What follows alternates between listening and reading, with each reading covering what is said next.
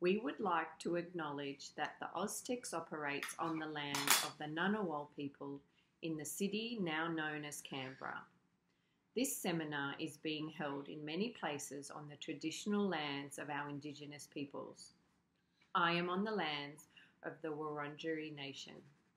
I'd like you to take a moment to acknowledge the traditional custodians of the land you are currently on, so we can collectively pay our respects to the elders past, present and future of all of the lands on which we meet today.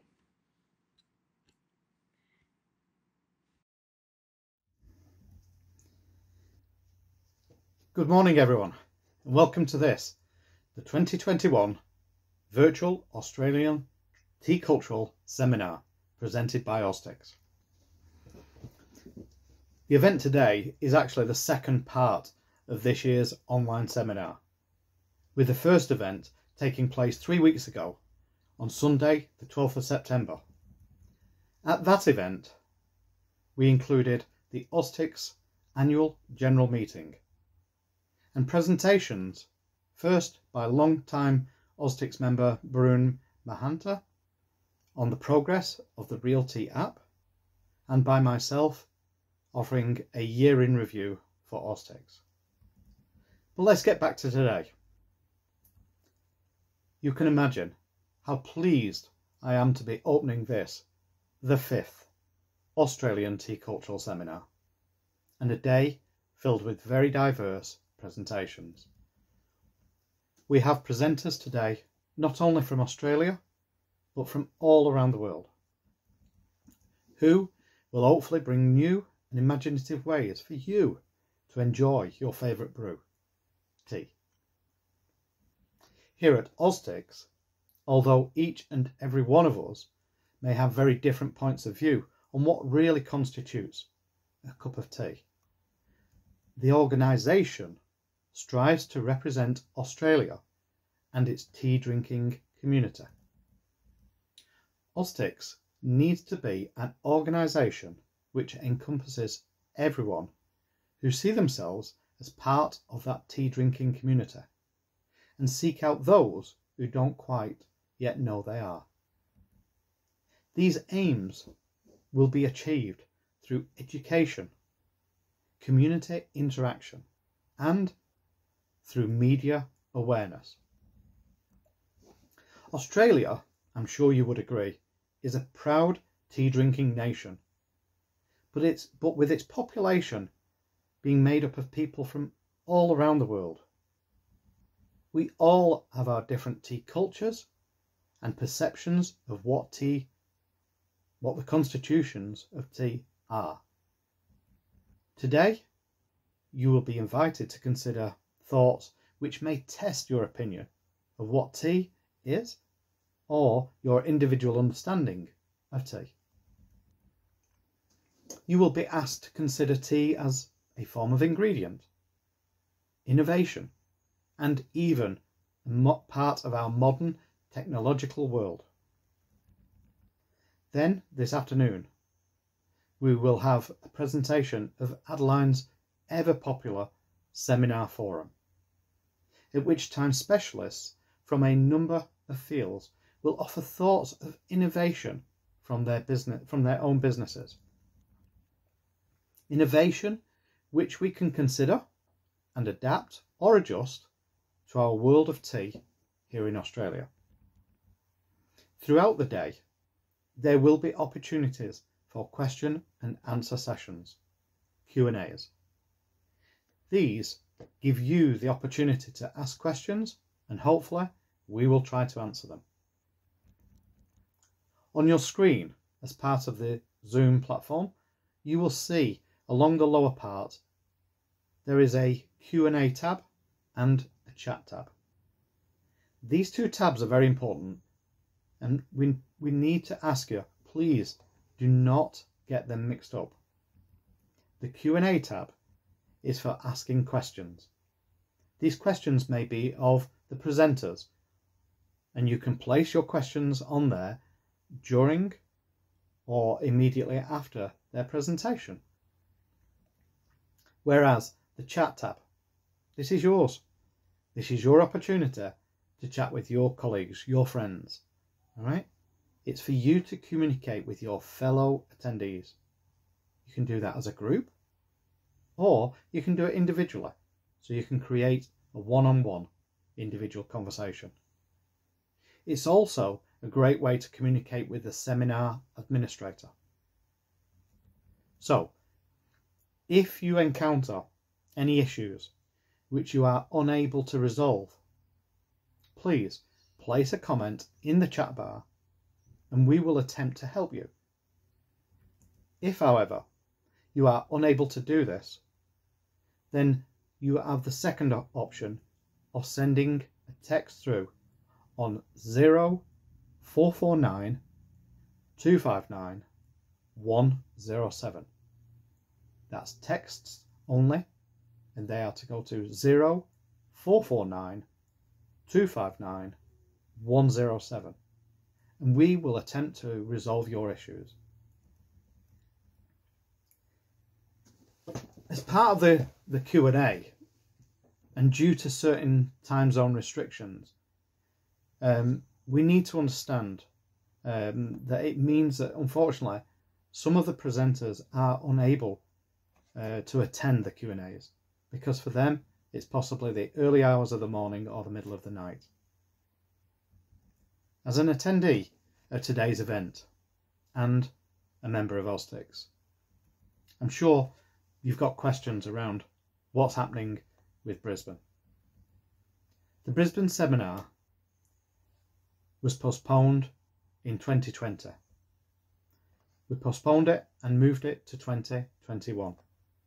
But now, having cancelled the Brisbane 2021 seminar, we've made the final decision that next year we will be making the move to Sydney for the 2022 Australian Tea Cultural Seminar.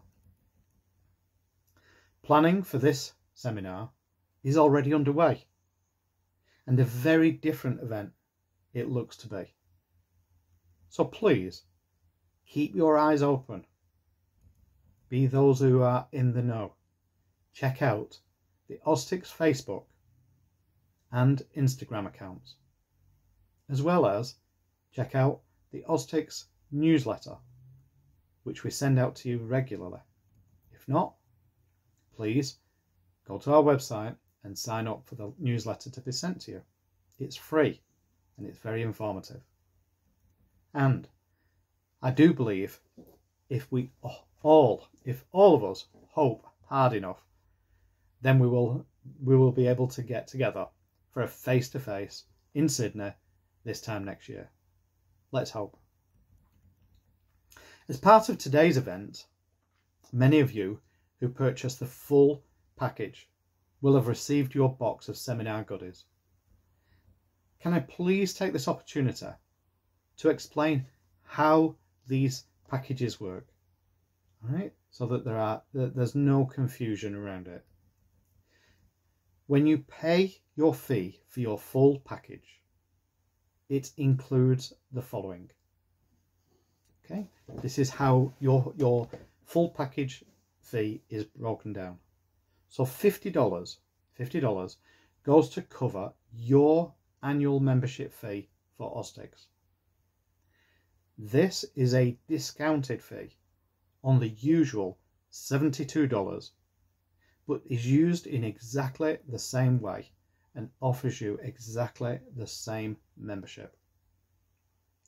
The fee goes into general revenue to cover general expenses such as insurance, including, very importantly, including public liability, any minor legal costs, a PO box, and along with any stationery or postage costs.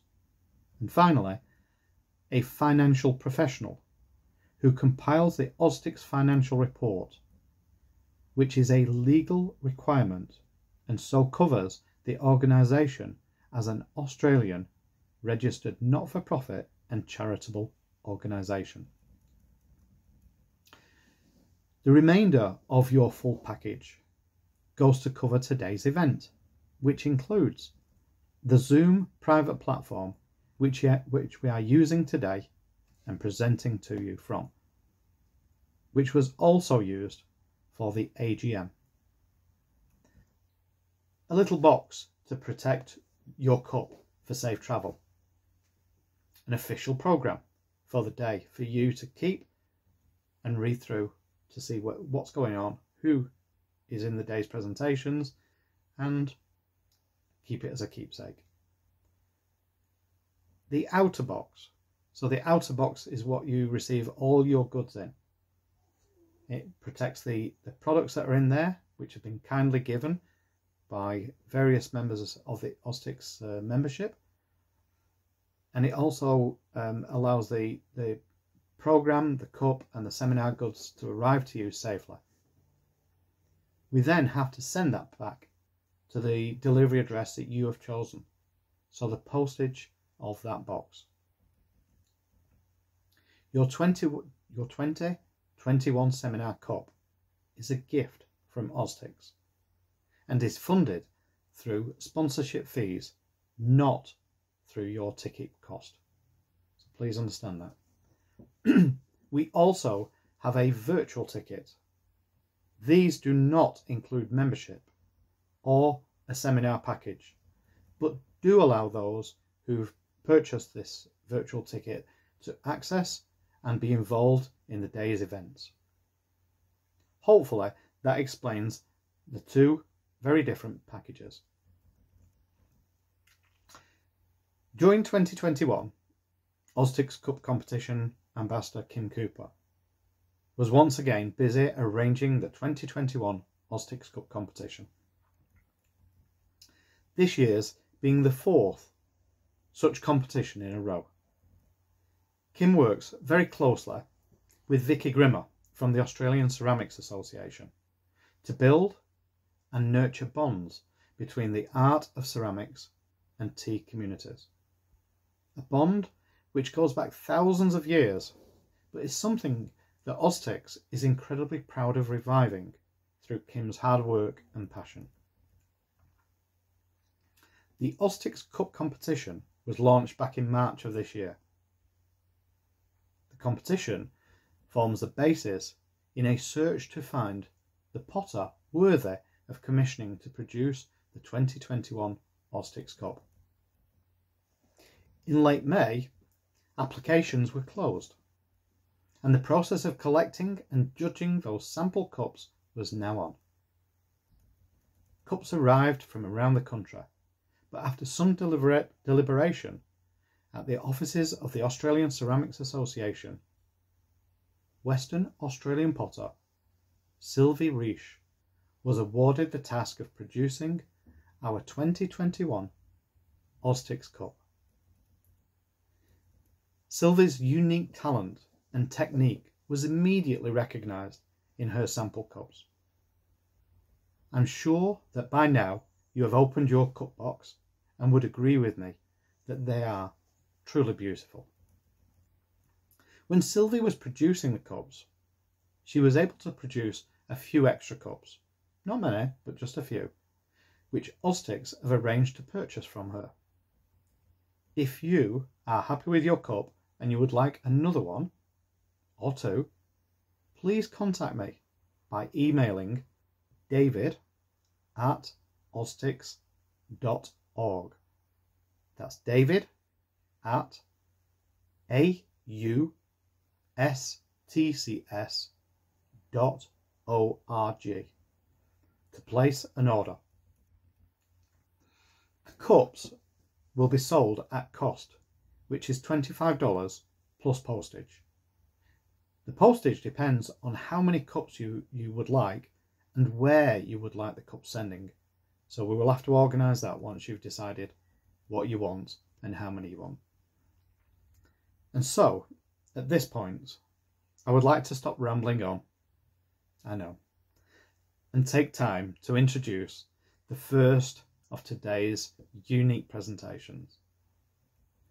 This being a chat, a conversation between winning potter Sylvie Reich and Vicky Grimmer, the Executive Officer of the Australian Ceramics Association.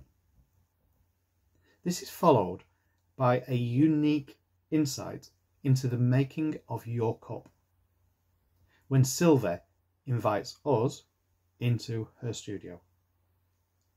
So tea friends, please allow me to introduce Sylvie and Vicky.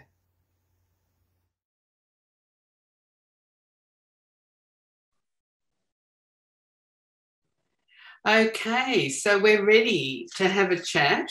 Hello everyone, my name is Vicky Griemer and I'm Executive Officer of the Australian Ceramics Association. And today we've got Sylvie Richards from Western Australia with us on Zoom, and we're just going to have a chat about the gorgeous cups Sylvie has made for your Australian Tea Cultural Seminar. So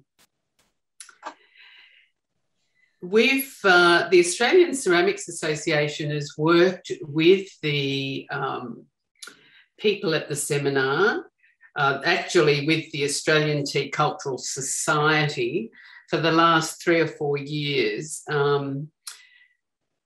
where you've run this competition with potters around Australia to find someone that would make gorgeous teacups for your seminar that you hold each year. And so we certainly have, 1,400 potters around the country that we can connect with. So it's been a lovely, successful partnership, and we've supported potters along the way to make cups and get their work out there and being used by lots of people. So Sylvie, let's sort of look at, I know a newsletter went out to all the people that might be going to the seminar with a lovely intro about you. Yes. And it was lovely to read that sort of, it was quite a serendipitous start to ceramics for you. You did a class. Yes. And tell us a little bit about that, about your intro to pottery and ceramics. So yes, I was doing a visual arts course, and pottery is something that's always been in the back of my mind. Like I wanted to have a go. So my course didn't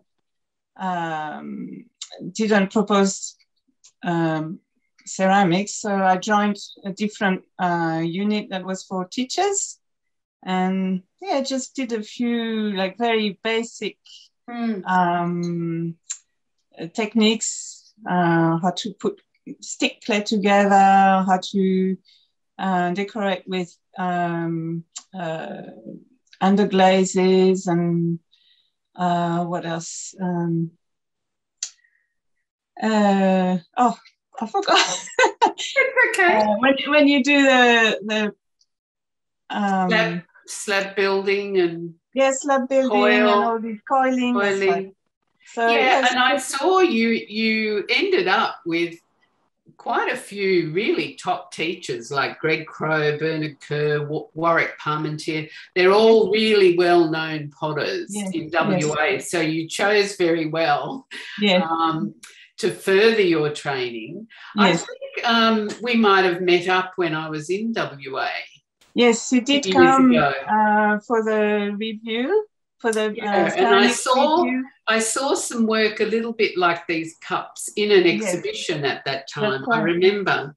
Yeah, I was doing I was learning with Bernard at the time. And I think he's quite involved with the Mandarin Art Center. Yes. And they sent me this. That was after I did my trip to France. Right. They sent me an invitation to be part of the exhibition, which was like, oh my gosh, I don't know, can I do it or not? Because I can remember seeing the cups and thinking how proficient they were. you know, they were beautifully finished and everything. So, you know, you've obviously learned very quickly. And you went to France in 2017. Yes. And you coincidentally managed to sort of touch base with Luang Raf. Yes. And you mentioned in the little newsletter about the intricate decorative technique that he passed on to you. What was that? Was that how you imprint into the surface? Yes. So it's like a stamping technique, but you just build up the patterns on top of each other to create new patterns. So yeah, it's very time consuming, and it can be quite you get cramped after a while because you kind of need to work quickly on the clay because it should not get too hard, otherwise you can't push the clay in. And so that was a technique he used, was it? Yes. So that's he's been doing this for I'm not sure actually how many years, but for quite some time. And giving workshops. It sort of suits the forms that you're making, and you know, it was good. Anyway, so for the cup that won the competition, you've actually submitted the last couple of years, and the cup that won this year was actually one you submitted for last year, and we kept going back to it when we were doing our judging, and we just loved how refined it was, and so and the patterns, and you know, we thought, even the imprint looked a bit like a tea leaf imprinted into the pot. So there were all sorts of, you know, when you like a pot, there's often many reasons, and as you talk through and you hold it, you build up that appreciation. So I just thought it might be interesting to share with the people who are now going to receive your cup as part of their package a little bit from our point of view, from the potter's point of view, about what went into making it. So, of course, you start with the clay. So what sort of clay are you using for the cup? So I used two different clays. Mid-fire 33, and the other one is a warm mid-fire 33. Obviously mid-fire up to cone 6, so it's not like porcelain or stoneware. I mean, it is part of the stoneware, I think. So for the non-potters, we're talking a temperature around 1220 Celsius. So when it's in 1240, those ones I fired 1240. Yeah. And so when it's in the kiln at that temperature, it is glowing red hot. Just for all those people that, you know, we know we're potters, but they, if they were to look in the front of the kiln at that temperature at 1220, 1240, it's glowing red hot and doing the work, the glaze work and the heat work that makes the pot look the way it does. So that clay has got that beautiful warm colour, that toasty, gorgeous colour. That's why you use it? Yes, I wanted something. I really like the dark colour. I've just grabbed a pot from the one I did in France. Yeah. Like this. I really like the dark colour, and I've tried in the past to use terracotta that would turn brown when it's been fired quite hot. And then one day I tried with this and I quite liked it. So I think I'm now moving on to this, which is more appropriate, a better clay.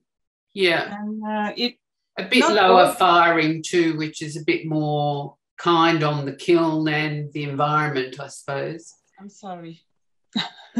My phone is ringing. Sorry about that.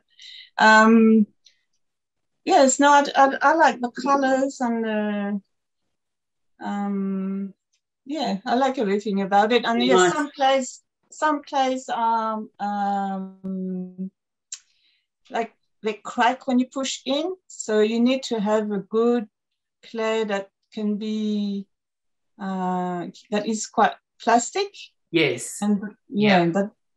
So otherwise, you'd be creating cracks and everything as the clay dropped out. Yeah, it wouldn't be as pleasant. I think that's something I did notice with the ones we felt is the lovely feel of the surface that you get.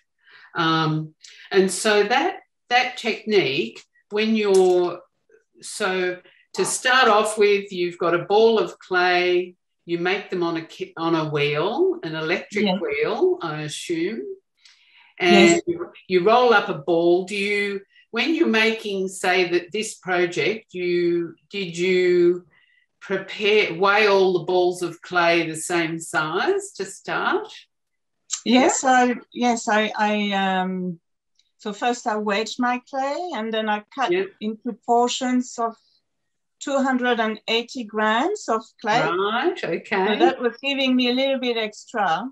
To trim off, Yeah, so I like to leave, when I build them on the wheel, I like to leave quite a lot down the bottom to give me room for moving them and making a foot that's good size. And then, so yes, I'll do a demonstration on the wheel, a film demonstration that we can see. We can pass that on. So they're thrown on the wheel. They're all weighed out, of course. Weighed out, same size. You throw on the wheel. Do you have a template or anything you put up next to them to check the shape, the form? I basically go by eye. I tried by eye probably, and I must say at first I thought I have to make them all the same, and then I decided I don't have to. They don't have to be exactly the same. I'm not like I haven't learned to do. You're not a machine. No, I haven't learned to throw in series like for everything to be perfect. So I kind of didn't want to feel bad about that. Yeah. I actually liked the fact that some a little bit more rounded and some are not, and I liked it. So that's the way I thought I'll go. But I kept one finished cup, still wet, but finished. And then I took the measurements of this cup. I actually have this is what I use to measure the diameter. Calipers. It's called a caliper. Yeah. And so I just tried to make sure that they were the same diameter, and then I just measured the depth of the bowl to try and keep the same depth. And excellent. So there's a bit of variation, and I always used to say to people if they were buying, I used to belong to a co-op gallery, and there'd be cups in a row and they'd all be slightly different. And I'd always say to people, if you want cups that are all exactly the same, you go to a supermarket or a department store. But if you want handmade cups, the delight of them is the fact that they're all slightly different. And so that's the delight you get from handmade ceramics. So you throw them, and then, so how many would you work on at a time? Like if you were sitting down for the day in the studio, would you make 10 cups or 20 cups? Or? I think the most that I managed to make in one day was 18.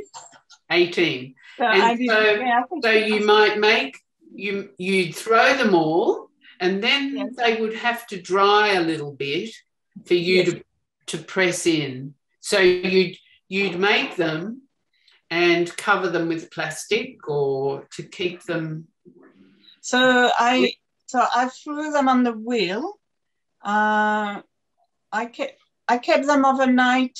Sometimes I covered them for the night, and sometimes I didn't. Depends on the weather as well. Yeah. And the next day I would trim the foot because they're not finished when they're thrown. After that, you still need to give the shape at the bottom of the bowl. Yeah. So the next day I would trim the foot, and that, for me, it's quicker to throw. Trimming was taking me a while.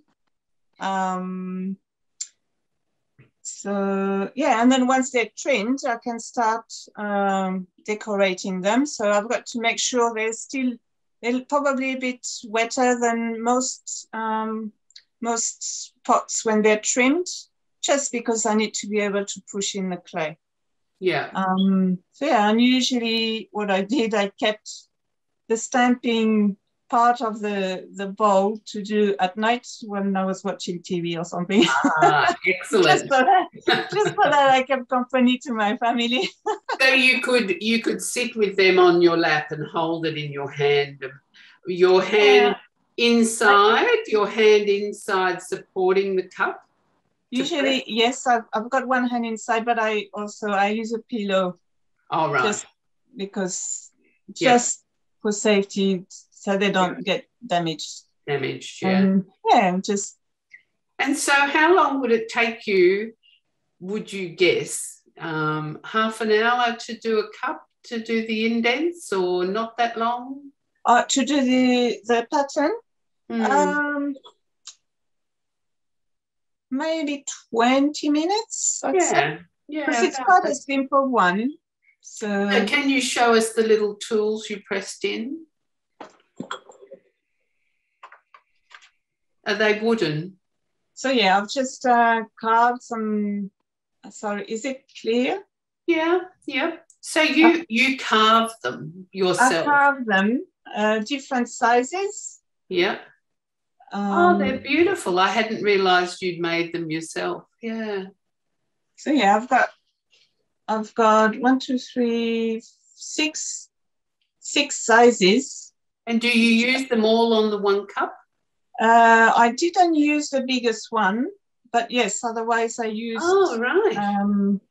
I think I used 5 rows. 1, 2, 3, 4, 5. Most of them have, yes. So the smaller one towards the bottom and the larger at the top. That's right. Yeah. Yes. Beautiful. Oh, I didn't know that. I should have taken more notice. Everyone should be looking at their cups now at the seminar to see those patterns gradually getting bigger towards the top, and because you've used a different tool as you got up towards the top. Yeah. Oh, lovely. And so once you've done that, then do you have a potter's mark you also put in? Your stamp or something? So I haven't got a stamp. I should make one, that would be helpful. But to imprint the letters of the logo, I use those little printing letters. Oh, right. So we've got the Austcs letters around the top edge of the cup. So they were put in? Yes, and that's what I used to put my initials at the bottom of the cup as well. Right. Okay, excellent. And so once that's done, I imagine you would put them somewhere to dry slowly. Mm-hmm. How long would you allow them to dry? Actually, I did 2 different ways because I've made cups with 2 different glazes. So there's a white glaze. Yeah. And then there's a green glaze. Beautiful. So the white glaze, I needed to try and get the effect I wanted. I needed to glaze that when the cup was not fully dry. Uh-huh. So I kept those in a box until I had all my cups ready. And when I was ready to glaze, I took them out to let them dry as much as I could, but not fully, and then glaze them again. glaze them, and then I just set them aside to dry. And So, because normally most potters will make a pot, they will let it dry fully, then they put it in a kiln at about 1000 degrees, then they take it out, glaze it, and put it in the kiln again at a highest temperature. So for me, it's 1240. But with the little white ones, what I did, I made the bowls of the cups, and then I glazed them straight away and fired them at high temperature when they were dry. So for the non-potters, that's actually called raw glazing, because you're glazing the pot before it's been fired at all. So with the other cups, the green cups, you didn't raw glaze. So no, the green cups, I first bisque fired them and then glazed them and fired them again. Yes. Is that glaze? Why is it that the green glaze can't be raw fired? Actually, I haven't tried that one. I haven't tried to raw fire that one. The original cup that I sent, I had a green glaze which was probably a little bit too dark to show the tea. So I wanted to try and tone down the glaze, but the glaze that I was using, it didn't matter how much oxide, like even if I put little oxide, it would always turn the same color. I tried so many combinations, and the color was still dark. So I had to come up with something new. So I did a lot of glaze samples. Wow. I tried lots of new glazes. And the one that I decided to go with, I basically put what we call engobe or underglaze, a white cover basically on the clay, and then I put my glaze on top. Right. So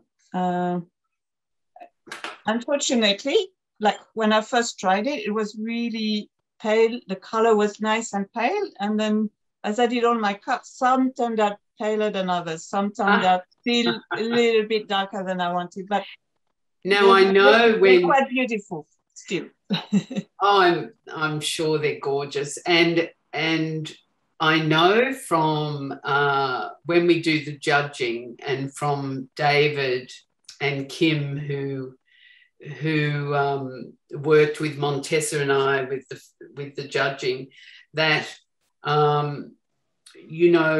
they do like pale coloured cups, so they can see the colour of the tea, because the tea it has different colour. And it's quite beautiful to see the tea in a white cup as well. Like it's got that beautiful red colour. So or yellowy or pale. Yes. Some are paler than others. So it'll be, with this seminar with the cups, half the people will receive the white interior, half will receive the green, paler green. That's right. Yes. Okay. And so when you fire them, what sort of kiln have you got? Electric or gas? It's an electric kiln. Actually, Greg Crow had it in his backyard sitting there, and then I think he passed it on to Bernard Kerr, who had it stored in his studio. And then he wanted to. Where do you keep it? I managed to get hold of it. So I keep it, we've built a little kind of shed at the back, and that's where it is now. And it's a non kiln. It's not, I forgot the brand actually, but it's not, it doesn't have the same program as the Scott kilns. I have to work with temperatures, like choose the temperature. I don't choose the cone. There's no. Oh, right. Okay. So it's a very simple. There's no big programming. I can't hold. I can hold temperature, but I can't decide how slow I want to cool it down, that kind of thing. Oh, right. I do that manually. I have to run because to try and get a little bit of warmth in the clay, the outside part of the cups, I try to cool it slowly between 980 degrees till 930 degrees. So what I do, I go every 20 minutes. I go to my kiln and I reprogram the kiln to hold a certain temperature at which is lots of fiddling. I do that for an hour, so it's okay when it's during the day, but when it's during the night, it's kind of. You've got to time that. I do. I put my timer on and I go back and. Yeah. And so, with the firing, how many cups can you fit in your kiln at one time? I could fit them all, I think. Oh, right. I can't remember. Quite a fair size kiln, yeah. I've already forgotten if I've I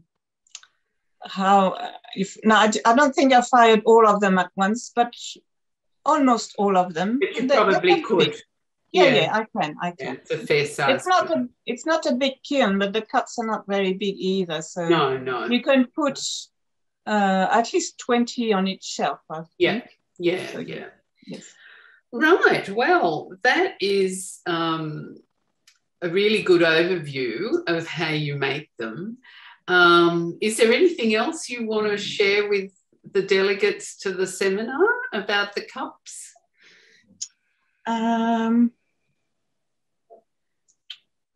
No, I think that's about it. That's about it. I think we've covered everything. I really hope that, I hear that the delegates to the seminar really enjoy each year the cups that they get. Last year's one was very different. It was a slip cast cup. So this is very different to the previous one and the one before that. I think Annemieke Mulders made one maybe 3 years ago that was different again to yours. So I'm sure the delegates are now really enjoying, another cup that will add to their collection, and to hear a little bit about how it's made. That's great. So Sylvie, from Sydney, where I am, to you in WA in Perth, are you? Yes, I am. Yeah. I am. Yes. Thanks for joining us for the day and for the discussion about how you came to make your cups. Thank it's been you really very much. good. And we Thank hope you. everyone enjoys them. Yes, me too. I hope so. Yeah, I think it's sad that they won't all be together. Everyone, I know they had a seminar in Hobart a couple of years ago, pre-COVID, and they were able to have the potter there and have personal contact. So it's a shame that that's not happening, but we do hope everyone enjoys the cups. Yes, I hope so too.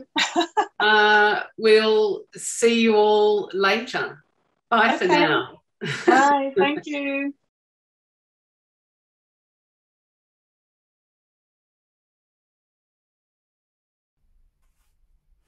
Hello everyone, welcome to my studio. Today I'm going to do a demonstration on how I make the little cups. So first I will show you the tools I'm using and then I'll do a demonstration. So I will be using a wheel. Making a pot on a wheel is called throwing. So this is what I'll be. I also need water and a sponge. This wire is to cut the clay. This is to measure the diameter of the cup once I've formed it, just to make sure they're all about the same size.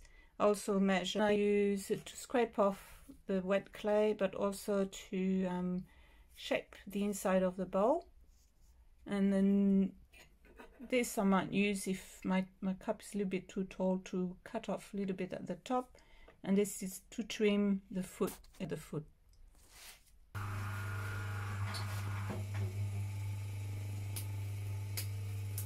So I've prepared some balls of clay that are about 280 grams. And first thing is to make sure our clay is nicely in the center. This is what I'm doing, first centering, then I will build up. Once I'm happy with the shape and size, I will take it off and put it aside. And we roll.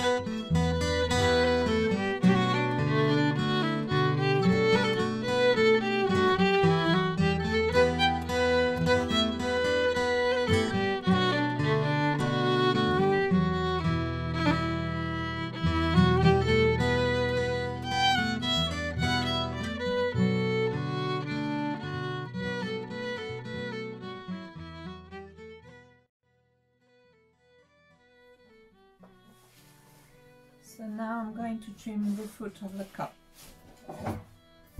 So I've centered it. I'll just check again, and then I'm going to put little bits of clay here to block it so it doesn't move around when I'm going to trim. Here are the basic tools I'm using for trimming. This little round one here, I use it in the foot to create a curve. I also use a spirit level to compare a finished bowl and the bowl I am trimming, and making sure they are the same height. And this one I might use for smoothing, and it can also be used for trimming occasionally. The other thing I forgot to, other tool I'm using is this lid bottle, and I use it to hold down the cup.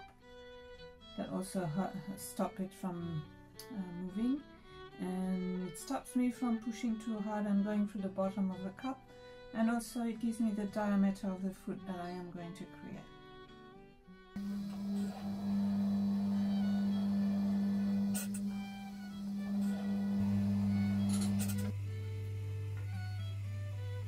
I need to make sure I secure it in place.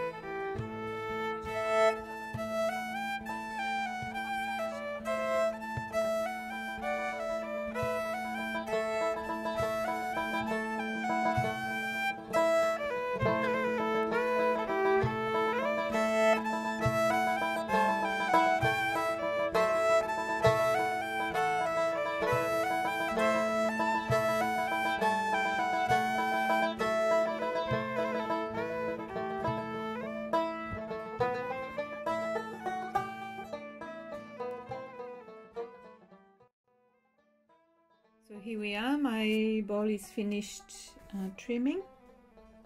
So I just gave the shape that I wanted. I just followed the line of the profile that I had created.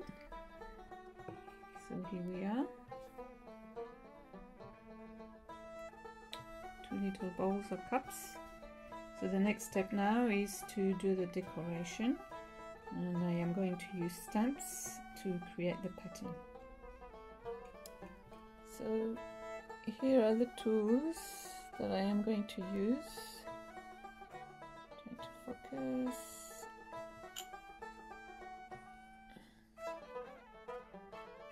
So I made them myself out of wood. They're all different sizes.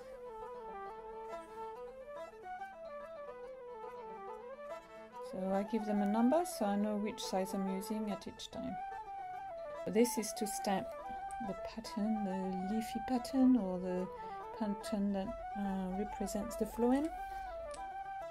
And the second stamps I use is actually letters for printing. So this is to create the logo. Before I start, I usually make a line at the top there to guide me where to put the stamps.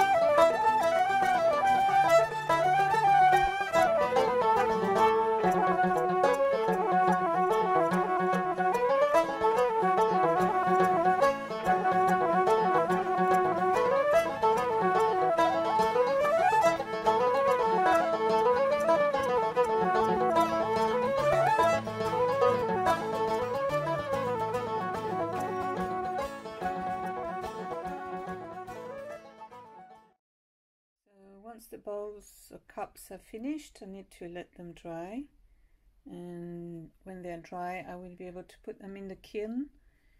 So that's the first firing. After the first firing, which we call bisque firing, the cups are ready to be glazed.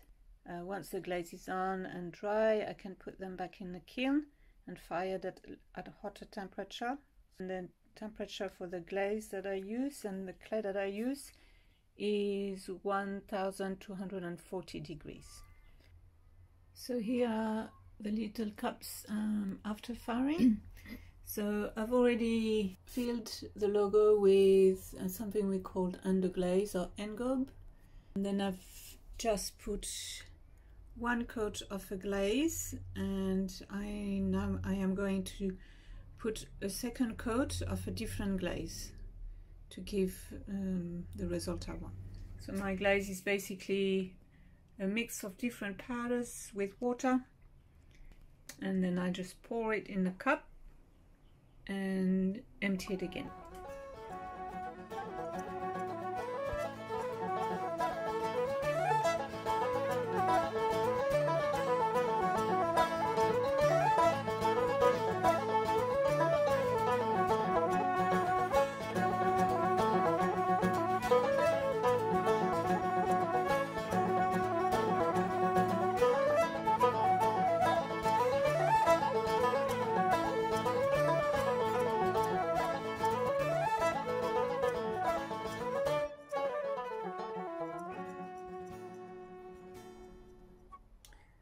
So once they go in the kiln, they get fired again, and this is what they look like. And also you can see how much smaller they become. Well, thank you for taking interest in how the cups got made, and I hope you enjoy them. Bye-bye.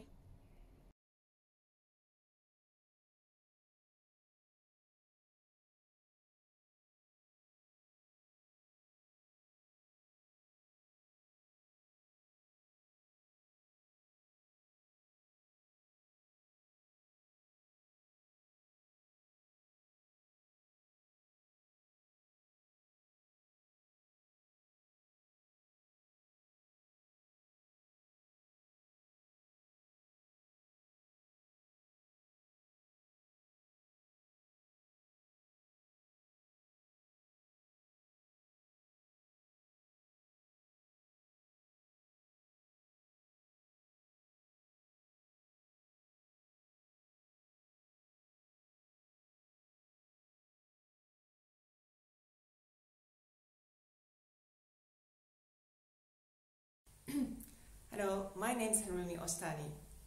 I am an Austcs co-director and also the Japan Tea Goodwill Ambassador to Australia. I run various Japanese tea sessions to promote Japanese tea here in Australia.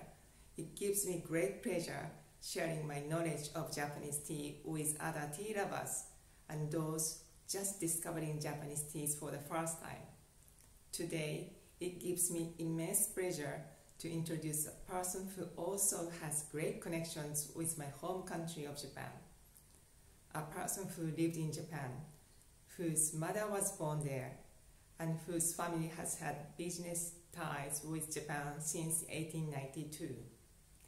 Mr. John Harrison, who is our next speaker, is the founding director of Domatcha and CEO of its mother company, Andrews and George. Domatcha's head office is located in Canada, but their matcha can be found globally. John heads up a very diverse company, but it is his legacy company, Domatcha, which he founded in 2007. Recently, Domatcha also started bringing a quality decaffeinated version of matcha to the market. Austcs is pleased to welcome back Domatcha as our principal sponsor for the 5th consecutive year. We are honored to have the support of this pioneering brand. For those of you who selected the full virtual package, we enclose a sachet of matcha with a teacup and other teas in our seminar box. Enjoy a cup of matcha while watching the session. So please allow me to introduce to you Mr. John Harrison.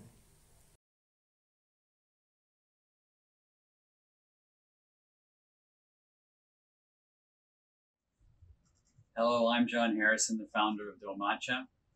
Our association with the Australian Tea Cultural Society started 5 years ago when Anna was in Australia for a trade show and met David. And they sat down and sort of discussed the whole idea for the society. And soon after, David set that up and we were one of the major sponsors. And 5 years later, we still are. You know, the association has been a great partnership for Domatcha because, you know, the society is teaching and educating Australians on the benefits of tea, which of course is a huge benefit to Domatcha. The genesis of Domatcha is really these two gentlemen here. This is my great-grandfather, Henry, and my grandfather, Richard. And Henry started a business in Japan in 1892, which was mostly involved with food and machinery. And one sort of a family story that might be of interest to you folks is the very first car. He brought in the very first car into Japan. And this is actually a picture that we have in our boardroom of the very first car in Japan. So this is about 1902. So a long, long history. My grandfather, Richard, was involved with the company and actually running the company during just before the Second World War and after the Second World War. So The company, you know, at the time that the war was developing, what happened was that he was one of the last businessmen to leave Japan.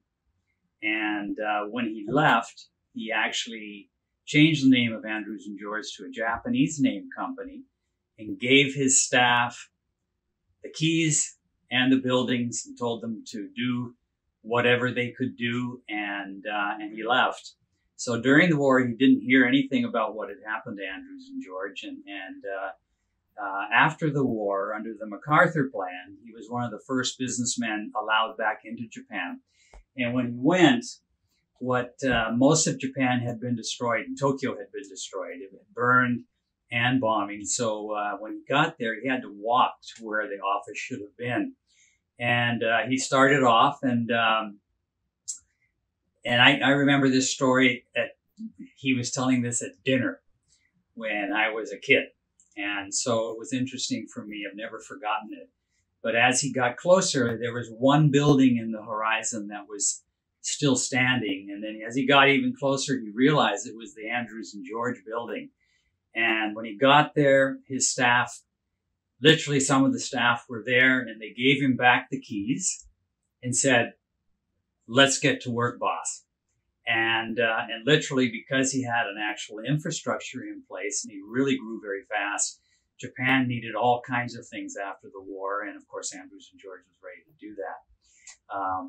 One of the things that I found interesting that he mentioned is he asked his staff, how is it this is the only building standing? And what his staff had done was, when the bombing was taking place and the fires were raging, they got up on the roof of the building with wet gunny sacks. And as flames came down, they put them out. And so they actually saved this building. Quite an amazing family story and legacy. So, where did Domacha come from? You know, I was trying to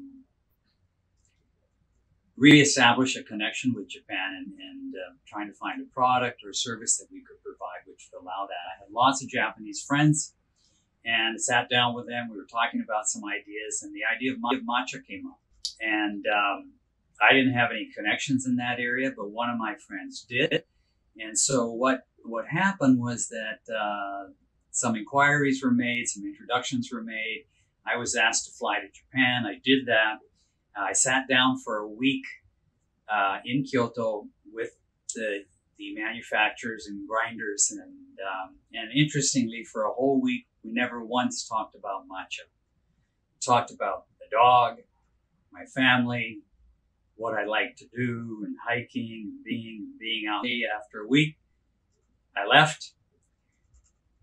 Had no idea. I waited 2 weeks, came back to Vancouver and waited 2 weeks, and then I heard they were going to give this a try. And I think that the reason, you know, these companies were 700 years old. So the two of them, we were working with two different companies. One was 400 years old, one was 300 years old. And they only produced matcha, and they only sold domestically. So they never considered the international market. And so they were very uneasy about the idea of trusting their reputation, and that, you know, here was a gaijin, which is kind of means a white guy, and that they were going to be doing some business with for the first time. But, you know, my family's legacy and history there, you know, my mother was born there. I was raised there. I spoke some Japanese, forgot most of it. But seemed that was the tipping point for these guys to get going with us and to give this a try. They did. They were very honest. They said, look, we're not sure this is going to be successful, because one of the things we are concerned about in Japan, everything is about time and taking your time. And this is a very traditional tea ceremony that's involved with matcha. Everybody in Canada and the United States is in a hurry, and they always want everything quickly. So they were very concerned about that difference in culture. Now that we had a matcha source, our next problem was to figure out how to start. We had no packaging, we had no name, we had really nothing to go on. So, you know, in the Japanese market, matcha was kind of sold in about a 30-gram size, but there were grades, but not necessarily a specific name associated with those grades. So we got together in a round table and we said, okay, how do we do this? And so we actually sat down and talked about this and said, okay, ceremonial. Because this was a very ceremonial product, we thought of the name ceremonial, and we said, okay, well, that would be one of the names. The second name we came up with was Second Harvest. And, ceremonial, the grade that we were looking at for ceremonial is an early spring pick. The Second Harvest was a summer pick. And so we went with those names. And after a couple of years, what we actually found was that the Second Harvest wasn't selling like we thought it might. And we thought, maybe this is a name issue where people are thinking this is a lower quality product, which wasn't the case. So we decided strategically to make a name change. And so we went from Second Harvest to Summer Harvest. And interestingly, within a year's time, Summer Harvest became our best-selling SKUs. And what we found is that everybody copied us. So all the competitors at that time, we were still the only guys on the market, but following that, any matcha that came onto the market used the name Ceremonial and Summer Harvest. And so that sort of set the tone for the whole industry and what we were trying to do. The name Do Matcha was one that was suggested by our group in the roundtable because the meaning, and people may be wondering what that actually means the journey or the way of tea. So we thought it was really an appropriate of the history of Andrews and George, but also the history of our Japanese partners going back 700 years. Now that we actually had decided on a couple of matcha products, what we had to figure out was how to sell it. And there was no other matcha on the market at the time. So when you went to a health food store or a grocery store, you would find tea. And it would be in a box. There might be 10 to 20 steep tea bags in there. And the price was somewhere between $2 and $5. When I presented this product to the retailers, it was $25 to $30. And they looked at me and said, how can we possibly sell something that is $25 or $30 when every other tea we have here is maximum $5? So most of what happened in the beginning is we sold into retailers on consignment. And we really worked on the marketing aspect and looking at the health benefits of green tea and really focused there. Our sales were good, but not great. And so I had an idea one time. We were sitting down at tables, how do we get this to have better traction? Came up with the idea, why don't we modify this and make it more Western, easier to put together. And I said, let's set up in a couple of key stores a jet spray. And put vanilla almond milk in and mix the matcha with that and give it away for free. People come by, they can try a little cup of matcha. And interestingly, in the stores that we did that, they sold out of matcha that day. And so we found the key to how to get this thing started. So we just duplicated store after store after store. And what we found, and as our sales grew and grew and grew, and they did very rapidly at that point, people then, after about a year or so, they went back and did the traditional way. So they got sort of hooked on matcha and loved the taste and the flavor. And then they started looking at it and saying, you know what, I'd like to go back to that traditional way of making it, a little stronger flavor profile. And so in every country that we introduced Do Matcha in, that pattern basically happened each time, where we changed it and made it more Western, quicker to make. When I'm telling people, well, if you want to make a matcha latte, put a little bit of matcha into your blender, put in your almond milk and a few ice cubes, hit the button, and you've got your matcha. Very convenient. Now, lots of North Americans love that. But with time, they went back to the older, slower, traditional way of making matcha. What products do we actually have today? So we have 16 SKUs plus all the accessories. Other than the fact that matcha was introduced into the North American market first by us and by Domai. We did also look at some innovative introductions along the way, aside from those 16 SKUs that we currently have. One of those was we recognized again the fast nature of North American society. We thought, you know what, we need something that can be mixed quickly and can be carried for traveling. So we came up with the idea of the stick. And so, this is our travel pack. So this is here, a single-use product and very convenient, doesn't need refrigeration. You can carry it with you on the airplane and not get matcha all over you getting it from a tin. Or you can put it into a bottle, shake it up and go to the gym. So very, very convenient packaging. We have it in a box. So there's 24 sticks in the box and our travel packs. And we have organic in that same form. So we have it in a slightly different form, different stick count size. So that was one of the sort of innovative things that we did. The other thing that we noticed also that on the coffee side of business is there was a large consumer group that was drinking decaf. So we went to our suppliers and said, hey, is there a chance to make a decaf matcha? And it took 4 years, a lot of work. And the timeline was long because our Japanese partners wouldn't release it because they weren't happy with the flavor profile. So it took a long time to get where it needed to be. But we have a product now that's called Master's Decaf. Now this product was slow to start, but again, because it was unique, different, people didn't know it existed. But after we got the marketing going on it, it's growing rapidly now, and it's a very, very, very the decaf. It does have, the matcha already has less caffeine than coffee by a significant amount, about 1/3.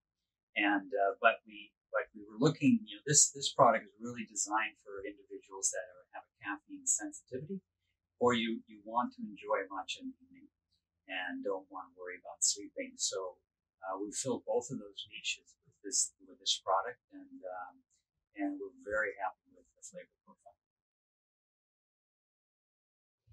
Today, Do Matcha is the top Canadian matcha brand and in the United States. It's been interesting for me to look back over 15 years when we started this project.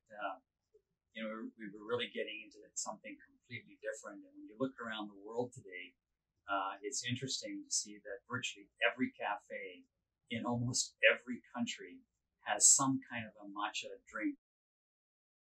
Some latte, cold or hot, or they have cookies or cakes or candies. All of these things are now available everywhere. All of this started really with us here at Do Matcha. Clearly, with the success that we've had and the recognition for matcha around the world today, our suppliers are more than happy with the success that we've had with matcha and with Do Matcha. And I think from the standpoint of loyalty and which is very important to Japanese and to our partners there, we're still working with the same two companies that we started with 15 years ago. So the future of matcha, I think probably all of us can agree, we continue to see more and more of it everywhere.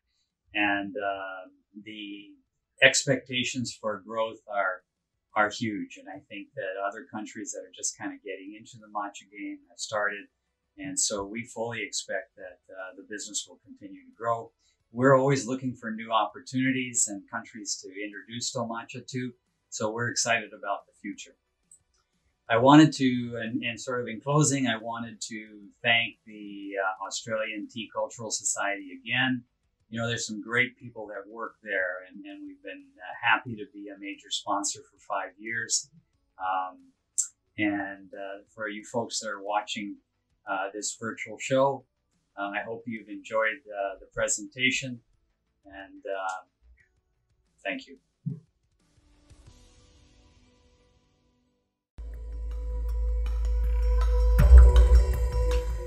Matcha originated in Kyoto and Kagoshima, Japan, where the green tea cultivation and harvesting process is unique and carefully done to make sure the most premium quality matcha is produced. The process of manufacturing premium matcha begins with choosing the right place for the cultivation of the tea plants, Camellia sinensis. The soil and climatic conditions play a key role in the final flavor and quality of the tea. Mountainous and hilly regions provide the perfect climate and morning mists needed for the cultivation of the tea. To keep it fresh and rich in flavor and nutrients, the tea plants are usually shade-grown for about 2 to 4 weeks before harvest. This increases the chlorophyll and the L-theanine content, which gives it a sweet, smooth taste and a rich, vibrant green color. The tea leaves selected to become matcha are called tencha. They are harvested and steamed to prevent the nutrients from oxidation and keep the tea fresh and green. Before grinding, all the rough fibers such as stem and veins are removed to assure fine powdery consistency and reduce any bitter flavor. Then the leaves are slowly stone ground. This method guarantees the maximum protection of nutrients without overheating and burning the powder. The matcha that is produced outside of Japan is usually broken down by using hot air pressure, which destroys the natural structure and overheats the green tea leaves, resulting in a less fine, inconsistent powder with low nutritional value. The quality and freshness of matcha depends on its color, flavor, and how well it mixes. The fresher and higher the quality, the greener and the sweeter it is. Dough matcha preparation.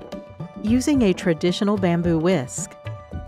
Put 1/2 to 1 teaspoon of dough matcha in a large cup or a drinking bowl and add a small amount of hot water, 60 to 90 milliliters or 2 to 3 ounces. The ideal water temperature for dough matcha is 80 degrees Celsius or 176 degrees Fahrenheit. Whisk in a quick, light zigzag motion until a layer of green froth appears on the surface. After whisking, add more water if desired, up to 240 milliliters or 8 ounces. Dough matcha can be used both for thin or thick matcha. You can also mix dough matcha into hot or cold milk of your choice, juice, or directly into a water bottle for a refreshing drink any time of day. Discover dough matcha. Your body and mind will thank you.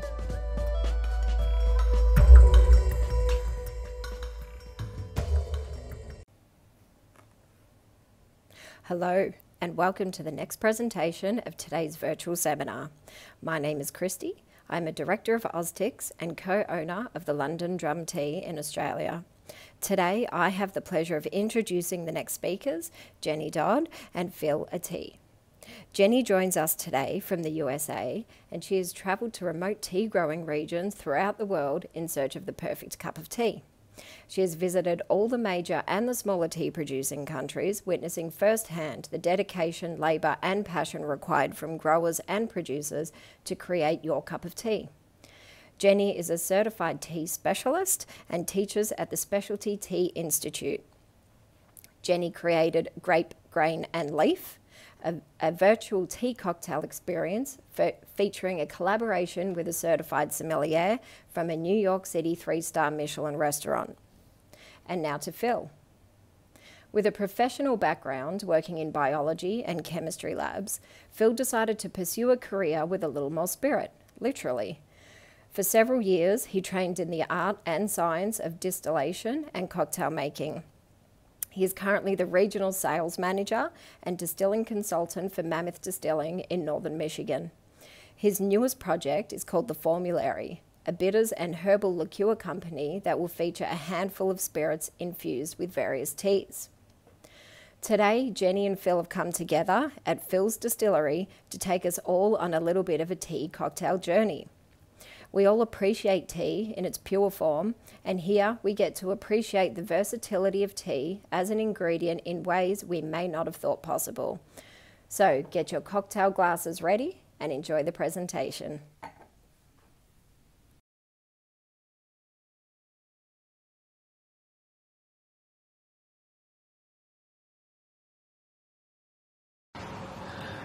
Hello, Australia Cultural Tea Society. I want to say thank you so much for including me once again in the seminar.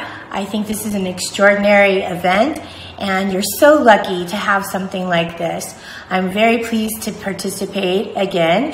And this year I wanted to talk a little bit about something that I feel very strongly about, which is the common ground that the tea world has with the wine and spirit world.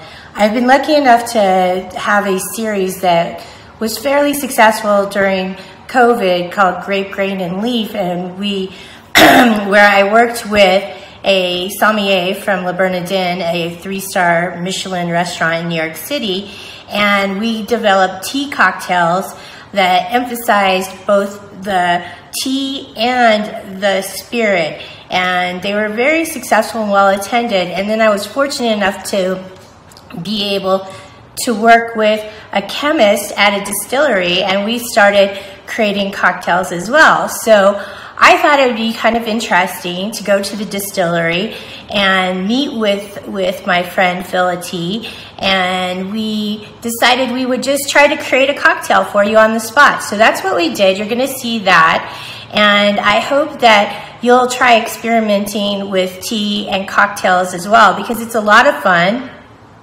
And it's also, it makes so much sense because we in the tea world have so much in common with those people in the wine and spirit world. We all geek out over the same kind of language, and we care immensely and passionately about the liquid that we're energized by. And it just makes so much sense when you're talking about terroir and seasonality and the craftsmanship that goes into creating either tea or wine or gin. So I hope that you'll enjoy this segment where we created a brand new cocktail using some of my favorite tea from Nepal, and also using some really great spirits from Mammoth Distillery. Enjoy, and hope to see you next year in person. Congratulations again on such a successful event, and I look forward to sharing a cup of tea with all of you very shortly. So we're here in the Mammoth Distilling. Interesting things to learn today about the distillation process, and we're going to talk with Phil here in a moment to talk about distillation and the crossover with tea.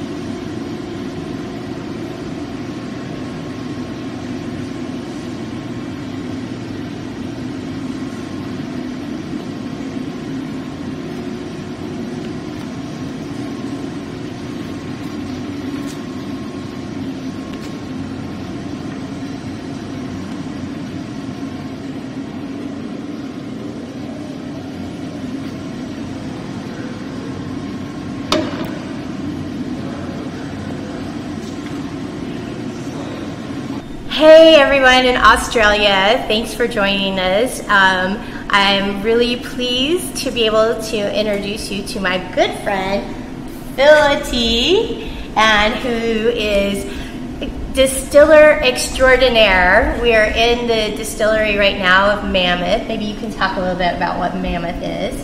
Yeah, Mammoth Distillery is a grain to glass distillery in northern Michigan, if you know where northern Michigan is.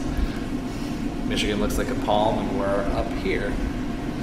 But yeah, so we source local grains and fruits and turn them into spirits like whiskey and gin and vodka and brandy.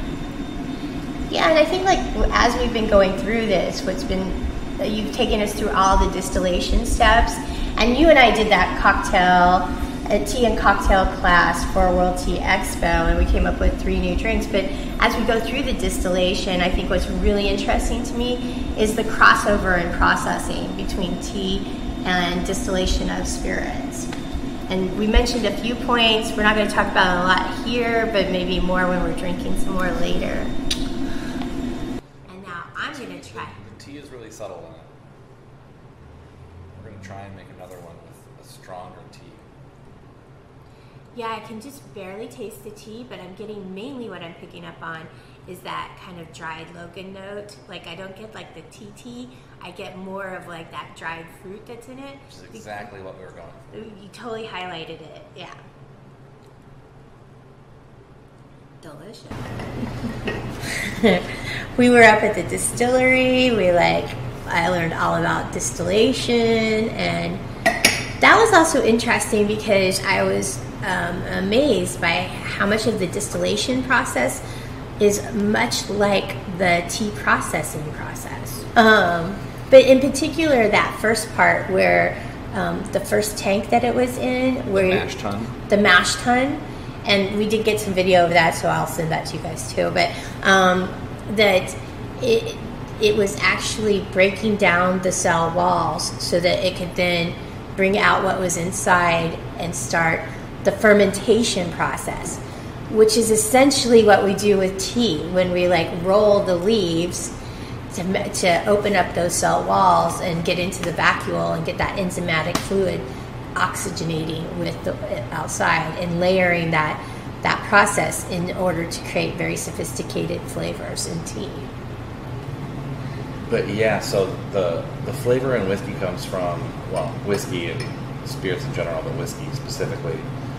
So it starts with, obviously, the base of it is going to be the kind of grain or the input you use. So whether it's a brandy and you're using fruit, or, because obviously grape brandy and apple brandy and pear brandy and peach brandy, they all taste different. But then that's why wheat whiskey and rye whiskey and corn whiskey and barley whiskey or malt whiskey all taste different too. But the grains themselves don't taste that much different, especially because most of them in most whiskeys are blended together. So you have a blend of corn, rye, and barley.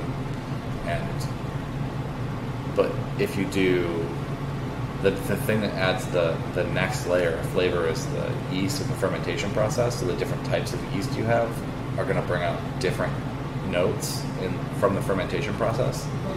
And if those flavor profiles are water and alcohol soluble and volatile, they will end up in the finished product. And then the next thing is the actual barrel. So most American bourbons and ryes, about 70 to 80% of the flavor comes from the actual barrel itself. So a lot of people, unless you have a very sophisticated palate, probably couldn't tell the difference between an American bourbon and American rye if it's been in a barrel for 10 years. Because most American ryes are only 51% rye, and then the rest of it's a combination of corn and barley. And then most bourbons are higher, 80-some% corn, and then the rest of it is made up of rye and barley. Well, and that's why I particularly like the rye we're using for this spontaneous cocktail right now, is because you put it into cognac barrels, and it's a rye, which has got the pepperiness that I like from that characteristic that you get from rye, but that kind of cherry note almost that comes from the cognac, I thought was just amazing. So that particular rye had a lot of cherry notes on its own because of a process called esterification. Please explain esterification. So esterification is... See, I even said it wrong. I said disterification. It's esterification. Esterification, yeah. Okay. So esterification is a process that happens over a fairly long period of time. So the fermentation process releases certain actual chemical compounds inside of the grain, and then it distills out and becomes concentrated. And when those go into a barrel, the alcohol and water will dissolve parts of the barrel, because alcohol and water are both good solvents. They dissolve things out of the barrel, like barrel sugars, but also lignins, so that's where you get your vanilla flavors, your cinnamon flavors, your baking spices and whatnot. But over a long enough period of time, the things that are dissolved from the barrel and the things that were part of the fermentation process have time to interact. They go through the process that's called esterification, where they actually will combine, and over a long period of time that's called esterification, where the actual chemical compound, the molecules, will change over time. In the presence of all of those, factors will change with the right amount of oxygen in the air, which is why cold weather aging in northern Michigan is the way to do it. But eventually you'll start to get what are known as fruit esters. And that cherry that you're tasting is actually, the chemical compound is called benzaldehyde. Okay. And it's found in cherries, pretty much stone fruits, so apricot. So some people will taste the whiskey and say, oh, I taste apricot. Some people will taste it and say, oh, I taste cherries. And they're all correct. Some people will taste it and taste almonds and cherries and apricots are the same family. So you know that like a lot of the teas that I taste, like I find that there's a cherry note. So has there been some type of fruit esters that have developed through the processing of tea as well? I would be surprised if it wasn't. So they're found in small amounts in a lot of different things. Yeah. And so they are naturally produced on their own in whiskey. It's just not as intense.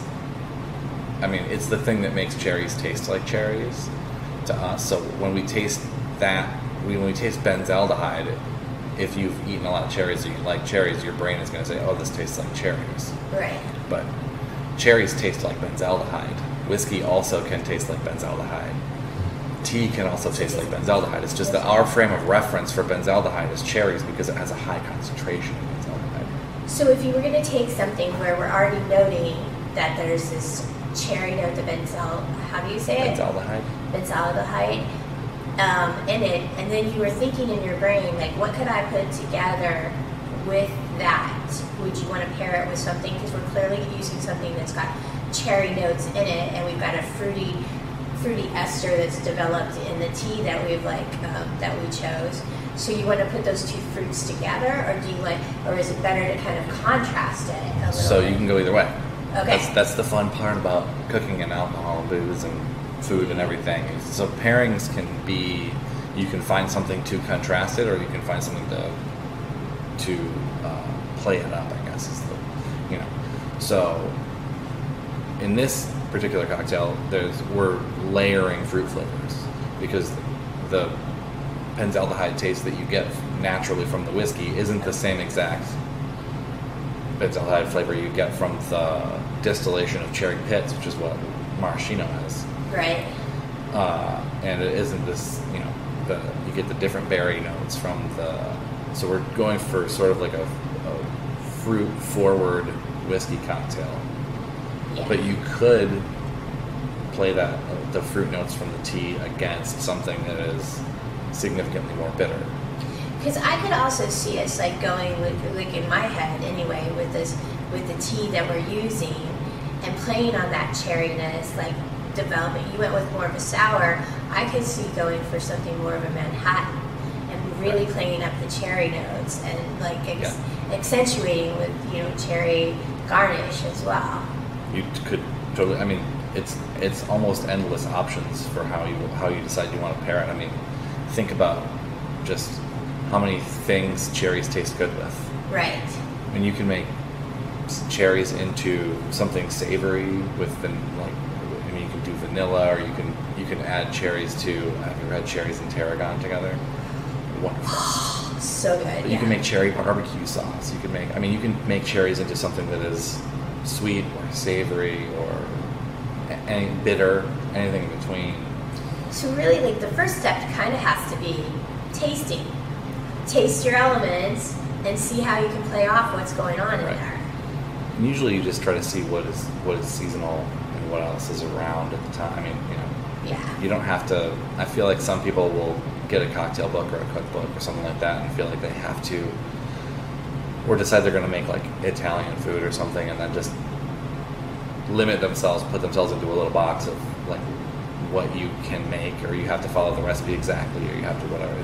Honestly, most of my culinary and beverage career have been taking the things that I have within arm's reach and making something out of that. What's really most interesting about what we did together at World Tea Expo is that we took the exact same spirit, so we both chose gin. We both used Shangri-La Gold, which is a Nepalese black tea, and we made gin and tonics. And our versions could not have been more different, and both of them were amazing. But that's kind of the fun of playing around with the elements, right? Is that you can take something with even the same ingredients, and you can play with it in such a way that it really alters the flavor. So for me, when I made my gin and tonic, I went with a simple syrup with a concentrated form of the tea, and subbed out. I didn't use a tonic. I used sparkling water and used the tannins in the tea to create that tonic water with the sparkling water. Now, it was really good with a little citrus note to it. And then you chose. What I did is I used actual just tonic and gin, and then made an intense extraction of the tea itself, and then used that as sort of to bolster the tonic. And so it sort of was a gin and tonic plus tea. So it was, but I basically replaced part of the gin with a tea extract. So it's basically, in at least some sense, it would be like making a tea gin, because gin is really just a flavored neutral spirit. But it's usually flavored with juniper or whatever. In this case, we layered the tea flavors into the botanical extract that we already had that was the gin.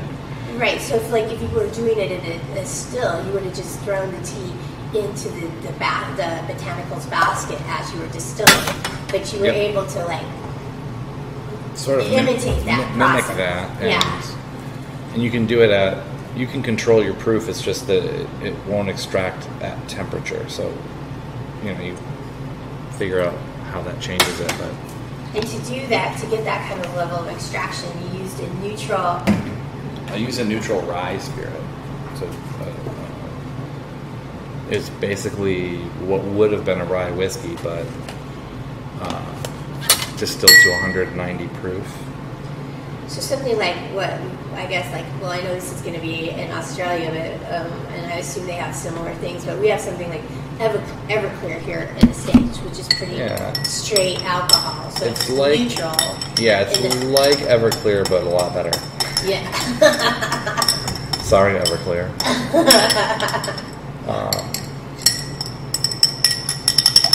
But it's because of that. Because the alcohol itself can extract all the flavor in an intense period, intensely, right? Yeah, so you do it over the course of, you can do it overnight, but really a week is better. And then some of the other things that we played with, like different cocktails, is that we sort of decided to also try different ways of doing it. So the other cocktail that we did was with a shrub. Yeah. Shrubs are wicked cool and very popular right now. Shrubs are pre-refrigeration methods of getting acid into cocktails.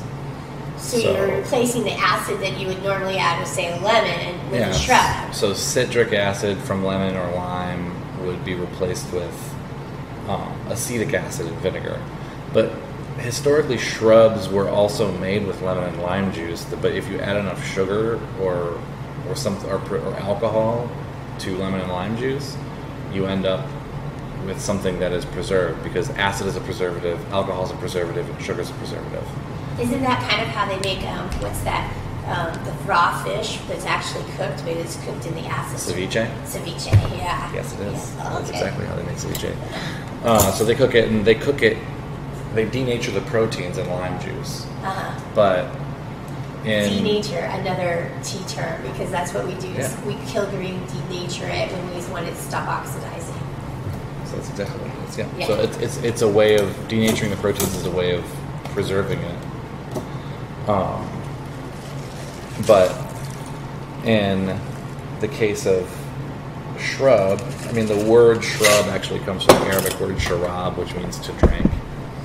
And it was a really common way to get to preserve fruits and vegetables in the off season when before refrigeration. So things would get packed either in vinegar and alcohol or in sugar. And in the case of a shrub, it was all of the above. So you would make something and then soak it in vinegar and sugar and sometimes spices, antimicrobial spices. So most people think of nutmeg or cinnamon or ginger as holiday spices. At least here in the US we do. Yeah.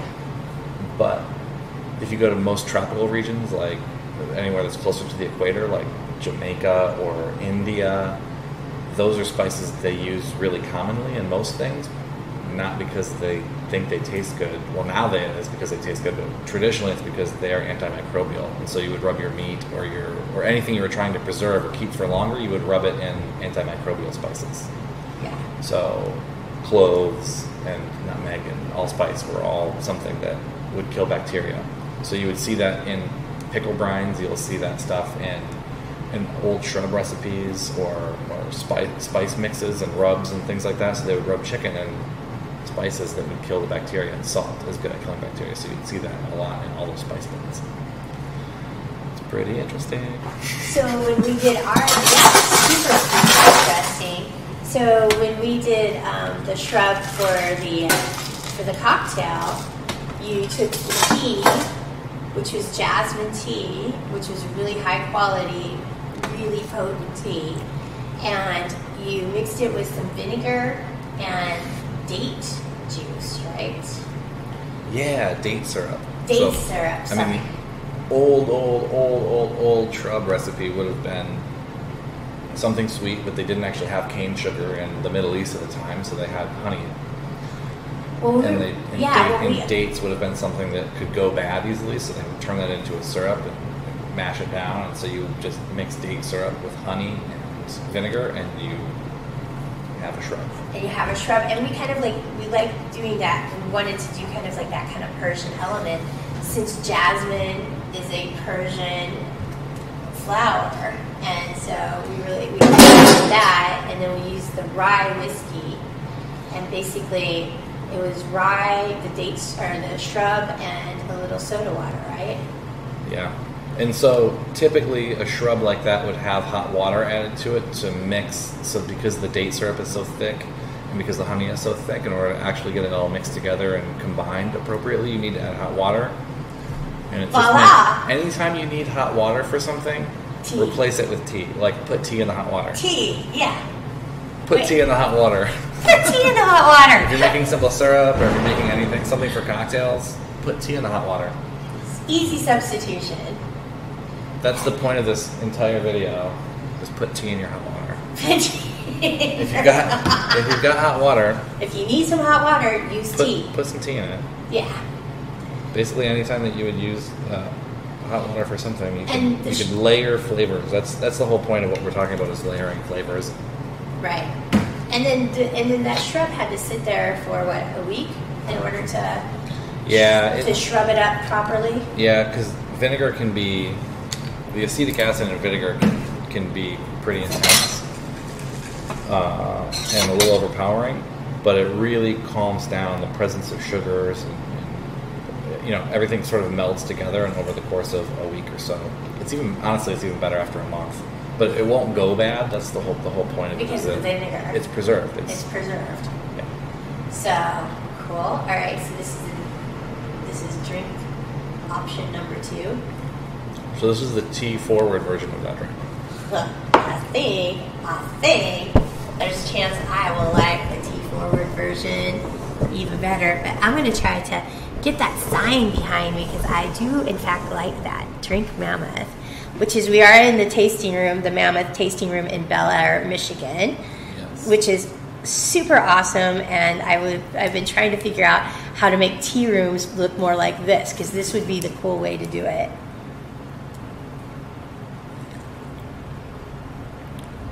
Oh yeah, that's nice. The tea is way more prominent, and more tea in the hot water, so we extracted more tea, used less whiskey and less honey. And the cherry is really coming out. That cherry note is really coming out. So I don't know what you're drinking, but this is what I'm drinking. And it's actually less sweet. I like that. Yeah, I like the tartness of it. And you want to try it again? I don't always drink tea and my alcohol, but when I do, it's always mammoth alcohol. This would be good in there too. This is just a dehydrated orange peel. Why do you think that? What is it about it being dehydrated that makes you think it's better? So when you remove the water, you intensify the flavors. Yeah. It's basically the same thing that we do with distillation. You're literally removing water. At every step of the distillation process, we find ways to remove the water and get more alcohol, which means you end up getting a more concentrated flavor. So removing the water from this will just layer the citrus notes and Are you done? Dehydrated oranges. Are you done mixing? You want to come sit over here so we can? Oh, sure. Yeah. And look, and cheers. You have the mammoth hat. Cheers.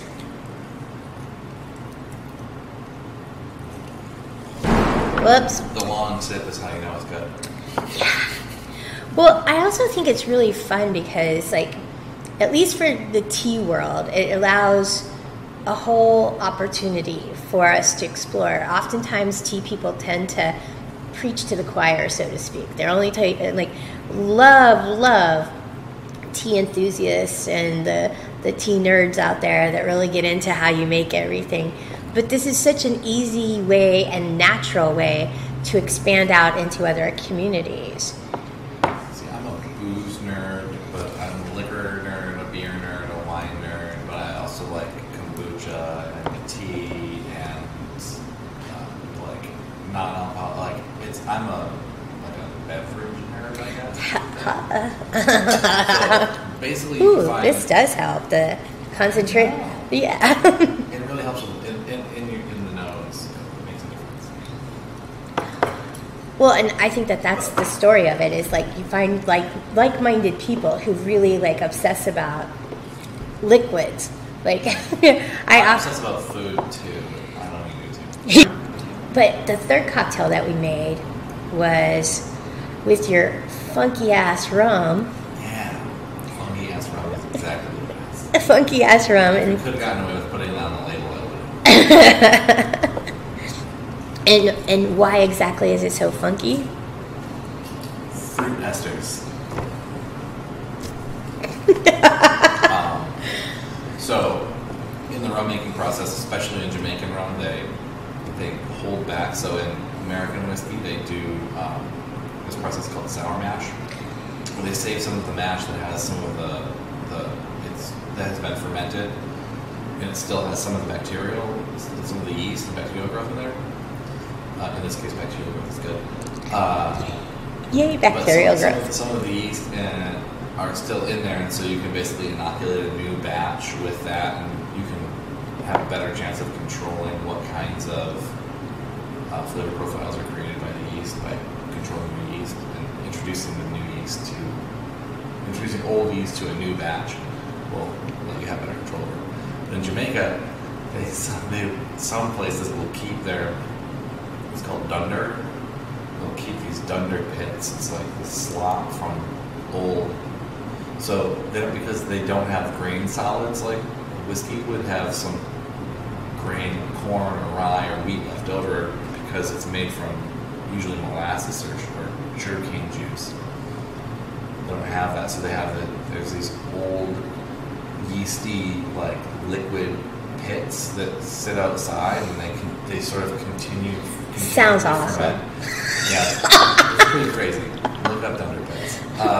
But they'll add that into the new batches, and it really just, because the fermentation process can create fruit esters, but then those also, when they go into a barrel, they will tend to esterify more.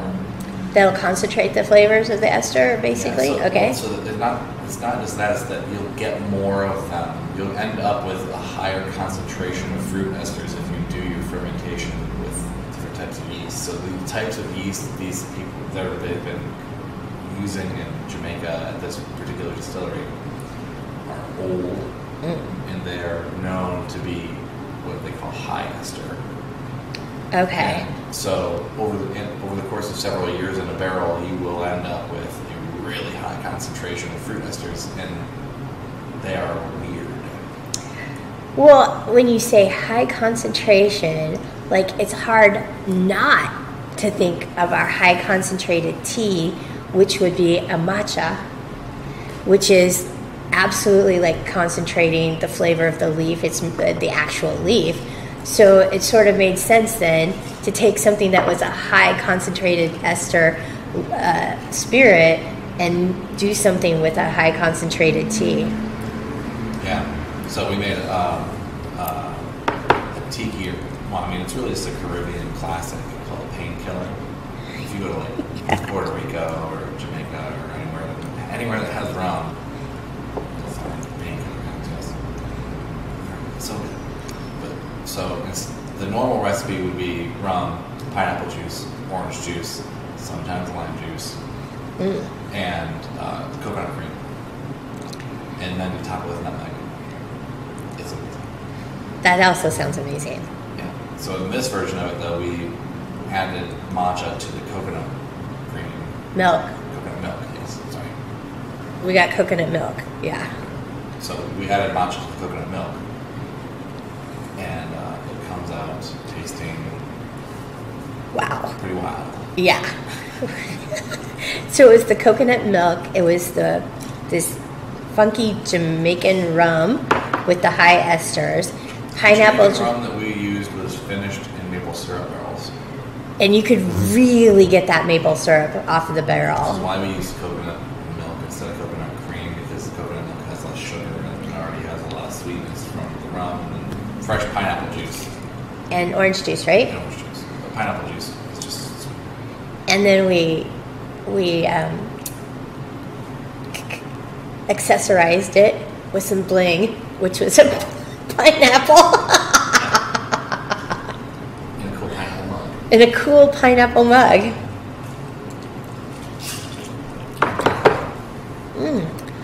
Well, I mean, is there anything else that you would say about...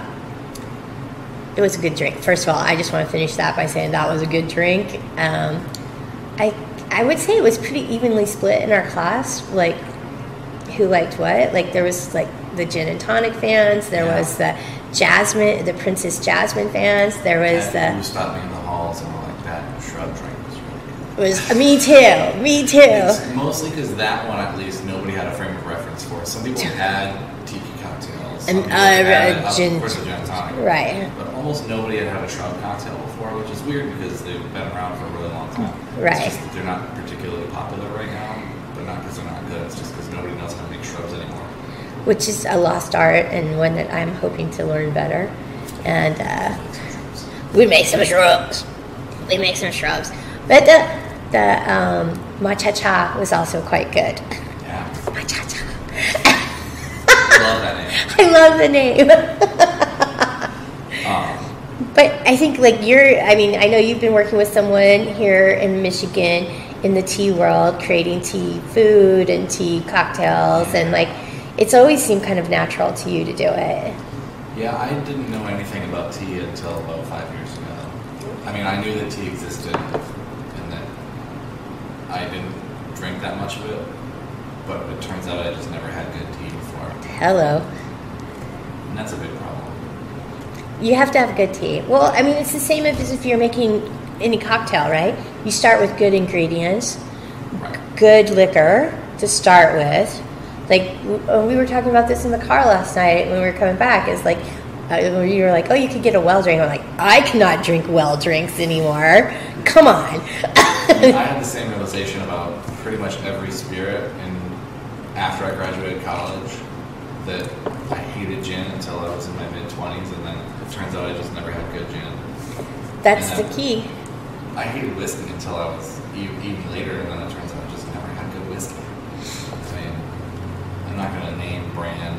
there are some pretty garbage whiskeys and gins out there. Those are the only ones that I ever had. And so, and tequila was the same way. I love tequila now. It's just because there's a lot of good tequila. But the other thing is that the availability of really high quality products, especially in the spirits world, didn't exist in all places. That's true. So if you lived in a major city, you could find good stuff. But if you lived where I lived, there was not a lot of high quality experience. Things have definitely changed. There's no tea. I grew up in Kansas. Grocery store. Yeah, my exposure to tea was Lipton instant, not even bag tea, but Lipton instant tea. That was my only exposure. So we've come a long way, baby. Jazz.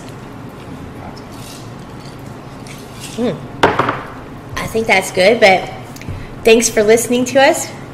Hope you're enjoying your time in Australia, and we both expect trips to Australia as a result of our video. So.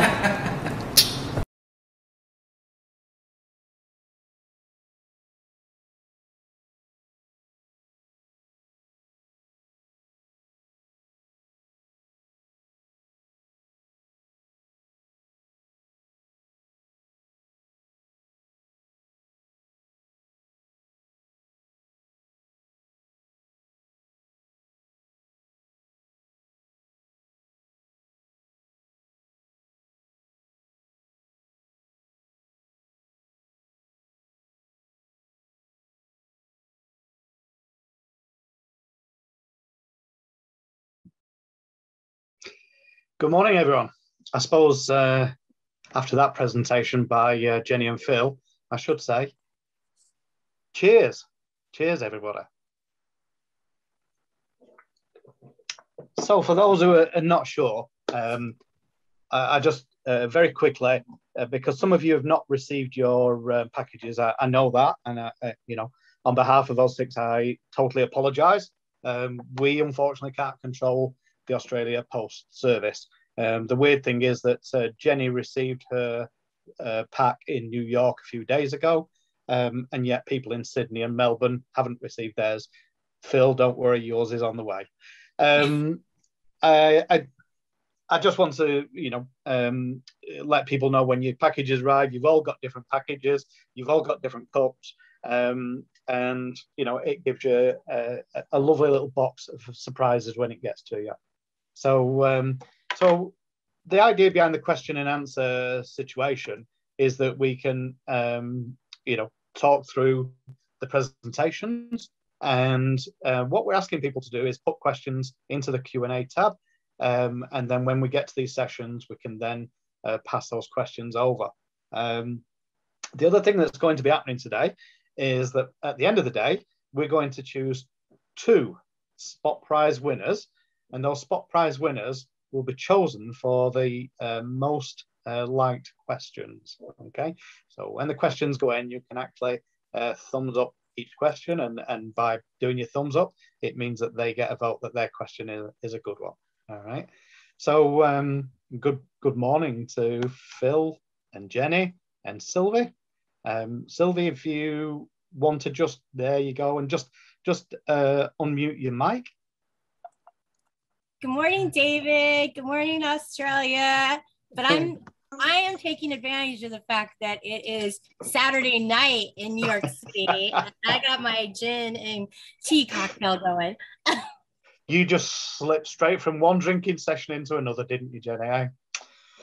I must say that the gentleman who helped us to do some editing with the videos today, he looked at that one, and one of the questions that he asked me, he said, at the beginning of the video, he said, Jenny seemed totally sober.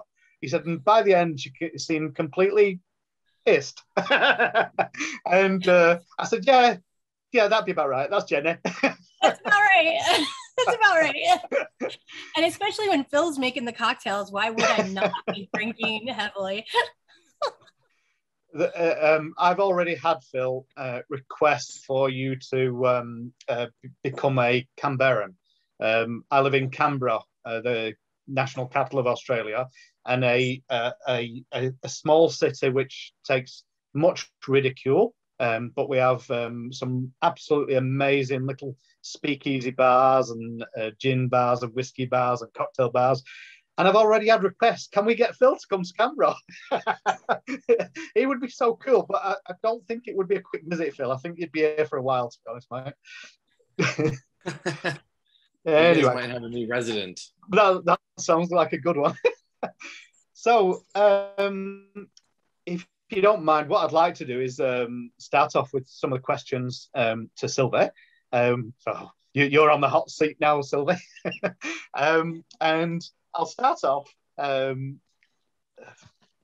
some fairly simple questions and some a little bit more complicated. So Sushong wants to know, what is exactly the name of the tool that you use to measure the diameter?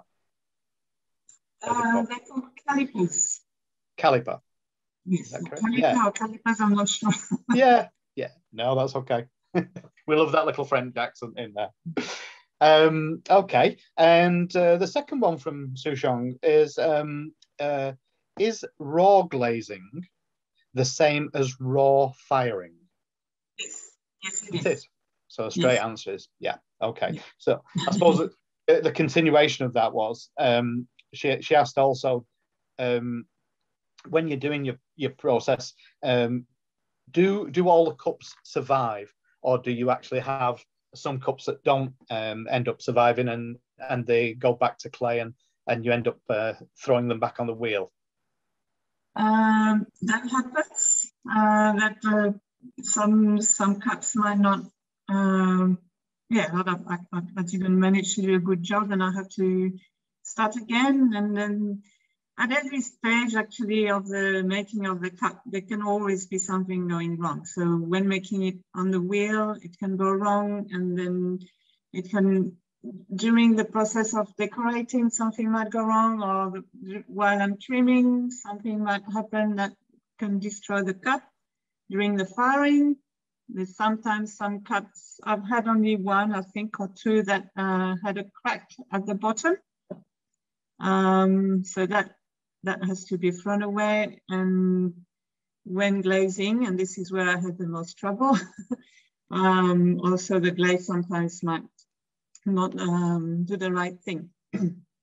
So like, depending how thick the glaze goes on, sometimes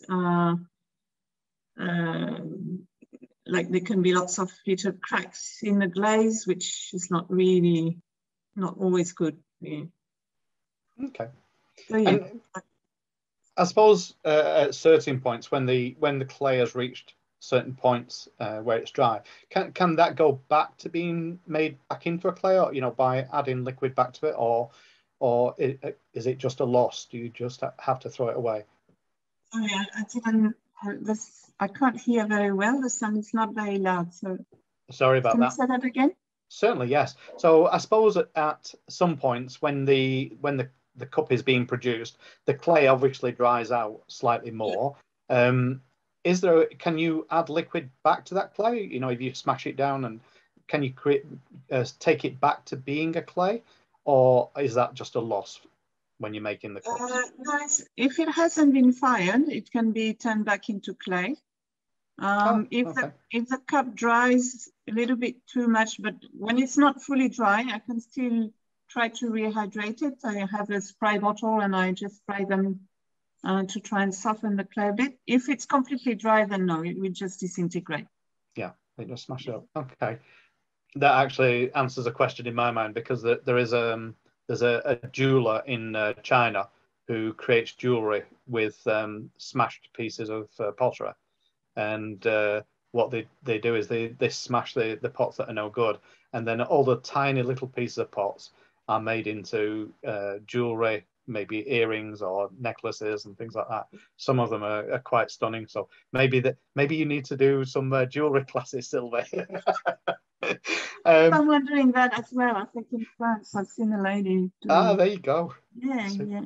We are such a global community.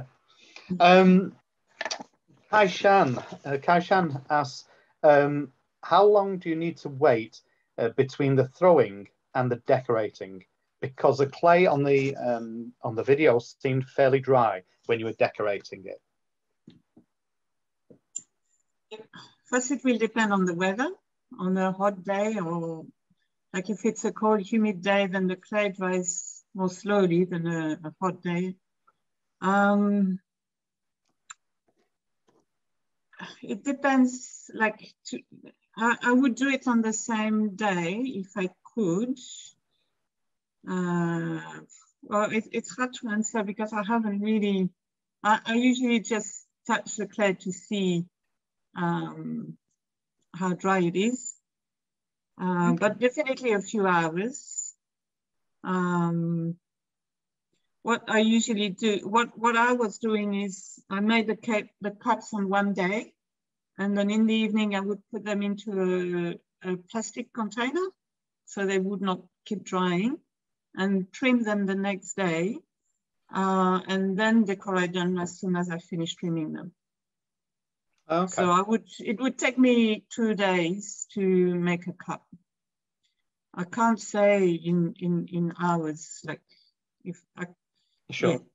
Yeah. No. I think that's a good answer. I think it's it's reminiscent of a lot of these sort of handcrafted products. Because I've done them during winter as well. If it had been a summer's day, I might have been able to do it all in one day. I don't know. Okay. Can you remind us of the French potter that you learnt the imprinting technique? Was asked by Amanda. His name is Thierry Luang Ras. That's right. Okay, there we go. It's just popped up. Fabulous. Thank you. So let's pop over to Jenny and Phil, and a couple of questions coming in. Oh, sorry. No, sorry. I do need to just go back. Sylvie, one of the questions was, how did the imprinted characters, Austcs on the cup, how were they created? Because obviously, as you can see from mine, and but for those who are not sure, there are white ones and there are black ones. How do you get that colouring in the Austcs?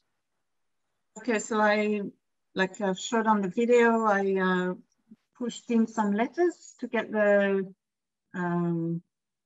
to get an imprint, and then I filled that up with a mixture that it's called underglaze or engo. So I filled up the grooves with this, and so in some of them, so the cuts that I did that I glazed when they were still wet, I had to scrape off when the clay was still wet. For the other ones that were like the green ones, for example, I added the engo or the underglaze when the cut was already fired, which was a bit easier. So and I scrape it off and clean it, and yeah. Cool. So there you go, Helen. You know now how the imprint is done. So I suppose that this next question is to Phil, because it's a chemical one. So Chung asks, she says that she enjoys tea cocktail, yet it's a fact that when caffeine, a stimulant, and alcohol, a depressant, goes into the human body, it mixes the signal, and the outcome is not always positive. How do you limit the line? So technically, it's true. Alcohol is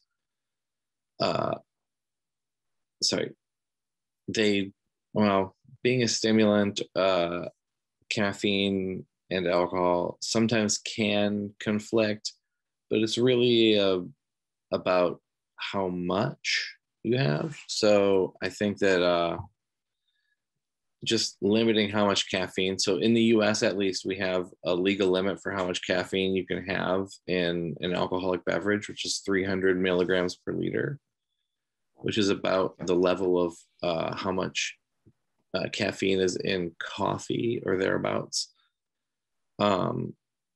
So I would say the best way to do it is don't overdo it. I wouldn't have like a lot of like several intense caffeinated alcoholic beverages, but the amount of caffeine that you're extracting into maybe a couple of ounces of tea as opposed to a gallon of tea, I mean, you're really it would be difficult to overdo it. It's not like Red Bull and tea have the same amount of caffeine. And even then, if you're drinking like 10 vodka Red Bulls, you're probably drinking too much anyway. The amount that it takes, I think, in general, would be a lot to make it particularly unhealthy. Although it's definitely possible, but it's a lot less of an issue with tea cocktails or maybe a coffee drink. Like you might have one, a coffee drink, like an Irish coffee or a mudslide, like put a little bit of coffee and rum into a milkshake or something like that. You might have one or two of those as opposed to several energy drinks and vodka or something. So the risk is considerably lower, although, moderation is always key for everything. Sure. The next question, I suppose, goes to both of you, really. And it's basically, Kaishan is asking, she's curious about how you, your extraction process. What is your method of brewing the tea to get that flavour? So I suppose both of you have got a really good experience in that. So I know the answer for cocktails. I know the answer to. Okay. I'd say the answer for tea is different. But there's as many extraction methods as there are teas. So each tea specifically has a method that you would use to get the best flavor for a particular use. So there are some teas that work particularly well for hot brewing, some teas that work better for cold brewing. But each of those will give you a different flavor if you extract it in hot water or in any other medium. So you could use water or alcohol or acid or anything, and you will pull different flavor profiles. And the only way to know what the best extraction method is to try several extraction methods and see what you like. Jenny, have you got any thoughts on that one?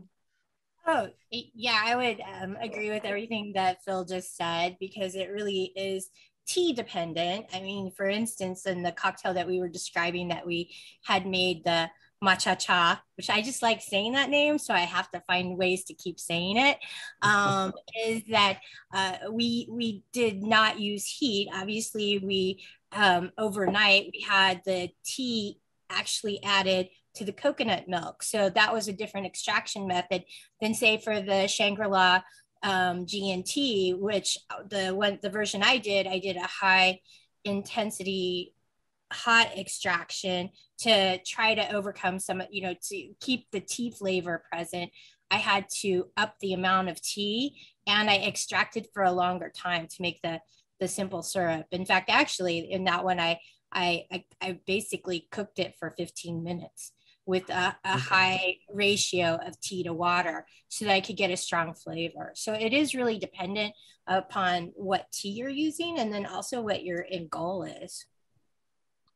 So the version of it that I made, which was a tea extract, was a longer extraction time, and even longer than Jenny's extraction time, but at a lower temperature. But I added alcohol to the water, so it was 50% alcohol and 50% water, because alcohol is a more powerful solvent. And so we both achieved similar outcomes, but using different methods. Okay. And can I ask you, I mean, just a very quick question.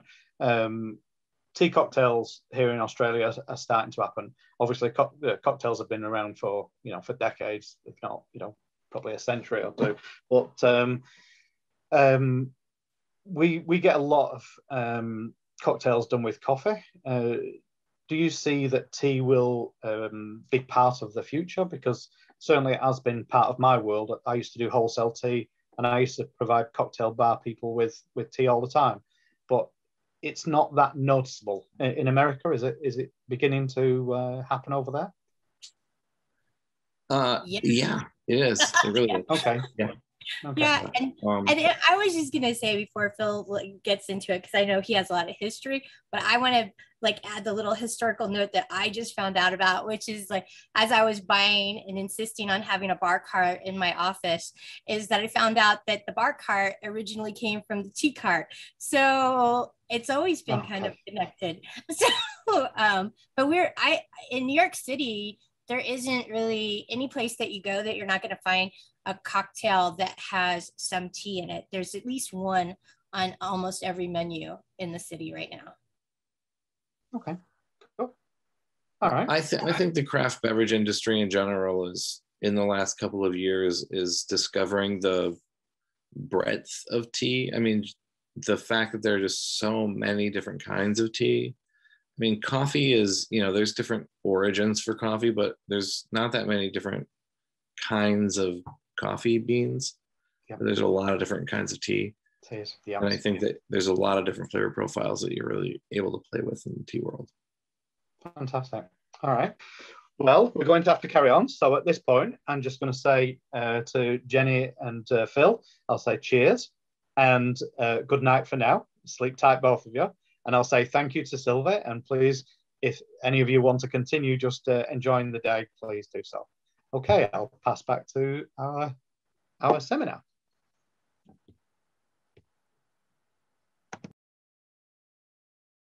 Hi everyone, I hope you're having a wonderful Sunday morning and enjoying the seminar over a cup of tea, I hope. My name is Pamini and I'm the owner of Greenleaf Tea House, a tea business based on the Gold Coast.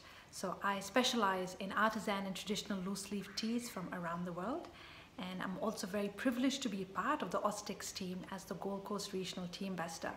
I have learned heaps working together with like-minded people to create tea awareness in Australia. Now, COVID has stretched us all in different ways, and I think it's made us all more creative and inventive. And I'm really glad that nothing has stopped us from holding our annual tea seminar and sharing our love of tea with you all.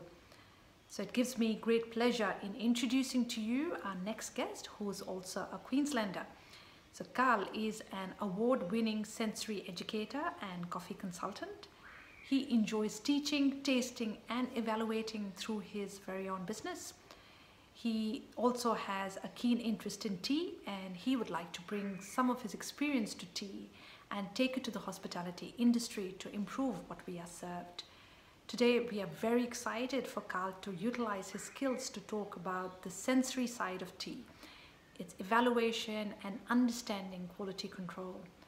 Carl will be investigating the process of cupping with our very own Kim Cooper, who's the competition cup ambassador, and they will be evaluating 4 different varieties of tea. So without further ado, I'm very excited to introduce to you all our next special guest, Carl Lee.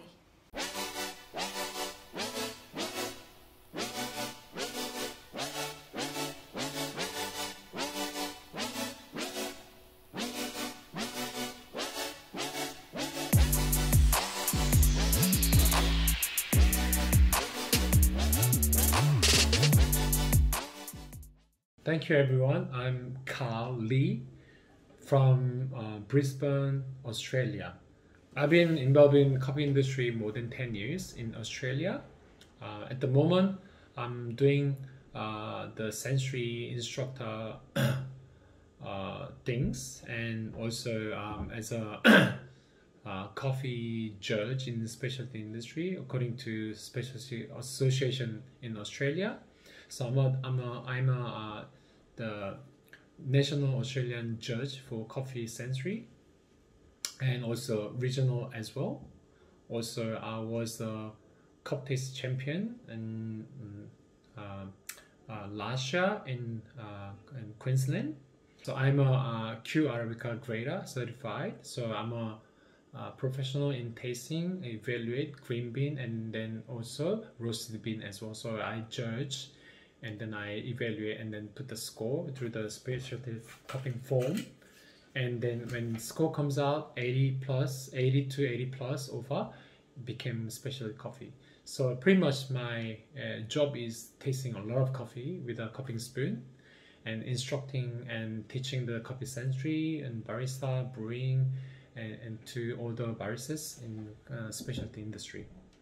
Also, I'm sitting in my coffee lab in Morningside in Brisbane, so I'm teaching a lot of course for the coffee professional to them to equip and to do better way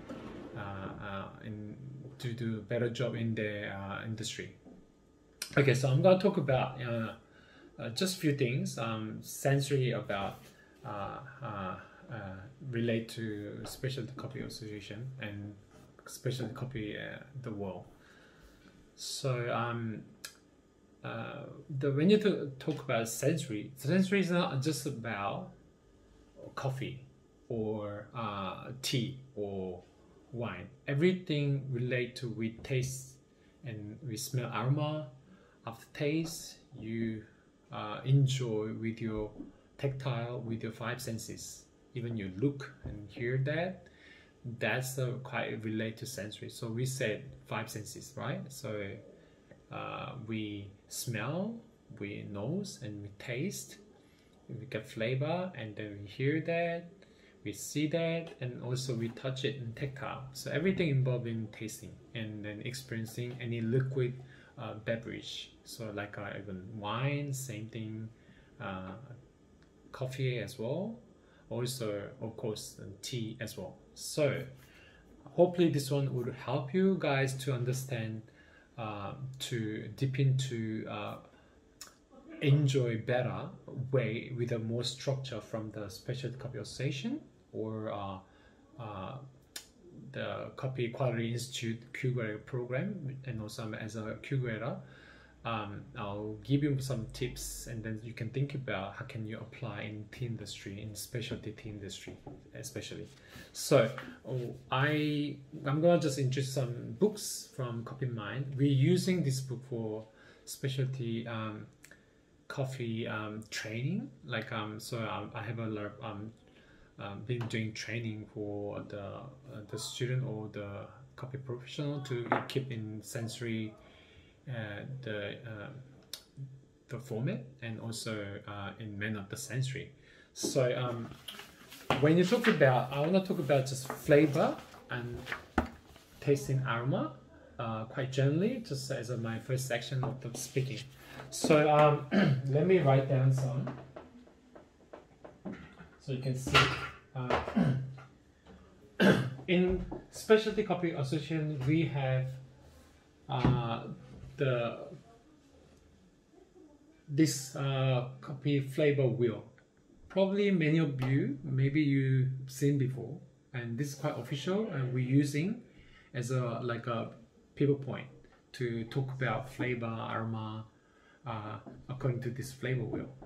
So 2016, Specialty Association became one from Specialty Coffee Association America and Europe. In 2016, they emerged as a one body, big body, and overall all the world and relate to any specialty coffee industry. And so this one, 2016, they revised and then upgraded from the previous version, and then now we're using now at the moment, and then until still now. So this is quite helpful. So you can download it, you can have a look, and through the internet. So we talk about the flavor, and this relate to color, and then when you taste tea or coffee, you can quite to figure out what sort of the flavor or aroma you can find out from your beverage. Okay, but before that, we're gonna talk about the taste and flavor and aroma. So people say think about, okay, so what's the flavor? And what is the taste? And what is the aroma? Or smell? Or even fragrance? So that's pretty much about you think about when you enjoy your beverage, especially coffee and tea. And we need some system to talk about what is from, and then how we really dig into figure out what's the definition or the flavor, aroma, and smell of the beverage. So people think the flavor is, let's talk about chocolate flavor. So people just smell and oh, this is chocolate flavor. But when you say flavor, it's not just about smell, and also it's not just about taste. So it's all related. So let me write down.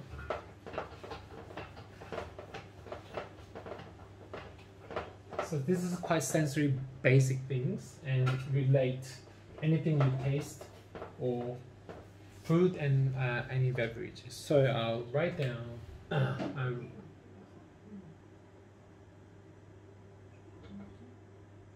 okay, this is human's head. Sorry for my dodgy drawing, but we smell through your nose and then we taste through your mouth. So it's a sinus there, and then we taste it with the tongue, right? Cool.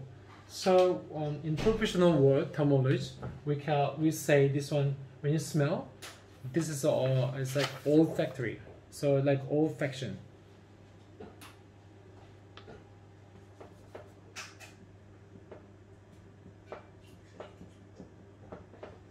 And when you taste, that's about gustation.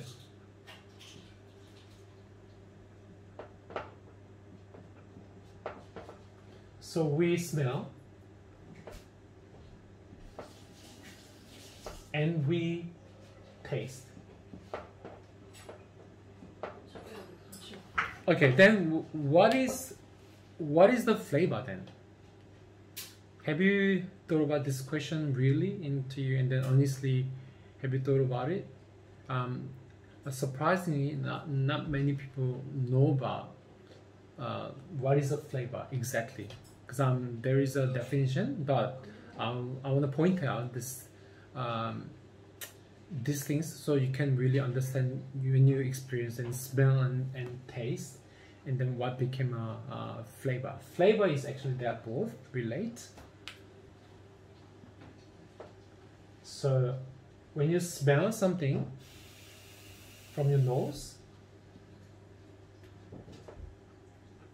that's only smell. So it can be dry fragrance. When you smell dry things, you can say fragrance. And then when it's wet in liquid form, when you brew, we say aroma. So aroma and fragrance is quite different. The fragrance is dry, and aroma is the wet. And then gustation, which is like taste from your tongue or from your palate, soft palate, through the tasty bud, we call sweet, sour, bitter, salty, and also umami, quite like a MSG-like and like stock-like, quite combined, complex flavor. And also there's two extra, like a fat and metal. So that's 7 things. Without you smell, you can actually detect by only taste through your tongue, also soft palate, and then just at the back, quite in the throat, there still have a cell to detect it. You can figure out without smelling. Okay, so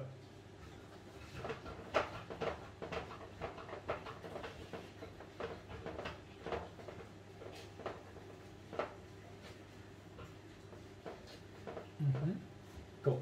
So then, what is the flavor? What is it? The flavor. What makes flavor?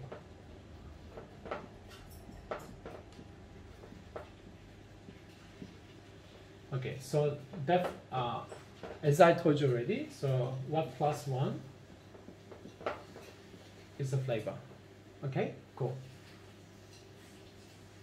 80% of this perception weight, and then 20% of the perception weight, the plus that make 100%, we call flavor.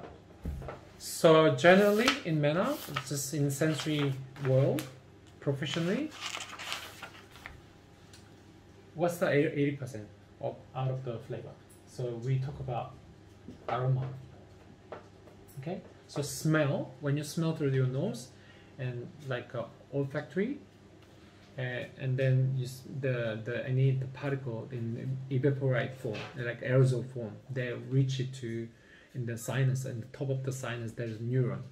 So when you touch it, the particle touches that part, and then you just detect, and then you get the signal, electric signal to brain, and then you realize, oh, this like smell like cacao, smell like rose, smell like matcha, smell like a stone fruit, white nectarine, or yellow peach, or raspberry. You can just detect it, but you have to have a pre-knowledge. So by your experience, organically you taste or smell, and then you just educate it. Oh, this is a blueberry, and then that in your sensory memory data will memorize in your sensory library in brain, and then later you have a smell, one smell again, the same thing like a blueberry, and then you realize, oh, this is a blueberry. Okay, so that's our olfactory system. So 80% aroma, and then of course this is a taste.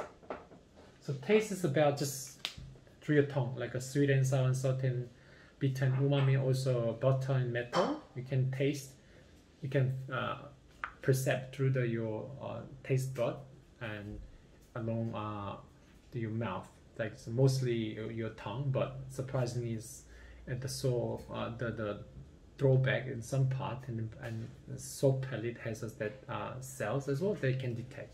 Okay, so flavor is, the proper definition of the flavor is 80% of aroma, 20% of taste. But that makes sensory foundation, so you just enjoy aroma, and in aroma, dry fragrance and wet aroma, and then taste, and then flavor. Also, one more thing, tactile, your touch feel. Touch. Tactile is basically just touch feeling. Like so, how do you touch your beverage? Through not through your hands, but your tongue, your soft palate and hard palate.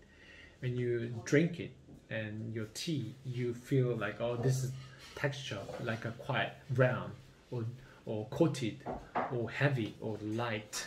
You know, when you think about full cream milk and then skim milk and then low fat milk, the full cream is quite thick and heavy, and then you got more texture, and body is quite heavier than skim milk. Skim milk, 0% fat skim milk tastes like just water because there's no the visible and like the fat. So fat is quite heavy and then quite recognizable by your touch sensation. So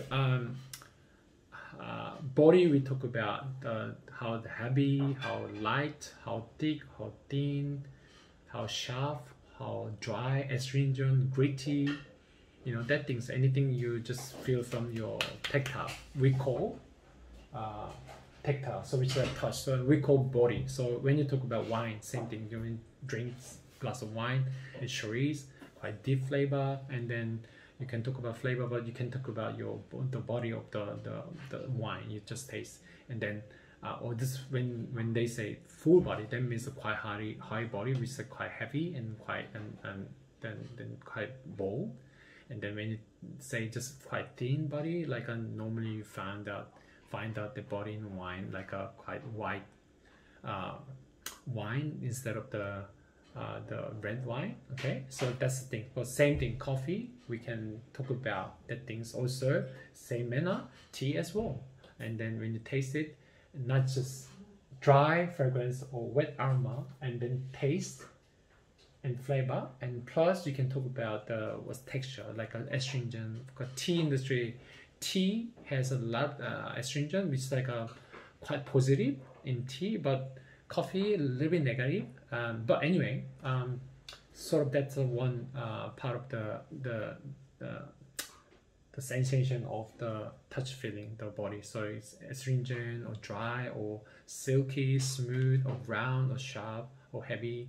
You can describe. So that's how you do perceive the beverage in proper way. So that makes everything complete. So if you only smell even you didn't smell much and then just drink it, oh, it's like a black tea, and then that's quite basic level, but you don't fully enjoy because you don't know about these things. So the God gave us so many perception way to you can enjoy your beverage, so especially your tea, and especially specialty has a more spectrum of the flavor, more spectrum of the taste, and aroma and touch feeling as well. So hopefully these things can be adapted to more like in specialty tea industry. Also, as we talked about, we have a Specialty Coffee Association Arabica cupping form. So we evaluate coffee by just tasting and then smell through this all the categories. 10 different sections has a 10 point, and then you put the score on intensity, and then you can give a score, and then it will add up whole. It can be 100% for 100%, and it can be 0. So like you evaluate from here to this way. So timeline, when you just get the first one, when you just brew the tea, or even before brew tea, you can smell fragrance first, and then when you hit the water, and then you can just examine aroma and what is like it, and you can write down quality and intensity. So it's, and then flavor, aftertaste, and aesthetic, body, uniform, overall balance, and then eventually you can just really make in the score, and then people can see it. So if you have the same structure in the world in tea industry, especially specialty industry, you can use this form, or you can just adjust this form to make better, to have a system to experience your tea thoroughly. Also, you can evaluate tea thoroughly. Also, you can get a score system like this one, and then eventually you can make more very even trade, and then we can talk about same page, same measure tools, and to more in uniform way, and then people will understand it more easily. Same language, same terminology, like a flavor wheel. You can have your own flavor wheel, and evaluation forms like this. Also just tasting. And so when you serve a customer your specialty to customer, and tea brewer can explain more in detail and same way in the world, same way, and if you brew same tea, okay.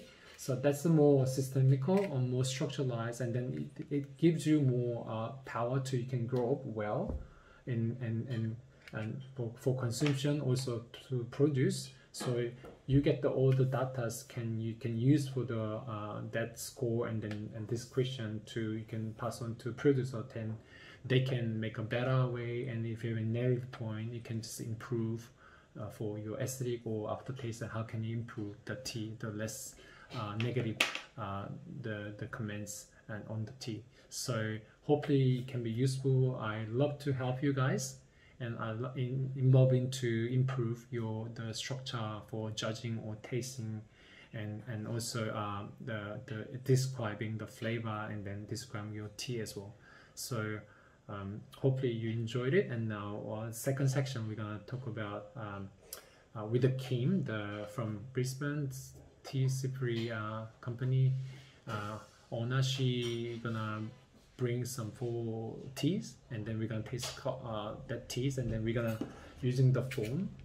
We have a simplified form than this one, so we're gonna use that one. We're gonna talk about how we experience that 4 different teas. Okay, see you soon.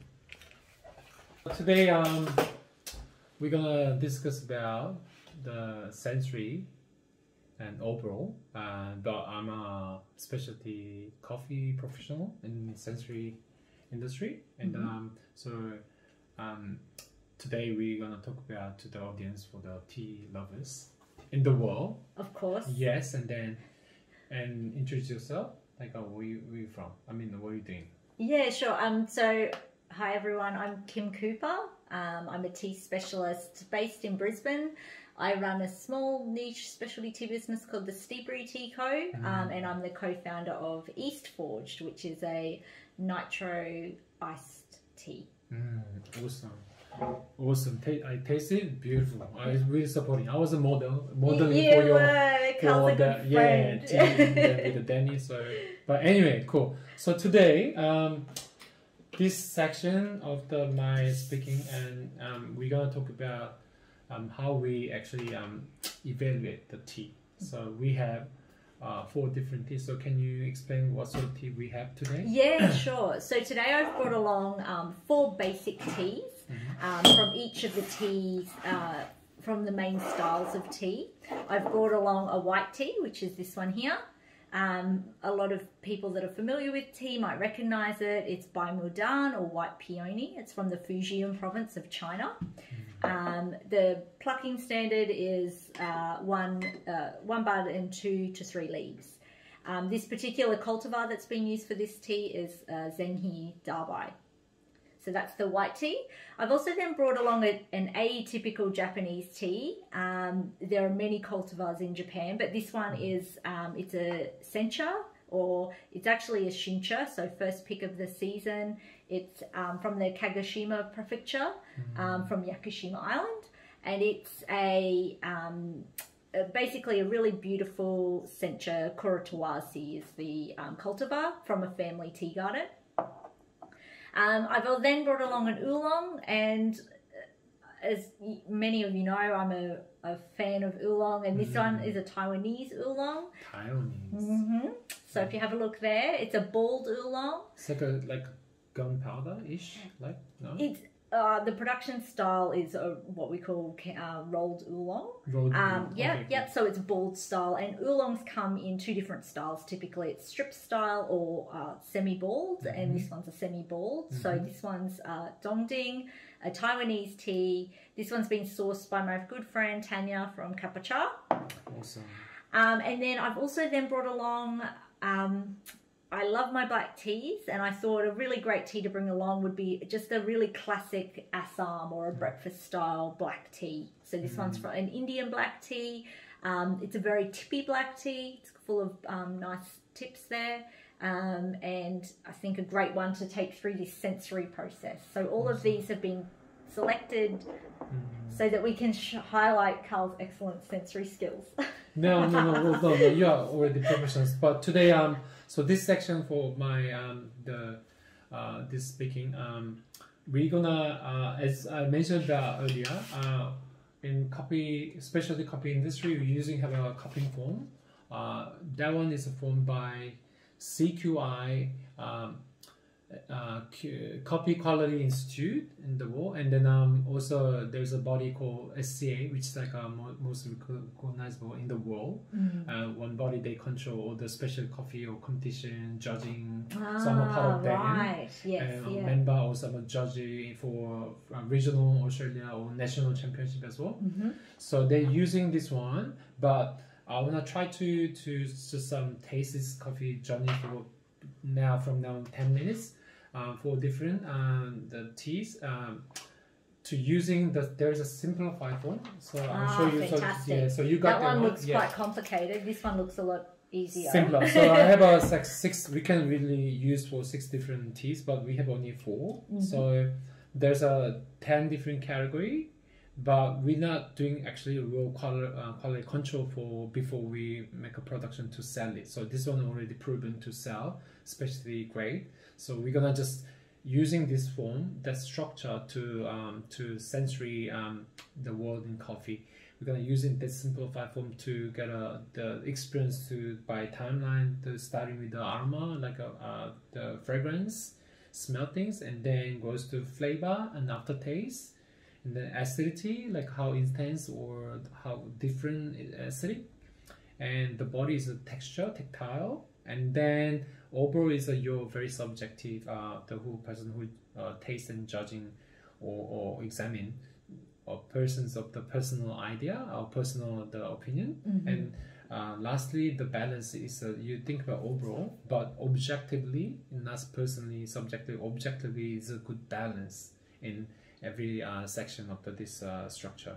So then we'll talk about, after that we will talk about what was the difference between 3, 4 among the 4 the teas. Excellent. Okay? And then so you can see the structure, so we can use this form to develop your specialty tea wall, to structuralize, to evaluate with the same language, same protocol, So in the war, everyone talk about, and then eventually you can score it, and when we talk name out the score of this tea, and then this description, people can understand same word, same page, so we can trade more fairly, properly, and then also we can judge properly. And if you do some competition, also same. This is quite similar to judging the panel, the sheet as well.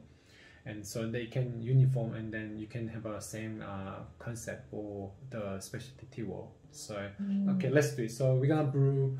So this is a typical tea coffee, special coffee industry using this the cupping bowl. So I choose, there's many variation, but we have to choose 180 ml to 200 ml. So I got the just middle one, really regular. So 210. So in that, and also I have a tea. So tea association, also tea world have the cupping ratio. Yes, so there's a professional cupping standard. So in what's tea. The ratio? So the ratio typically is, well, it's 2 grams per 100 mils of water. Okay. Yeah. So what we've done, we're using the 210 mils, 10 mils.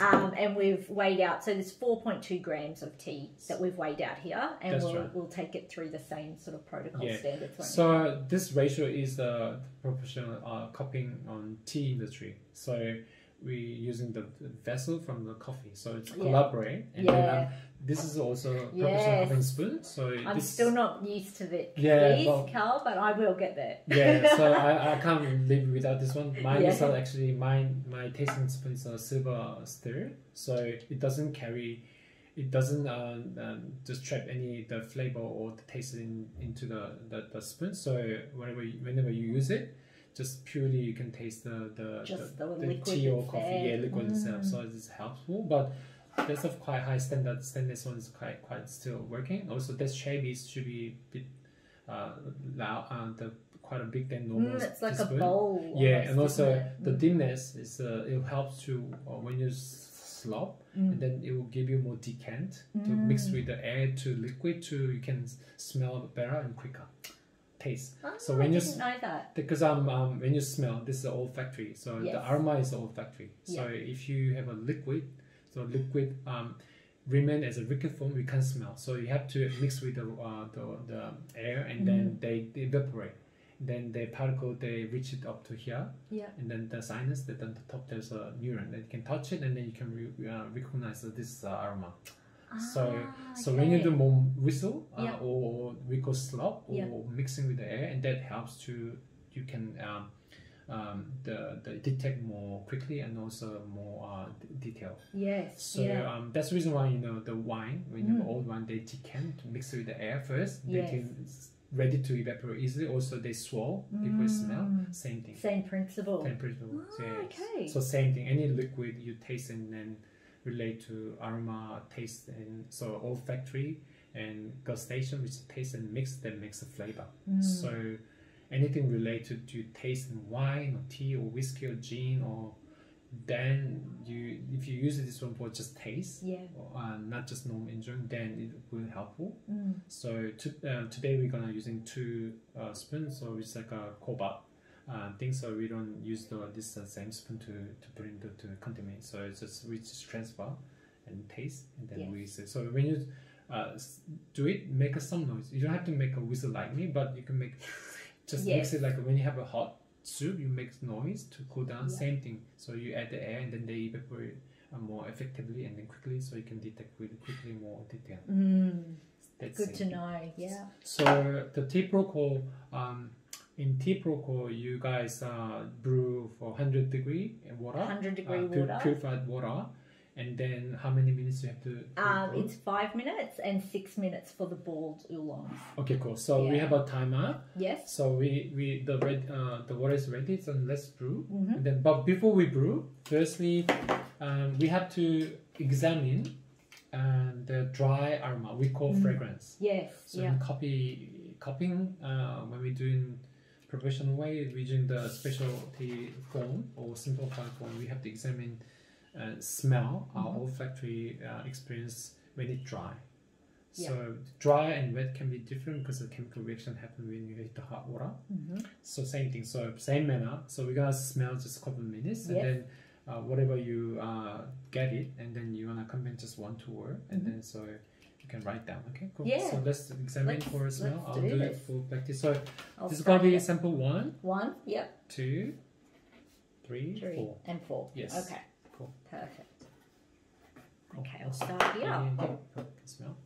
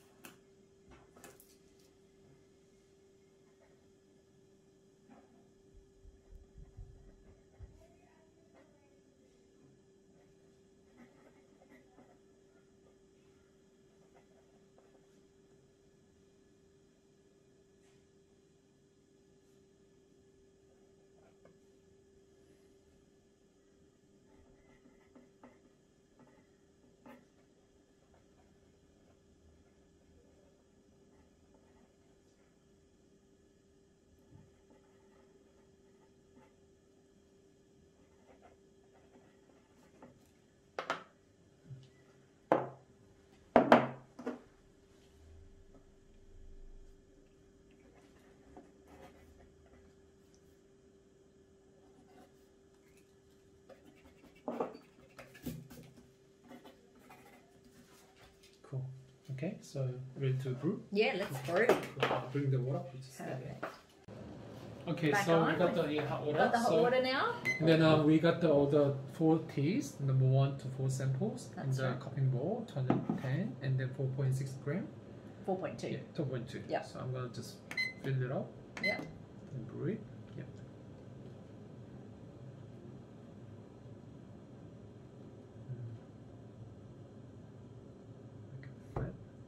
So right to the top. Yeah, Carl? so that Okay. means 210. Yeah.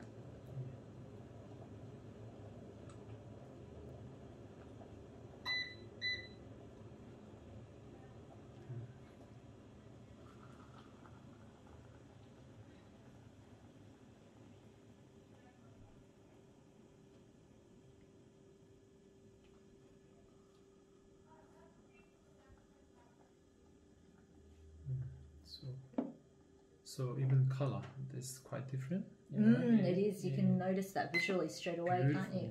Beautiful, beautiful. Cool.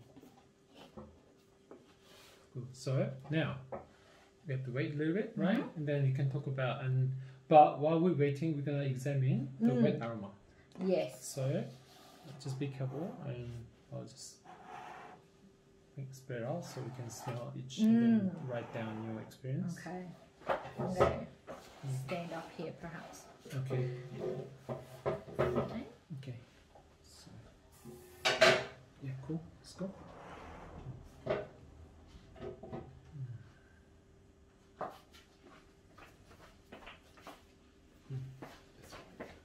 Is that okay? Yeah, cool. Everything's cool.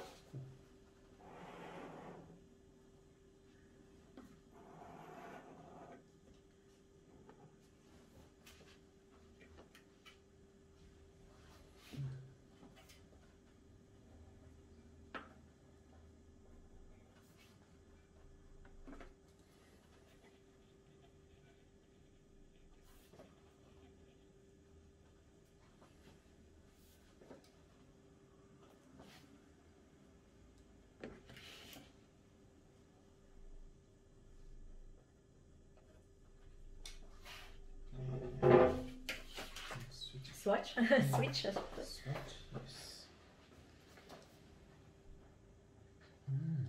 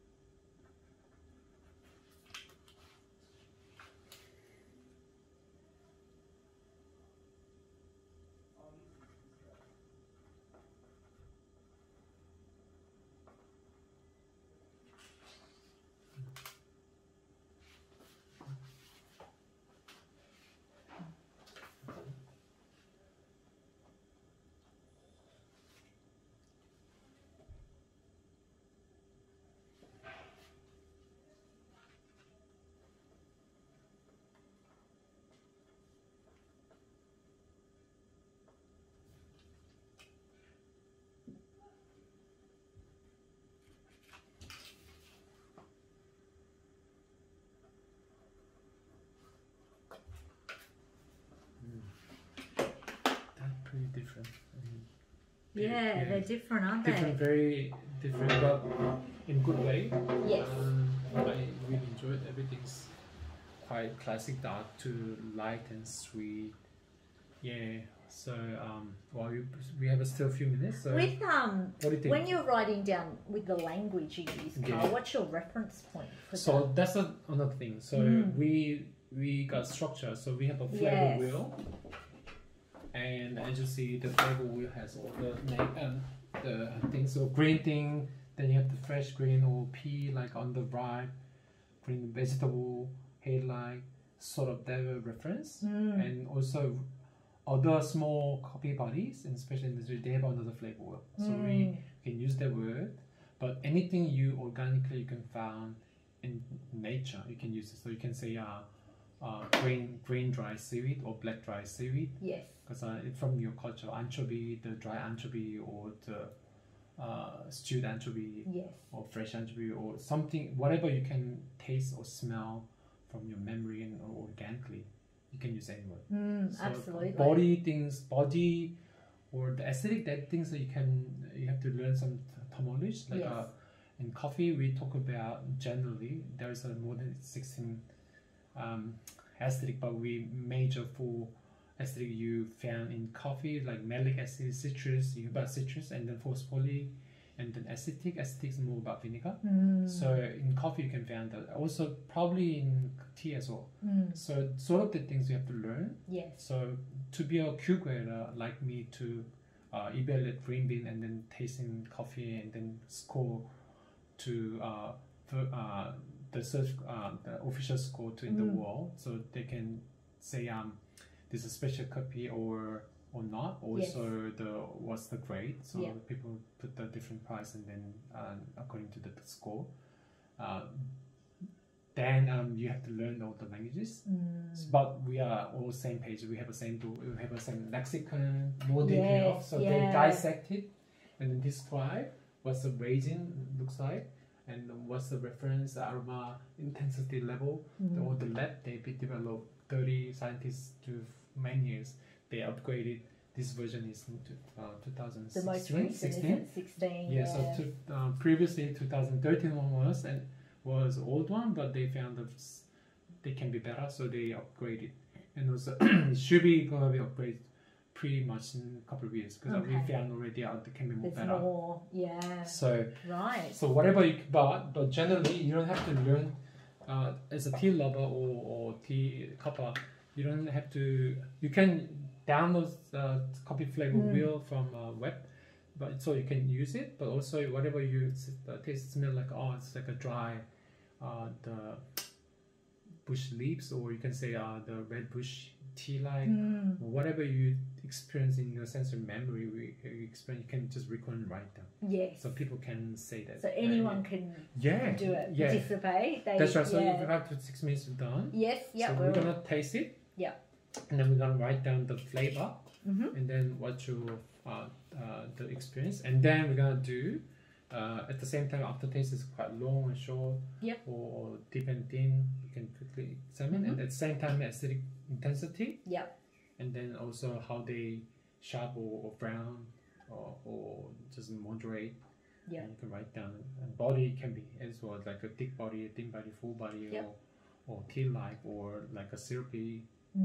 And then overall you can measure about why you like it personally, and then you think in balance everything there, how the balance is really high, and or high, medium, or medium, and then if you're medium or medium low, then you can write down why it's not good. Okay. Or for quite high, then why do you think it's that's basically okay. Cool. So let's do a couple of minutes. And then do. Okay. So you're using this one. Oh, is there water in it? Sorry. So we need the hot water to sanitize. Also, you rinse it between the cups so you don't contaminate. Carry on to previous flavor to next cup. Yeah.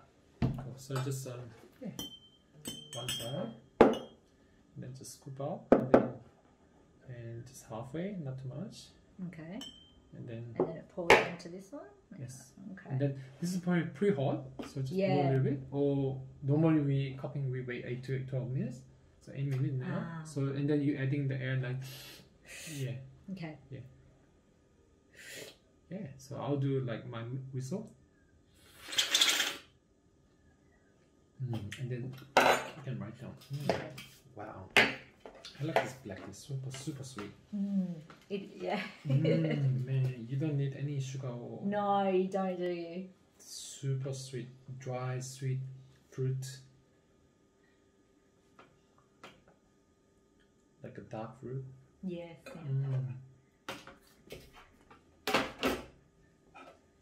Yeah, it's just a couple of words. Yeah. I'll have one more.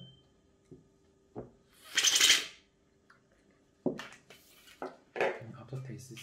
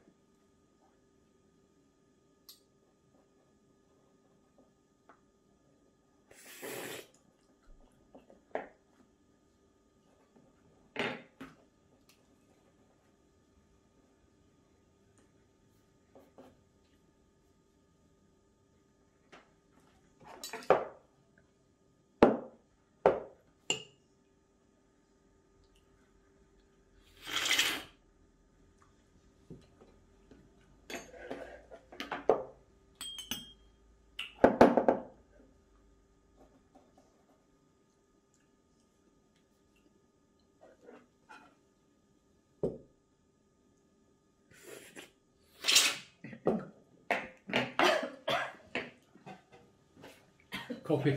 I know. Choke a little bit. Yeah, it happened. Something.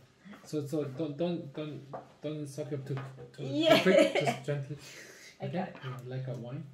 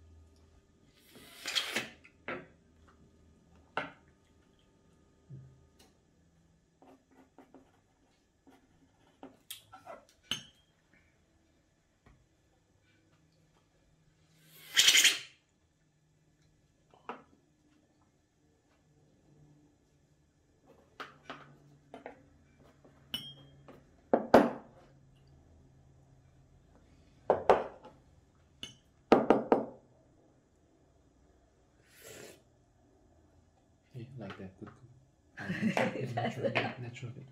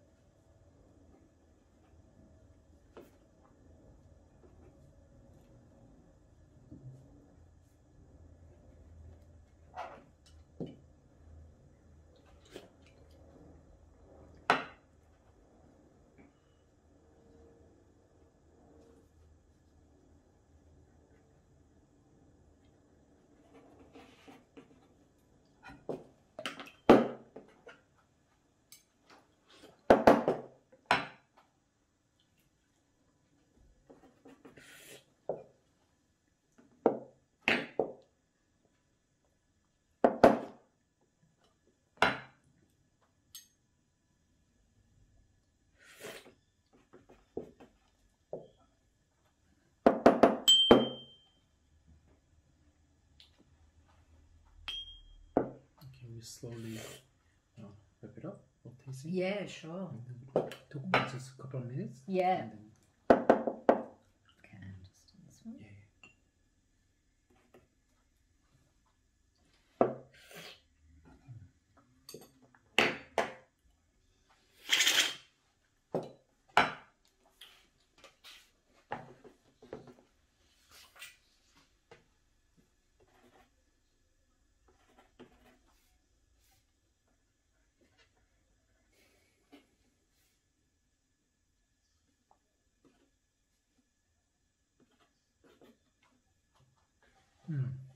Okay, ooh, interesting. But very different and good.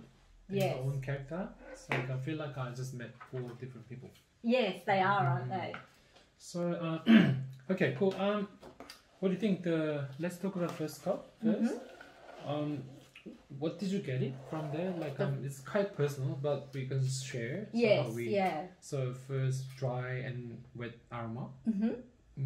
I had for the dry, it's like a straw hay fragrance, and from the wet, it was more herbaceous or cucumber-like. Okay. Okay, cool. Awesome.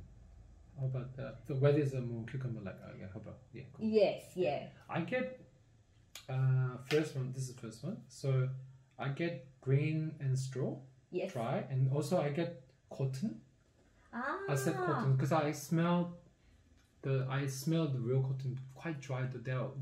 They are not much green, but they are sweet white bit. Yes. So when it dry, I smell that way as well. Ah, And also, yes. Yeah. But definitely I get some straw green as well. Yep. And wet, sweet herbal, gentle green. So that was my the thing, the perception. Yeah. Yes. How about this one? This one here. Yeah, for the smell. Yeah. So for the dry fragrance, I had like a fresh cut grass, but also with like an oceany note to it as well. Yeah. Cool. Yeah. Click. So I said sweet dry seaweed. Oh, there you go. Yeah. So see, there's we have a different word, but it's the core, the color, and the main characters doesn't change because when we taste. Let's say we take white sugar, black sugar. Everyone will say white sugar is sweet and light and more gentle. Yeah. Black sugar is more deep and pungent, or like a more caramel-like. Yes. People will experience different the sort of things. They will catch it. So same thing. So definitely sweet, but sweet. Like Korean people. I'm originally from South Korea, but I've grown up in Sydney. But the South Korean people love the seaweed, the baked seaweed, the paper with the rice. Yeah. So there's so many different seaweed, the black one or very green one, and like that. So like this one is more like the seaweed things, and then when you eat with the steamed rice, the dry, and then this just hits it. So that was my dry fragrance, and then with aroma, I just get quite aromatic, pungent, and then a little bit sweet, earthy. So. But I liked it. Yeah. Cool. Yeah. And let's talk about the cup. This is oolong tea. This is an oolong tea. So white tea. White tea, a green tea, and then an oolong. The biggest leaf. I can see that. Yes. Yeah. You can see those leaves expanding. Yeah. Absolutely. So what was your experience for? I think like a peachy note. With the floral base. I couldn't really put my finger on exactly the floral note. There's also, once it hit the water and there was the wet aroma, there's a bit of a toast note behind it as well. Oh, cool. Let me just do some more time.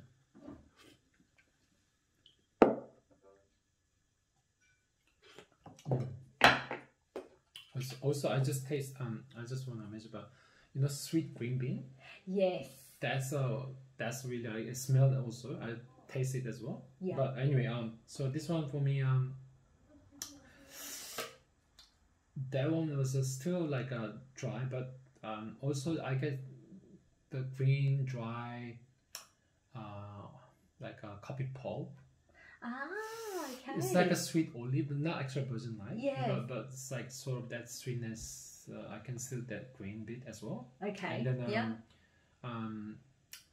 I get some. This is not matcha, but I still got the matcha-ish green as well in wet, but sweet, and then also clean, and that was my impression. Yeah. And then what about the last one, the black tea? The black tea. I had like it has a malty sweetness to it. Yeah, I agree. And then when the water hit it, it was a little bit earthy and almost like a creamy aroma almost. Okay, cool. For me, like sweet, dry fruit, like a dark prune or dark cherry, the skin, but it's quite sweet though, but deep, not white color. Yeah. And then also, definitely I know good black tea, so like definitely like black tea sweetness, and then also brown sugar. So that clicks it. And then the brown eyes, like a sugar browning. Normally when you cook any organic food, or they contains sugar or protein, the fat, So even coffee roasting, they became more dark and gray.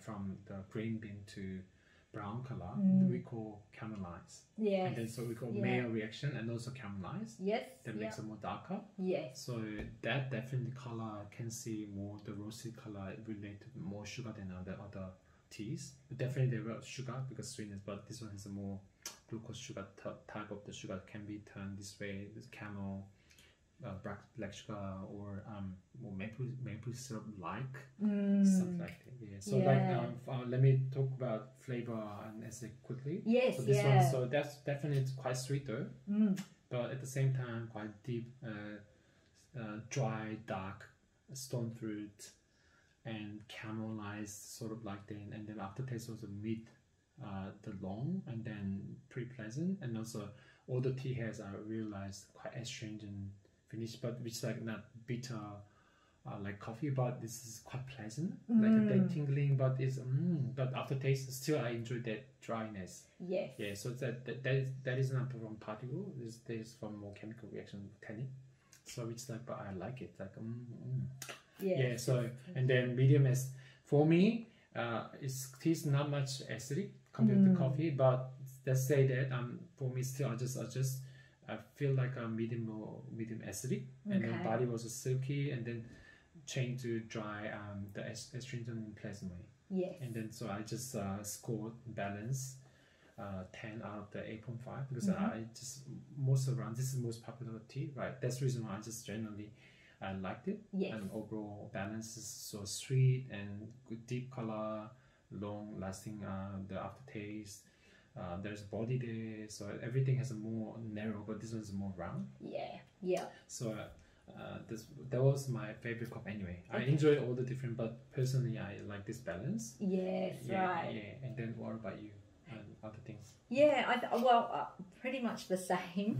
That's good. Definitely, it's got a fuller body in terms of it's in the black tea. I thought it was quite. It's got a nice aftertaste that hangs around, and it's a little bit on that sweet note that we spoke about.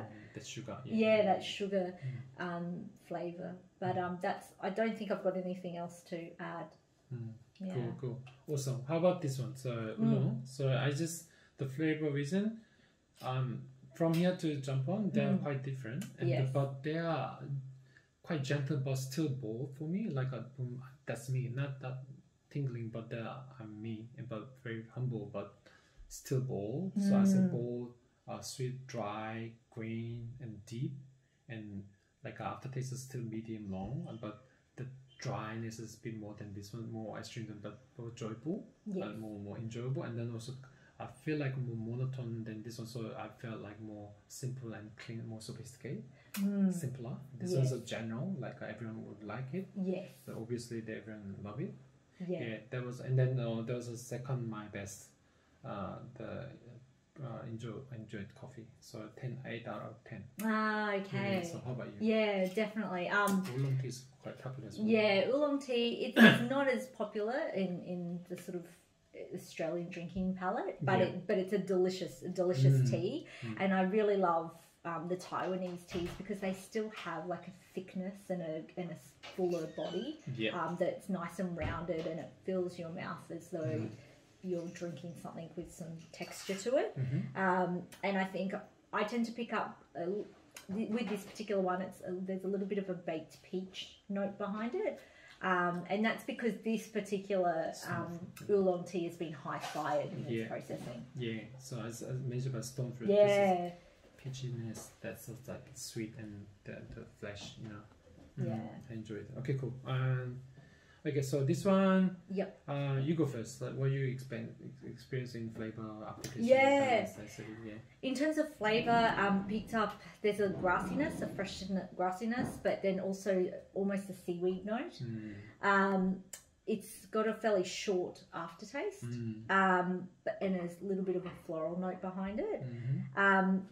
Because this tea's been brewed much longer past what it normally would be brewed, that's right. There is a strong astringency there, but it's not. When you get used to cupping Japanese teas and pushing them as far as they can go, the astringency level is not unpalatable. So it's quite acceptable. It's still in the acceptable. Did you find that as well? So like yeah. That's another good aspect. Yes. And in coffee, astringent is quite more like intent to negative. Yes. It can be positive if you have a very sugar and then good acidic and then bit dryness, then we say, oh, like a taste like black tea finish. Yeah. But here in tea industry, I realize as I drink more your teas and specialty, I realize their presence is quite general, and also we have to be more generous on that, because then it can be quite positive, and then you can enjoy. Like if you drink wine, or they're quite bitter and sour, and then more boozy, but people accept it, they like it. That's right. Yeah. So I enjoyed that dryness. Definitely for me. Medium short, the aftertaste, but the astringent is more deeper, and then that greeniness, and then green, and also seaweed flavor, sweet astringents. Poured in sweet green, that makes feel like, oh, this is green tea. Yeah. But sweetness is there as well. Yeah. So as it is quite pleasant. Yeah. More narrow, and very simple, not much complex like other. This is quite complex, and then slightly less. It's quite simple. Yes. And then what about your? And then the white tea, so hay and honey notes are what I sort of picked up.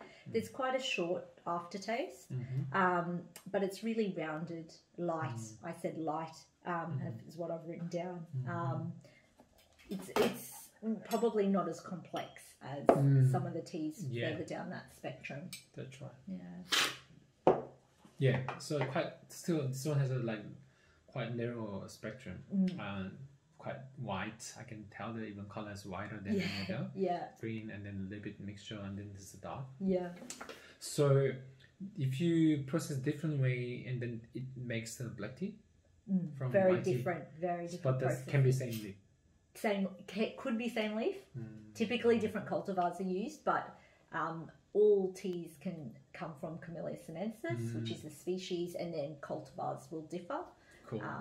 Yeah, cool. So like today, as we do some protocol adopt from the Special Coffee Association, which is like simplified form. So we, according to this one, we just taste it, and then we just share the experience in different category. That gives you more structure to find out these cups in flavor, aroma, also comparison. So when you cup taste, you always in coffee industry, and especially coffee industry and to cupping form, using it to evaluate, you need to at least 3 sample. You don't compare even 2 or 1. So 3, and then quite different, and then we just compare it and calibrate it, and then just comparison you can get more accurate. So I recommend, if you want to taste tea and then to comparison, get a 3 sample at least, or up to 6, and because the timeline we can't do more than 6, is going to be cooled down, so 6, 2 or 3. And then if you are even just home brewer, amateur, still you can choose 3 different teas, and then compare it with your family, and then even your kids thinking about what's your favorite, why you like it more sweeter, because more flavor, more simpler. Everyone has a different aspect. So that's how you start to build up to examine the tea, and you can use this form. So eventually you can build up your own the structuralize the form and tea industry, like in specialty. So hope. So I can help you, Kim might help you, but this is how I do. So we did it in that way to experiencing tea same way. So I hope you guys enjoy, and then hopefully we can talk about more later. And then enjoy tea and brew tea, and then enjoy your tea. Thank you. Bye. Bye.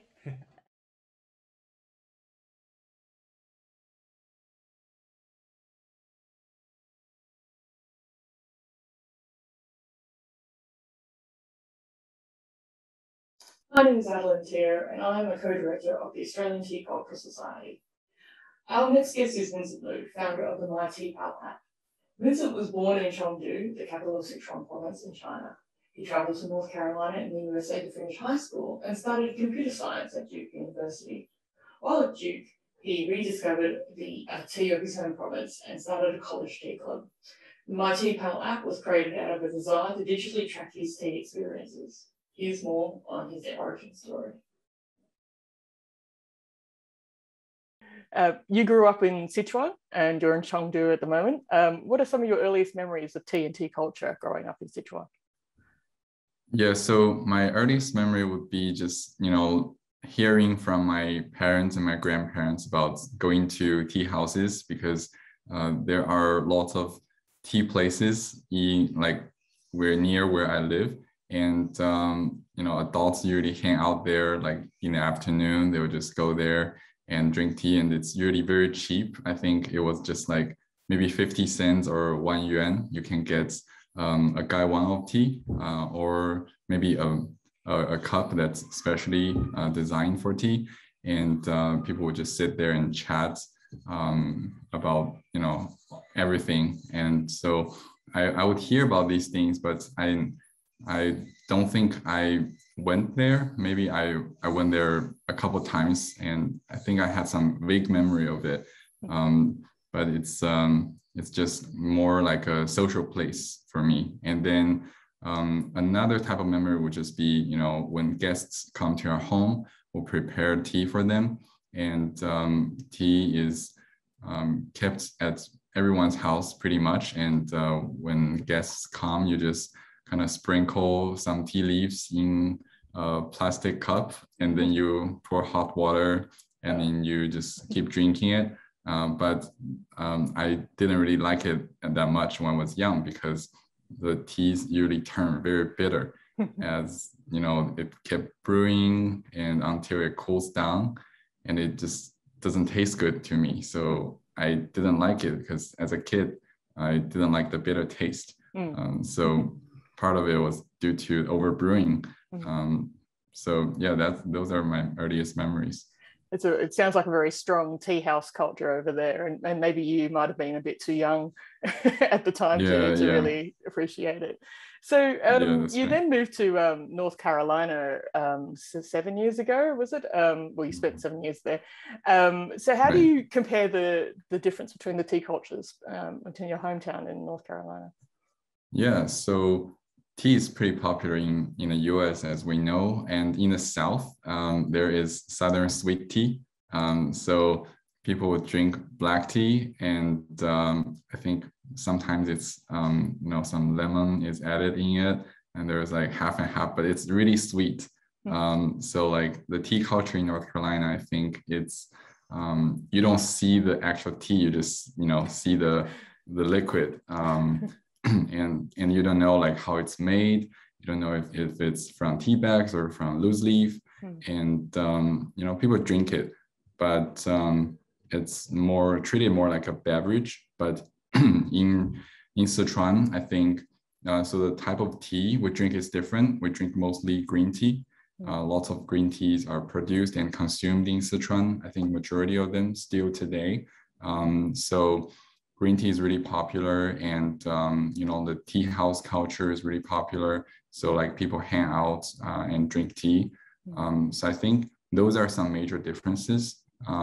But there are indeed some like loose leaf tea places in North Carolina that I've seen. So like in recent years, there's one loose leaf tea shop in Raleigh that offers some blend teas, some loose leaf teas from China and other parts of Asia. And also there's one specialty tea house in Asheville that opened, I think, 2 years ago. And the decoration is really amazing.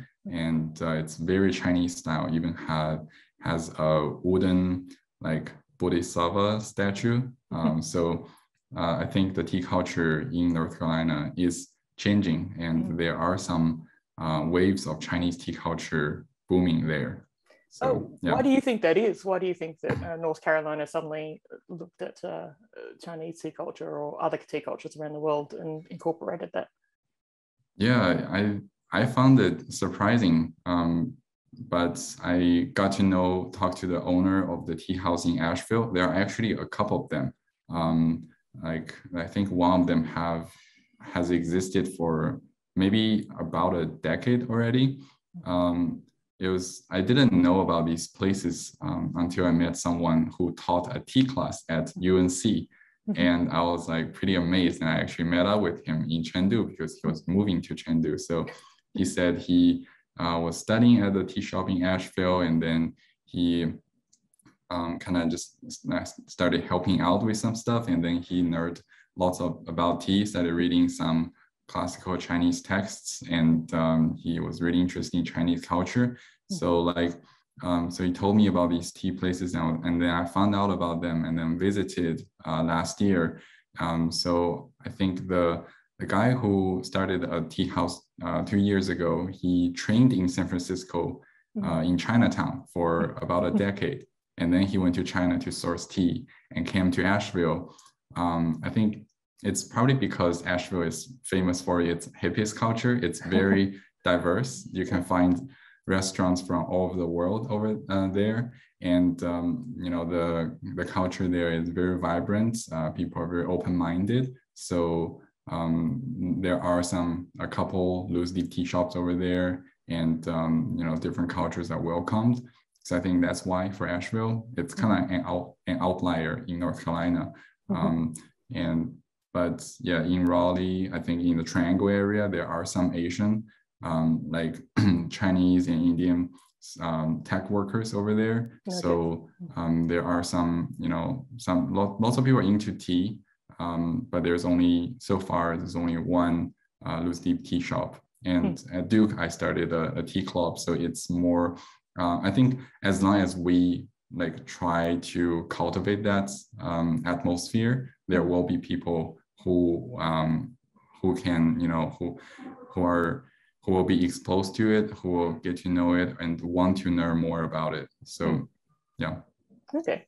And your tea journey, I mean, you've had a background in tea, but your tea journey didn't start until about 5 years ago when you got serious about it. So what sparked that deeper interest? I mean, you mentioned starting a club at uni at Duke. So tell me more about that. Yeah, so yeah, as I mentioned earlier, I didn't like tea that much when I was young, but it wasn't until I came to the US, I became more interested in tea. And it's triggered by the tea bags that my parents gave me in my suitcases. So I kind of, you know, unpacked my suitcase when I arrived like in 2015, and then I put it aside. And then sometimes like when I pass by my bookshelf, I'll see it, and then I'll be like, maybe I can brew some tea. As I started brewing it myself, I would search on the internet how to brew it in the optimal way. And it was surprising for me to find out that you need to use 80 degrees to brew green tea rather than boiling water. And so I was like, oh, wow, there is something to be learned in tea brewing. And then I also read something about tea and philosophy, tea and Zen. And it just got me really intrigued on, you know, what is it about tea that's so, you know, like that kind of just, you know, connects to how does it connect to our life? I think I started thinking about that because I think like what I read was, you know, the true taste of tea is tasteless. And I was like, wow, this is deep. So when I got back to China one summer, that was 2016, I found a tea teacher and took lessons in tea. So that's how my tea journey started. It's interesting. It's a connection between home and while you're away, if that makes sense, and then a journey of your own individual coming of age, many ways. So why did you decide to pursue formal training? Because I understand that you do have a formal qualification as well. Yeah. So that I think the reason to find a tea teacher was just because the best way to learn something is to learn from someone who knows it. And my parents don't know about it. They didn't drink that much tea. And my grandparents, they just treat tea as a daily drinking thing. It's a medium for them to connect with others. But for me, I don't know anyone who's into tea. So in order to learn more, I need to find someone. So I found my tea teacher on the internet, and then I started taking one-on-one lessons with him to learn about, lots of like etiquette in tea brewing, the history of tea, history of teaware, pottery, and like the importance of water in tea brewing and all kinds of the stuff. And then ended up taking a test, and got certified as like, I think we call it like medium level tea art specialist. So yeah, that's how I acquired the formal training.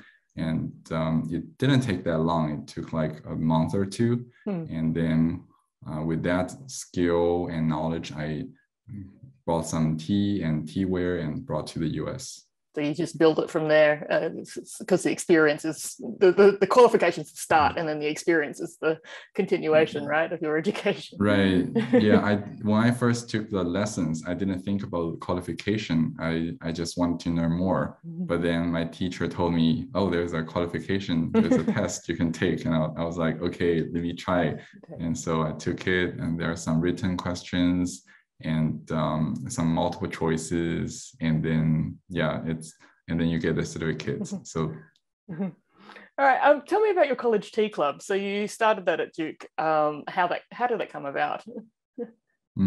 So I entered my freshman year, and it was in my first semester.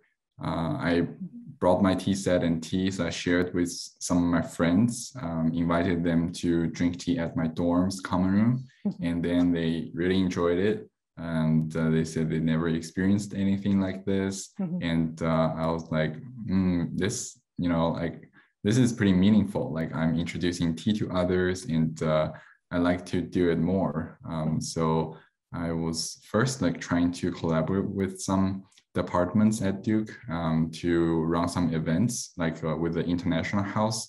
But then it turned out that like the time didn't work out, and then I was like, maybe I should just do it on my own. I can start a club. So it was like 2 or 3 months into college, and then I kind of just reached out to the department that's in charge of club formation, and then I consulted them with the process, and then started going through the process. They suggest me to post on Facebook, so I posted on our class group, and then like hundreds of people reacted and commented on the post with their net ID. So that's kind of like their email. Like, I can just put their net ID at duke.edu, and so that's my original mailing list. So I sent out an email saying we're going to have an interest meeting. So they show up at interest meeting, and I gave a presentation on the history of tea, an introduction to all the different kinds of teas, and then brought some tea books and some teaware, and brewed some tea for them. So that's our very beginning of our club. So I called it Duke Community. I wanted to use tea as a medium to bring people together and just create a space for people to get to know each other and share their love of tea. So from there, I hosted a few tea gatherings, some tea tasting ceremonies with someone whom I met near Durham. So like we hosted a few ceremonies in the first year, and in the second year, I started collaborating with the Wellness Center, and they offered us a space called Oasis, and that space is it's like a room, a mindful room. It's very zen. So it has a massage chair, has a singing bowl, and balding bowls, and some Tibetan paintings, essential oils. So it's very zen. And then I brought tea there every week, host one event there, and then it started to be twice a week. And then we just kept doing it until the pandemic happened. Yeah, that's right. So what's the origin story for the My Tea Pal app? So obviously there has been some apps prior to this, but you obviously found there were gaps in what was being offered by other apps that came before it. So what were those?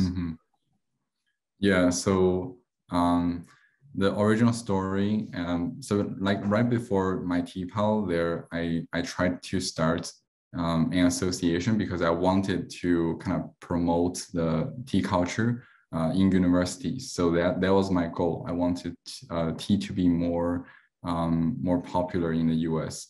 And I think the best way was like, I was just thinking, you know, tea culture is booming at Duke. What if I try to bring it to other places? So but the association didn't work out. Like it was active for a little bit, but then I realized some disadvantages of it. And then I started thinking about what can I do to contribute to the tea community? So, you know, in a way that's more scalable and and that addresses some pain points of some of tea people. So like I needed to think about what I wanted from my tea experience, or I wanted to improve. And then I also needed to like talk to other tea drinkers about what they need. So I kind of started doing some like maybe like doing some surveys, or like just talking to people in general, like some tea educators, tea vendors, some tea enthusiasts, and also just thinking from my daily drinking behavior, like what can I do? And then I came down to this tea journaling app, because I felt that this is a very tea journaling, this activity is not digitalized yet. And I personally kept you know, some notes of what I tasted and what teas I owned. And you know, as my inventory grew bigger and bigger, I felt like it's hard to keep track. So I tried some tea journals, I tried some tea apps. So I started looking at them, and then there are not many good tea apps out there. But then compared to, you know, other beverages like wine or beer, there are apps that have millions of users. So I felt like someone needs to create a good tea app. So I majored in computer science, and then I'm passionate about tea, and I wanted to contribute value to the community. So like, why not build something on my own? But I did not have any skills in app development or in app design. All I learned in college was maybe like some algorithms and some like desktop app developments, but not mobile app. So it was like a daunting task for me. And I talked to a couple of friends, and then they helped me a little bit. And then I decided that, started to design the prototype, and then started implementing it, kind of just building it as a side project. So yeah, that's how the idea came from, and how I started building it. Your own need, I think, is a good motivator, and I guess if it widens to other people who might need it, that also helps. So you basically self-taught yourself app development. Yeah, pretty much. There are lots of courses on Udemy, you know, on Coursera that I can take and to know about it. So did not see that. If anyone has tried the app, it's very professionally put together. So what were some of the challenges then? I mean, you're obviously learning on the go. What kinds of I guess feature requests came up? What kinds of issues did you come up with when you were developing it? So some challenges, I guess, first of all is, you know, like maybe self-confidence, that I felt like I couldn't do this all. I need to find someone to, you know, work on this together, or I need to like learn those skills. It's like pretty difficult to imagine like how to build an app. Like when I look at other apps, I'll be amazed like how they are built, and I'm like, how can I do this, and how can I find people to join me to do this? So this will be the second challenge. Like I'm very passionate about tea, and I'm passionate about technology, but who else are passionate about tea and tech and are willing to commit to this project? So I tried to find people to join, worked with a couple of friends to, you know, like design it and make a prototype. But then then it became just myself. And as summer started and my friends started their internships, I also started my internships, and I also worked on the app in the evening. So like in the day I coded for a company, in the evening I coded for myself.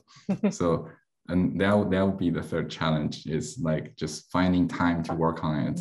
I had to work really hard. Like I coded like all day, and I was taking 2 classes in the summer. So that was last summer, 2020 summer.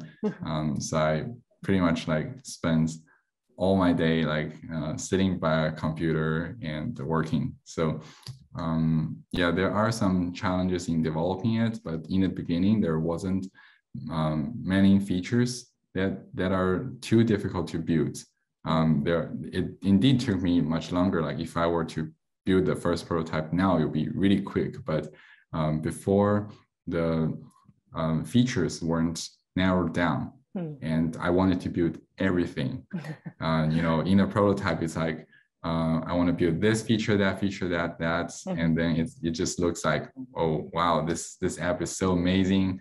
But then when you are implementing it, you realize this is very difficult, and this might not be necessary at all. Like, why do you want to build this? Like, so for example, like the social version, like the social features, like sharing posts, adding friends, like you can think about it. You know, it's like pretty easy, right? It sounds pretty easy, but if you're gonna implement it, it's actually 10 times harder than you think. And in software development, it's also like this principle of like, you know, to build something is easy, like, but to build something really well is super hard. So yeah, and I had to really narrow down the features and talk to lots of tea enthusiasts again, and show them the prototype, ask them, kind of like go through each use case and then let them provide their feedback. Or I can share the prototype and let them try it and see if they like it and what they like to change. So I think nailing down the design was really hard too. And even when you think the design was pretty much ready, when you start working on it, like coding it, you'll realize, oh, this actually is not very doable. And so there are lots of iterations of like design, and then you start implementing it, and then you will need to revise either based on the implementation limitations or based on user feedback. And so it just goes around this loop, and you just keep making new versions, test versions, and then you start doing alpha testing, you got to do beta testing, and then it was in like end of August, or let's like about September 1st last year. So a year ago, I posted on Reddit, you know, like saying, you know, I'm working on this app. I think it's pretty much ready, but I'm beta testing it. If you're interested, you can join our beta team. So I put together a team of beta users. I think that's around like 30 of them in the beginning, and then I started expanding it. And so we went through 2 months of beta testing, and then we released on November 1st. So, and then that's our 1.0. So it went to like 1.8, and then we bumped to 2.0, and now we're at 2.4. So software never ends. That's right. Always updating. Yep. I think it's interesting because the kind of people who use the app are already sort of self-selecting as a certain level of tea connoisseur or tea, appreciator. So tell me more about the community around the app. Was that something that you wanted to start from the beginning? Because you mentioned the social side, but that had to be put on later as a feature. But you did reach out to the community at all stages, both in before you started the app, when you were talking to people in your own area, but then afterwards when you posted on Reddit and started a Facebook page. Right. I think my initial involvement with the tea community was just through Facebook and Instagram. I was introduced to some Facebook groups and I joined, and then I got to know some people over there. And on Instagram, I also just follow some people and found some tea bloggers and reach out to them to pitch this idea. And then as I started testing the app, I invited some of my tea friends to our Slack group. So our Slack group was the initial community. And then I, besides those internal testers, I then invited some more people as I started beta testing it, like open testing before release. So it kind of grew to maybe like 50 or so, or even more before release.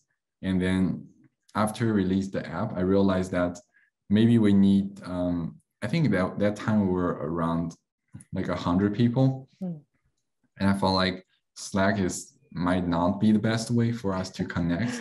The thread discussion really works pretty well, but you cannot, like, people are not very active in posting or like sharing, and you cannot run events or whatever. So we decided to start a Facebook group, and I just thought maybe this will make Facebook our main community and Slack our alternative community. So it's just a way for people to kind of stay connected and maybe just share things related to tea. So I started that Facebook group, and I didn't expect it grow this big nowadays. But just a way for users to connect. And so that's how it started. And then more people downloaded the app, and then they might have heard from their friends, or they might have seen it in our app, like join our community. So they join our community, become part of it, and then they attend our events or share what they're drinking daily. So that's mainly like how our communities are nowadays. Is there anything that surprised you about the community? Is it the spread of the international contribution? Yeah, I think the diversity in our community is really surprising, because I think people hear about My Tea Pal in different ways, maybe through Instagram or maybe through just friends referral. And I think we have users from many different countries, and also in our community, I once created a poll, like, which country are you from? And then we got responses from like dozens of countries. And even in our events, like every time when we host events, we'll have people from North America, we'll have people from Europe and Australia, like you, from Southeast Asia, so it's like really, very diverse group. And last week when we had a gathering, someone told me afterwards saying, attending your events is like a conference now. And I was like, was it too serious? And he said, no, it's like too many, like you got people from all over the world. so the diversity is pretty surprising. Yeah. Do you think that this happening during a time when a lot of borders are closed through, for example, the pandemic, has actually helped people use the app for that connection?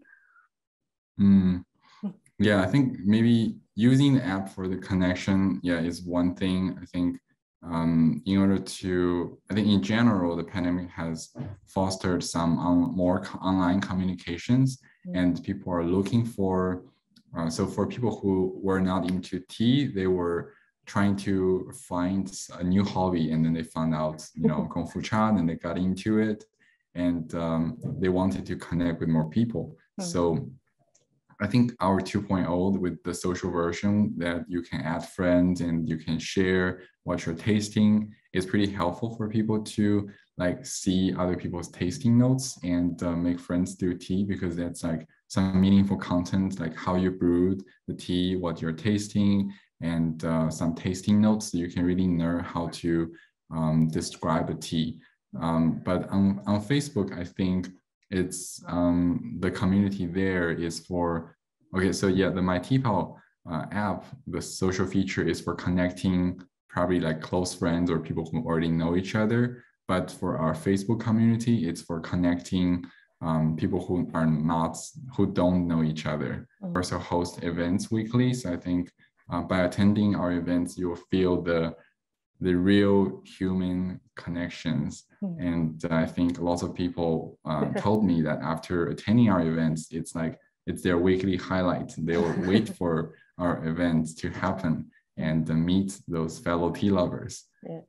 Because in their surroundings, there are not many tea people, because I think many people during this time got into tea probably through the internet, like watching some tea videos, and they become nerdy about tea, but no one else in their family or none of their friends are into tea, and they'll think they're weird. But then when they are with us, they will find their niche. Yeah, that's a good point.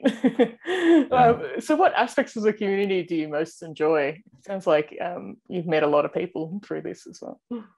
Yeah, definitely. I think I just enjoy like getting to know these people and hearing their stories.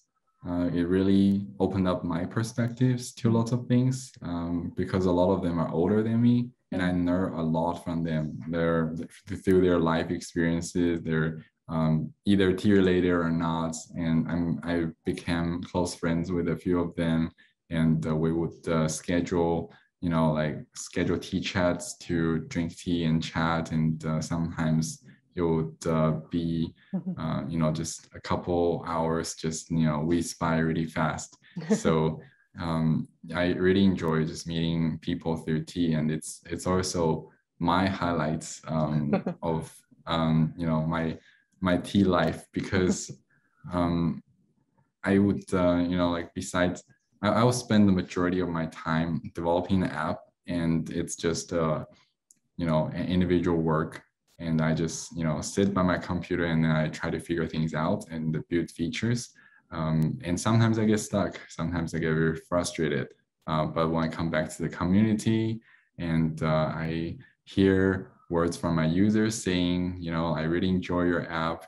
I use it every day and it made a difference in my life. And I would think to myself, the work that I'm doing is meaningful, although this bug in the code is really annoying. But I just got to work harder. Thank you so much for your time.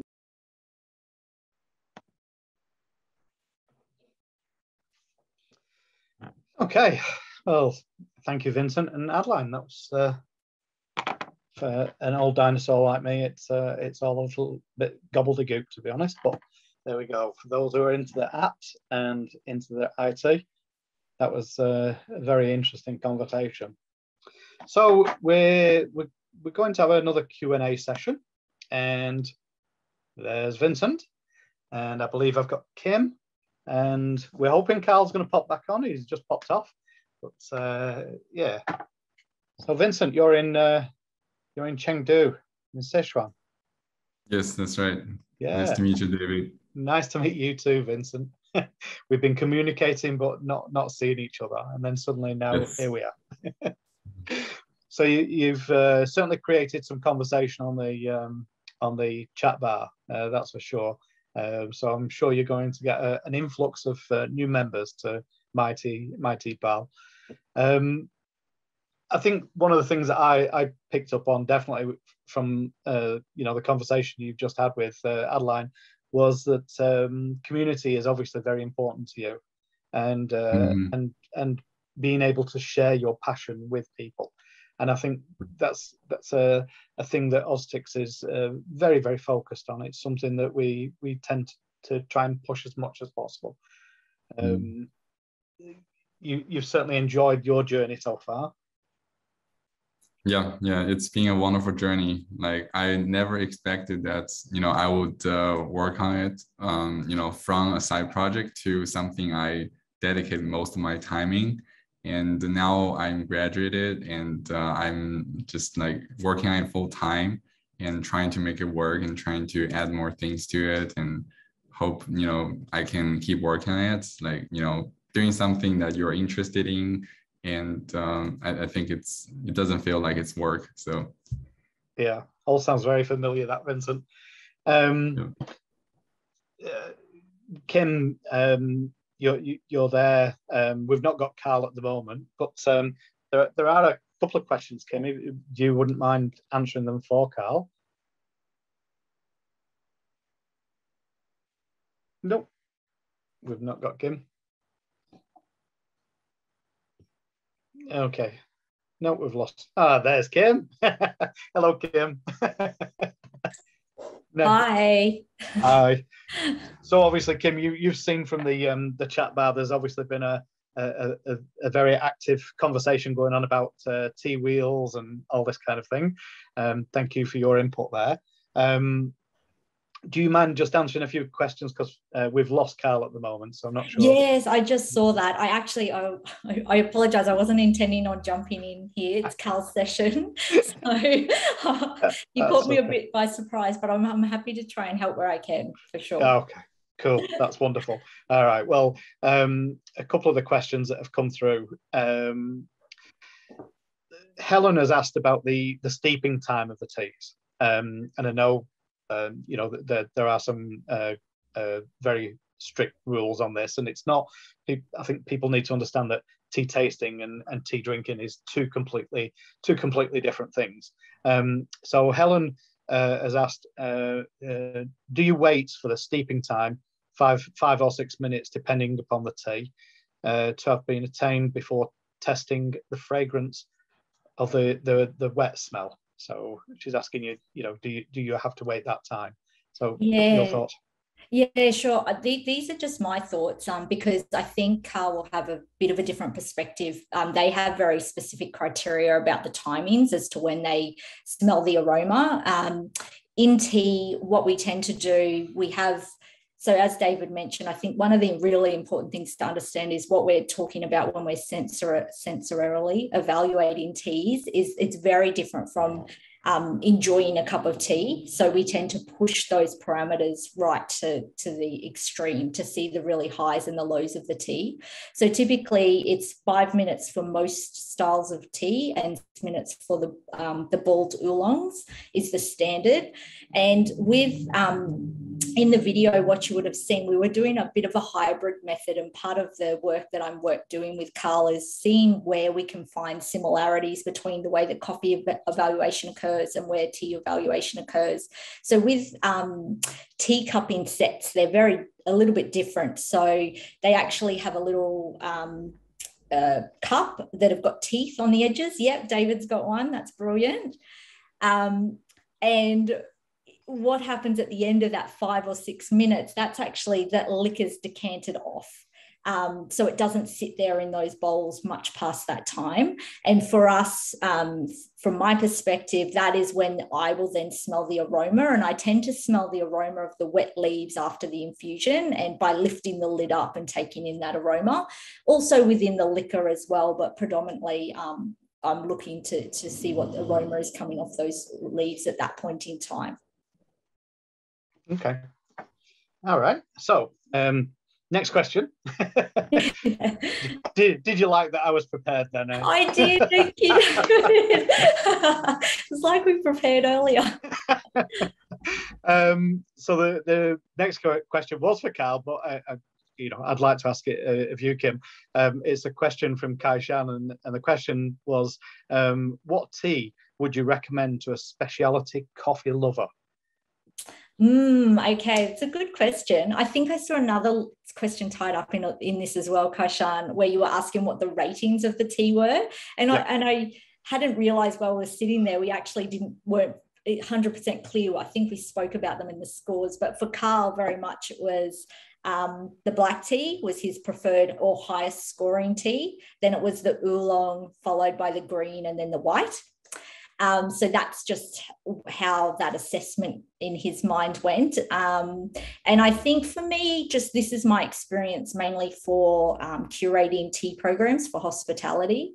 I tend to introduce more black teas to my hospitality customers. And the reason being, I really like it's a very easy journey to move someone from a breakfast black or a blended style black tea with milk to another style of black tea that may not need milk. And I feel like once they get that education piece, it opens the world of tea up, where you can start to introduce some other styles like oolongs or white teas. Their customers get a little bit more familiar with being able to drink tea without what we traditionally serve it the way that we serve it. So that's something that I've just seen from my experience. Okay. Yeah. I think it is that case, isn't it? You know, people start off with one tea, but then the discovery journey is enormous. You know, and yes, I talk about regularly in my days in retail. I used to talk to people about just start wherever you feel comfortable, because your inquisitive nature will take you on a journey. This is just the first step, so enjoy the journey. There's a question from Krista. It's about the if I ask the question, do you think tea needs its own separate flavor / aroma wheel, or do you believe the coffee wheel can be interchangeable with most foods and beverages? Now, I know there's been a very strong conversation going on the chat, but I've been watching that and loving it. I was going to say something, and then I stepped out and went, no, I'll just leave them to it. I think it's a great conversation, actually. And I think there's a lot more work to be done is probably my general response. I don't think the tea wheels that are available really are necessarily fit for purpose. And they're probably, the one thing I do like about what the SCAA, it's a very professionalized coffee wheel. So, and it's very specific for coffee, that has to be said. They work very hard on understanding all the science behind that coffee wheel and the flavor compounds, and to the extent where if you really drill down into the segments of the flavors, there's certain lines that indicate the strength of that flavor that comes through in coffee. And what I would say, what I do like about what the direction that they're heading, they've really gotten this idea about colors and the matching colors to flavors. And one of the evolutions of that, particularly from a coffee packaging perspective, and what I also now see in the wine world with their sensory wheels, is that a lot of the packaging is being designed to actually be coloured to reflect those sensory wheels. And that makes so much sense to me. And I'm very sort of analytical, and I like to understand science behind things. And I think we could do a lot more in that area for tea, particularly this coming to a more common understanding of language, that we can use sensory language that resonates outside of the tea community. And then also, you know, people are visual people, and if there was some way to connect that visual with what we're sensing in our mouths and things like that, I think that could help us evolve the tea conversation and make it more accessible to people. Yeah, I think when the Tea and Coffee Association fell apart, I think that was where coffee moved in a completely different direction, and tea really was sat on its laurels really, and didn't progress. So yeah, I agree entirely with you, Kim. I think we need to learn a lot, particularly from the wine industry. I think the wine industry have an enormous amount to give to tea. David. Yeah, yes. It's an area that certainly, you know, we can learn a lot from, and certainly the professionalism of coffee, because that's what people have enjoyed. They've enjoyed that educational journey. So another question. And you've been on this, talking about journeys, you've been on this journey. So what is the best way to improve your sensory skills? A couple of tips. Okay, a couple of tips. Okay, the first I would say for me was probably just maybe using one of Vincent's app might have been helpful to me, but I'd never recorded my notes about my tea drinking experiences early enough. So I used to have these maybe fantasy ideas about certain teas I've encountered, and then trying to replicate that in future years. And we know as tea lovers that this can sometimes be impossible. Like you may encounter one tea just once in your lifetime. So for me, I think I would have loved to have kept more notes about the taste and just general drinking experiences a lot earlier. I think you can learn a lot from comparing a season to another season, particularly if you find a style of tea you like.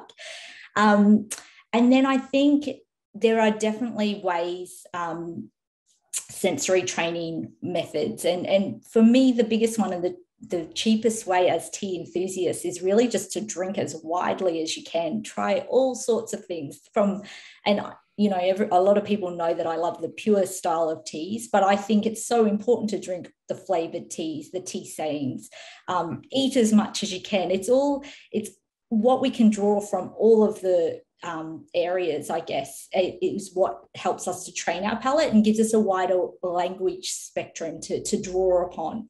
And one thing I've learned with Carl, and particularly when we were going through the coffee sensory, even though there's a lot of particular terms that they use around the coffee wheel, even Carl still draws upon flavors and experiences from his past, more so than the flavor wheel. And I think that for me, don't get too caught up in that, but use your own personal knowledge, and that will take you a long way. I think Adeline shared in the conversation about a kindergarten aroma or something, and I love that. I think it's so true. Yeah, and it is true. Taste is very personal, isn't it? It is. Just one more before I nip back to Vincent. Helen was asking about, during the session, you were cleansing the spoons, but should we be, thinking about cleansing our palate so it doesn't contaminate the flavours? Now, I've been offered water, but I'm not sure what else we should be thinking about. Yeah, I actually probably would defer that more to Carl, who's gone through the training of it. I know when I'm cupping my teas that I tend to cup in a style profile. So I won't normally mix a white tea and a green tea and an oolong. It will tend to be all black teas, for example. And I find that I can evaluate across those. Some things that I know that are done if we're having a really long cupping session, sometimes it's sort of dry crackers that we use just to clean our mouths out, and water as well is one of the things. So, yeah. But I think Carl would have a more professional thought process on that. That's fine. Vincent, if I could bring you back in here, if that's possible. Oh, lovely. Thank you. Vincent, Su Shong has asked if you've, and I can relate to this totally, so you can be as honest as you want, don't worry, I usually am. Have you ever felt tired of managing the tea community, or are you still in the zone 100%? Yeah, so just to give some background information about communities on Facebook, we have a community called My Tea Pal community, and now from creating it last year, now we've grown from 0 to 1,200. But what we do in the community is it's still heavily moderated because so we have 3 moderators, including me, and we create one post every day called Daily Tea. So we ask, what tea are you drinking? What stories or information would you like to share? So we try our best to engage our members to share what they're tasting and help them connect. And we also host weekly events like using Facebook rooms or creating a virtual gatherings, either just for us to get to know each other, or sometimes it's theme-based, we choose a topic to discuss. Like tea and wine, or a specific kind of tea. We talk about its processing, its brewing techniques. So it's because our community is not that big, it cannot run by itself, unlike some other Facebook tea groups that people share very often, and they do have other problems like spamming or advertising. But for us, a smaller group, there isn't a problem like that, but something I always think about is how to engage our members, how to let them, how to connect them, and how to let them interact with each other. So like, yeah, sometimes I'll think about, yeah, should I post something, or like what can I do to facilitate the interaction?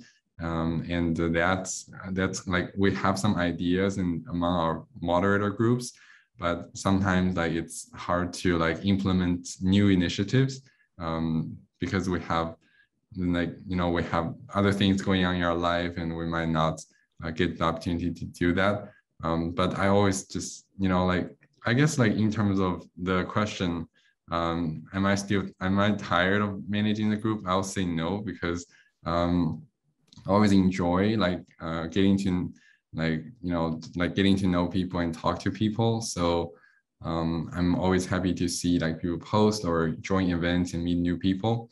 But I am tired of checking Facebook, because I have to like go on it every morning, and then I also need to check some notifications in the evening, try to reduce my social media usage. So I think it's hard to find the balance, and think about how to let the group run just by itself. I think it's really tough, but I hope, we'll have more active members and who can share more often.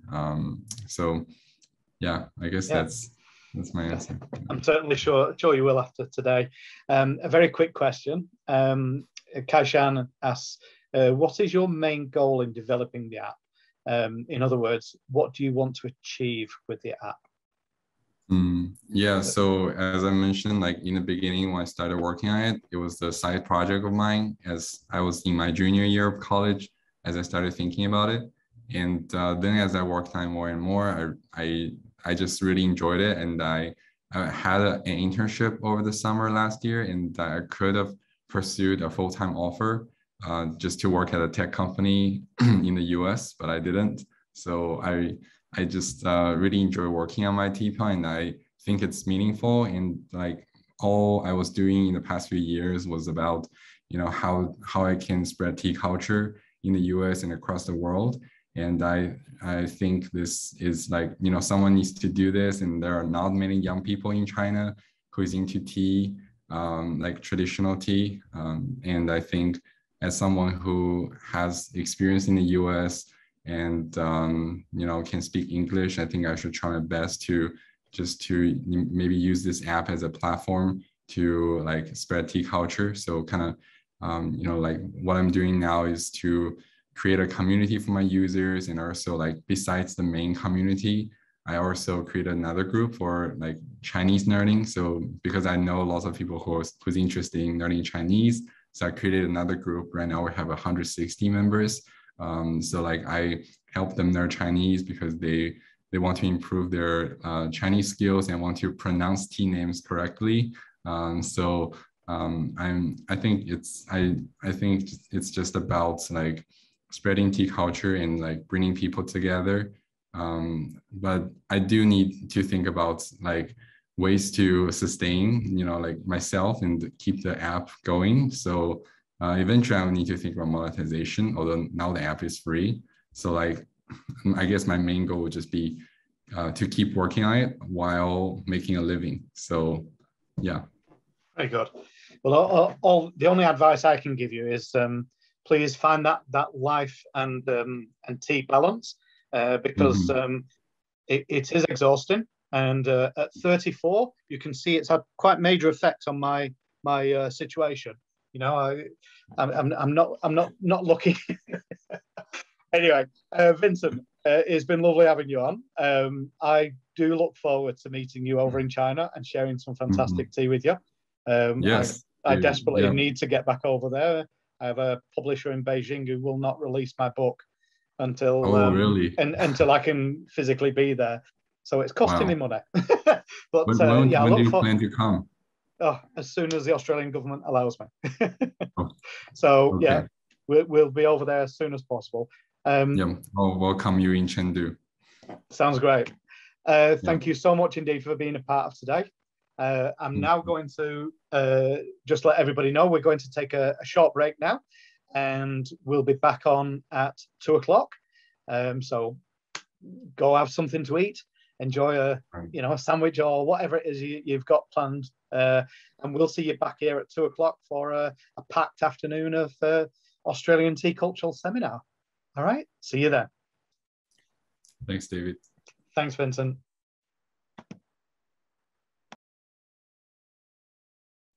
Well, good afternoon, everybody, and welcome back to the second part of the Australian Tea Cultural Seminar 2021. We've got obviously a full afternoon coming up for you, but I just wanted to mention some of the gifts that you've got in your box. For those who've received them, we've got the lemon myrtle native chai from the chai room, and we've got the tea equation Tasmanian Earl of Tasmania. Obviously, we've got the Don Matcha matcha tea, and we've got a lovely white tea from Tasmania, and we've got the London Drums. Now, I've not got any left, so I actually don't get any. But the London Drums bergamot, cardamom, and rose tea. The other one that a lot of you won't know what it is this one. And that one comes from the China International Tea Cultural Institute in Hangzhou, where I'm a member. And this tea is from Guizhou County in Hunan Province.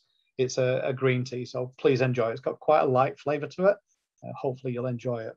So what I'd like to do is get things rolling, and as we're going to now take a tour of Arakai. Now, as many of you would know, we were going to spend the second day at Arakai, and myself and I know a whole heap of other people were so looking forward to visiting Arakai. Arakai is situated on the hinterland of the Sunshine Coast, and this was going to be, for many of us, a highlight. Unfortunately, we couldn't do it. As you know, we've got the restrictions. But when this all happened and we made the decision, I approached Brendan and asked him if he could consider doing a virtual tour.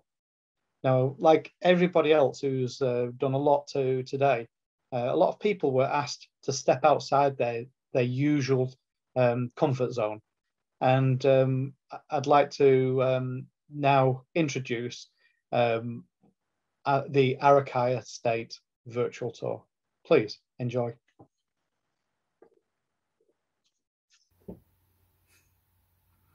Hi. A few years ago, I was introduced to a set of very unique teas, grown, picked, and produced in what you could only describe as a very Aussie way. Kim Cooper, our own Austcs Cup Competitions ambassador, introduced me and told me the story behind the teas, the people who make them, and the estate they own.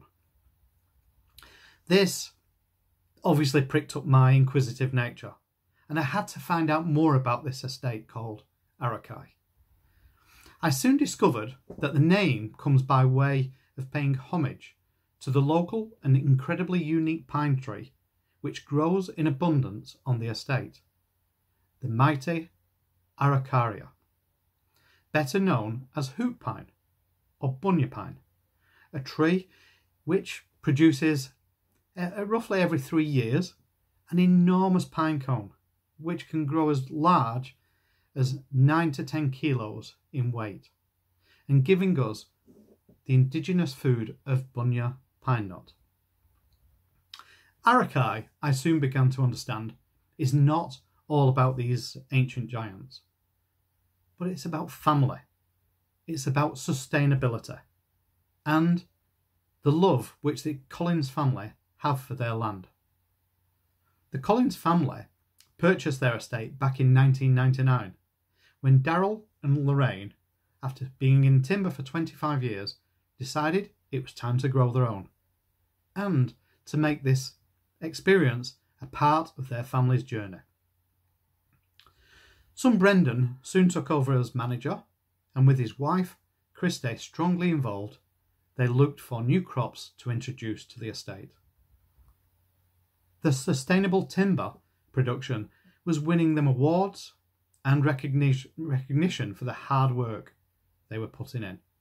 But Brendan and Krista wanted something that the two of them could nurture and contribute to the estate's makeup. After watching the ABC's Landline programme on green tea production in Victoria, Brendan and Krista popped on their research caps. And as they say, then there was tea.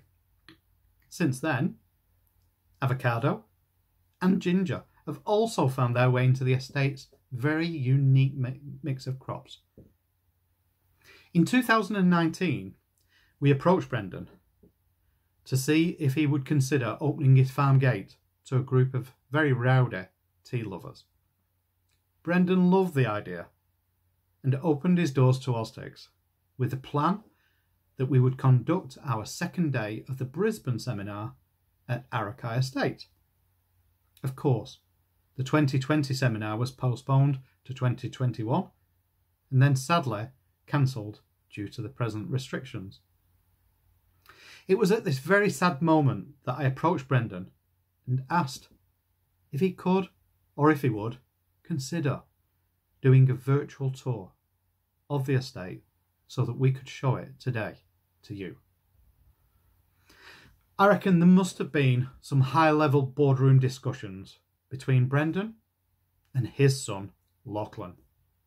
But after some hard-fought-out agreements being made on who would take the lead role in the movie, Lachlan obviously agreed, and as they say in Hollywood, that's show business. And so, I now ask you to settle in, grab your cup of tea, relax, and be completely and utterly captivated by this tour of Arakai Estate with Lachlan and Brendan. Oh, of course, there's a cameo role by Charlie, their dog. So welcome to Arakai Estate.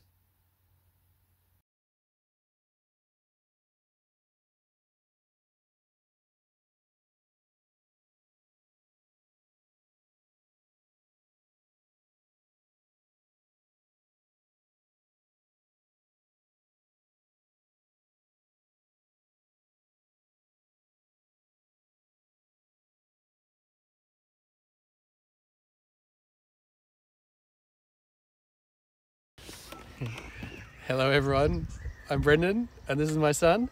Lachlan. And we're going to give you a bit of a tour of our farm, Arakai Estate.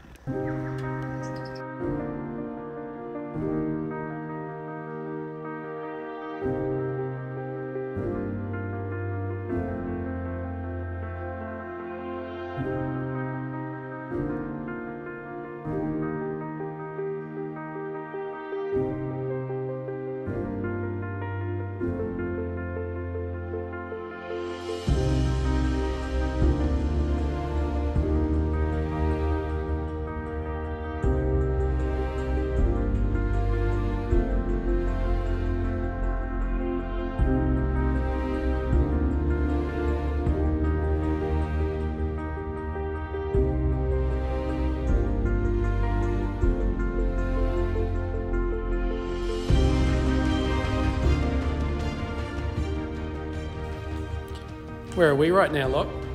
In the shed. Which shed? Tea shed. The tea shed. And what are we doing here? Make tea. Make tea! We also store avocados. And ginger. And ginger. Lots and lots of ginger. But this is where all the magic happens for our tea making operation. We're just gearing up now for our spring harvest. Be in about 3 weeks' time, and right out the window there's the tea.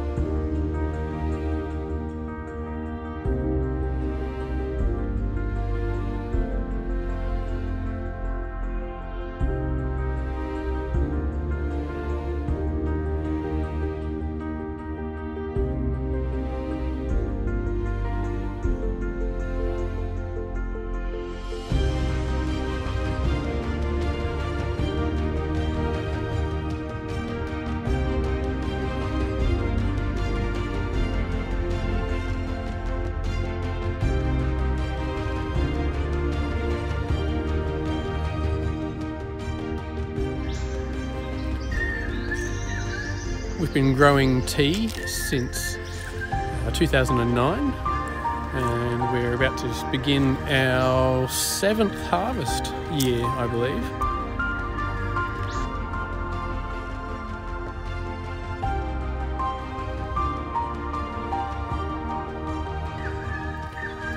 We have around 500 avocado trees, all Hass variety, and they are a pretty reliable source of farm income for us, as well as absolutely delicious to eat.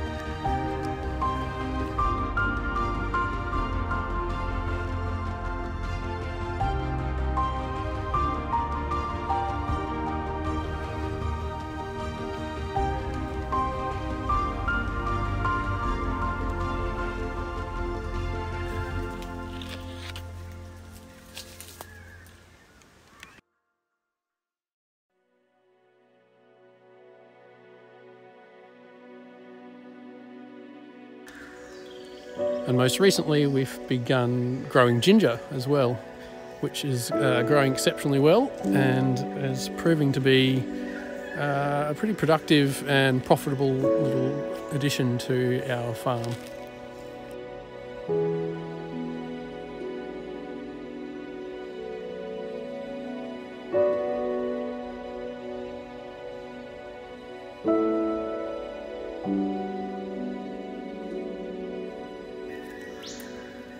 Arakai Estate is a 400-acre mixed farm that has been owned and operated by the Collins family since 1999. Now, the backbone of our property is our timber plantations. We have rainforest plantations as well as native forest that we harvest from when we need. And this section of rainforest is over 20 years old now, and so we have some rather exceptionally good and large trees.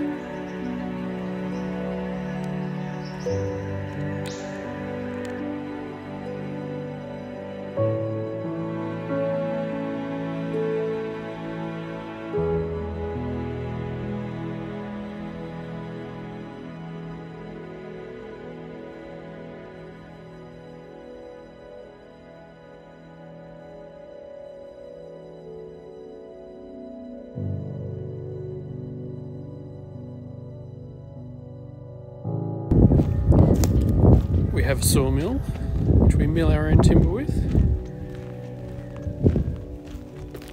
And we go through a lot of firewood through winter. And every now and then we cut our own hay, mulch hay, using around the farm.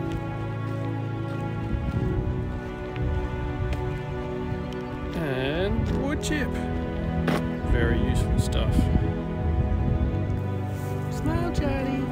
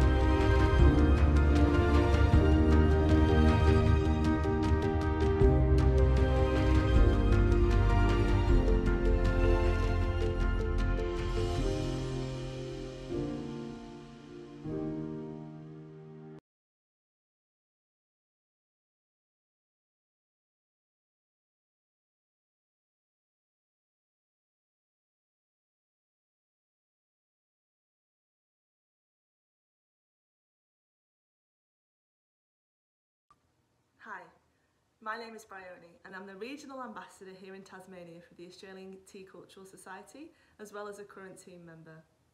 I discovered Austcs in 2019, when the world was a more fluid place and the Tea Cultural Seminar was held in Hobart.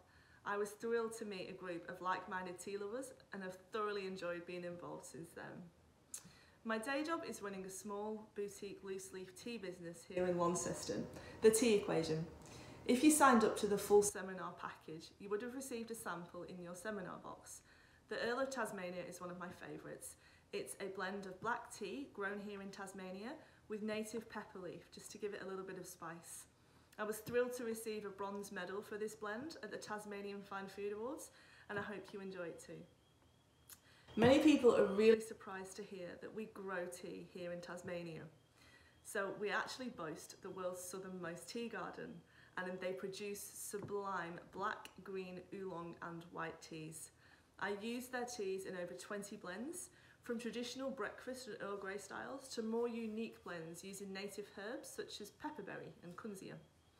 If you ever visit in Tasmania, I highly recommend a visit to the farm, where you can get a cellar door style tour, seeing how the tea is grown, produced and get some tastings too.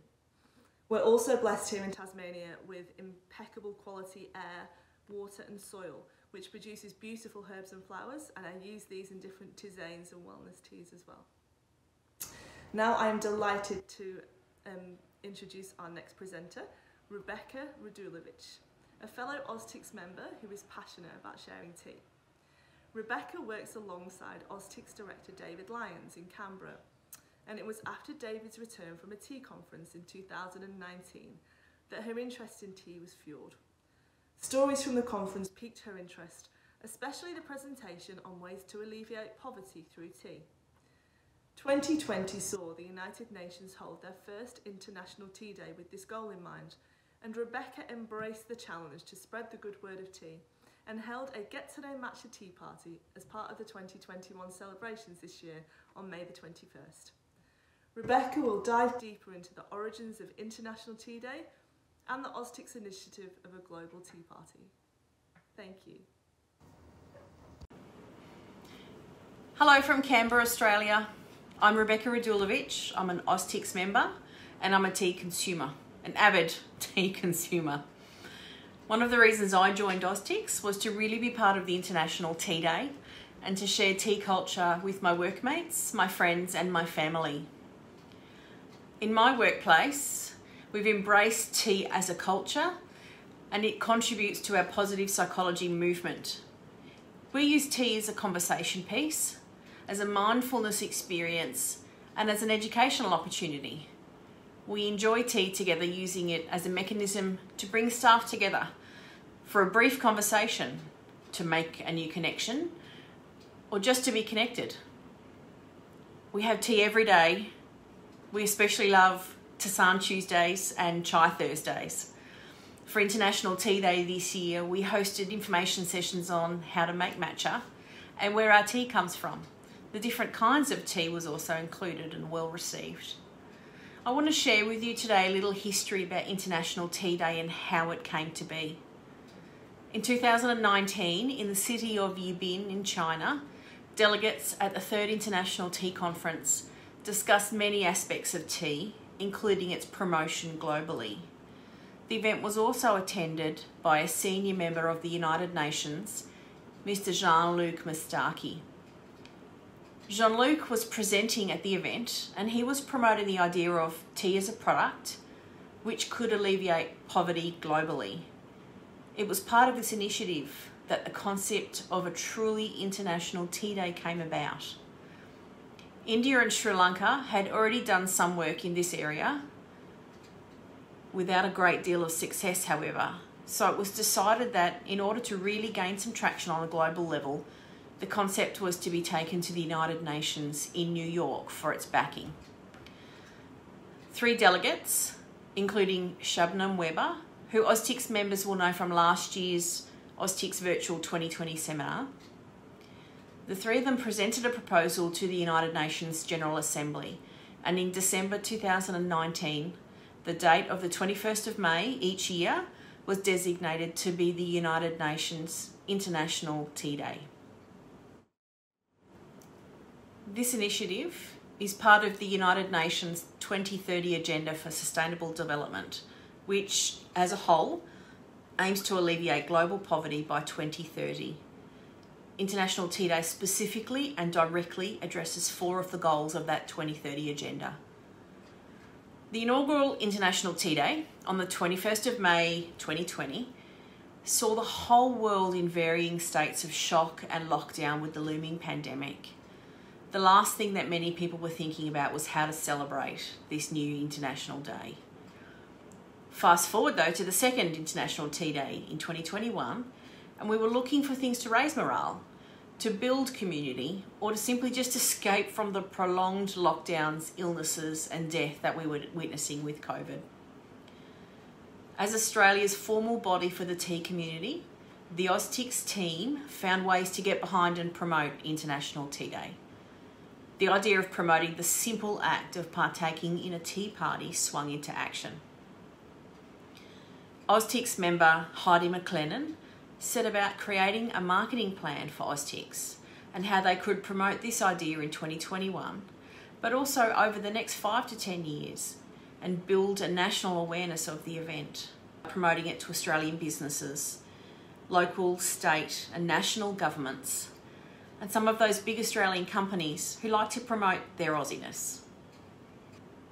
Austcs looks forward to an International Tea Day when it's widely accepted and celebrated by thousands, if not millions, of Aussies around our wonderful country and even those overseas. So where can you start? Search the internet using keywords United Nations Tea Day. There you'll find the UN's resolution.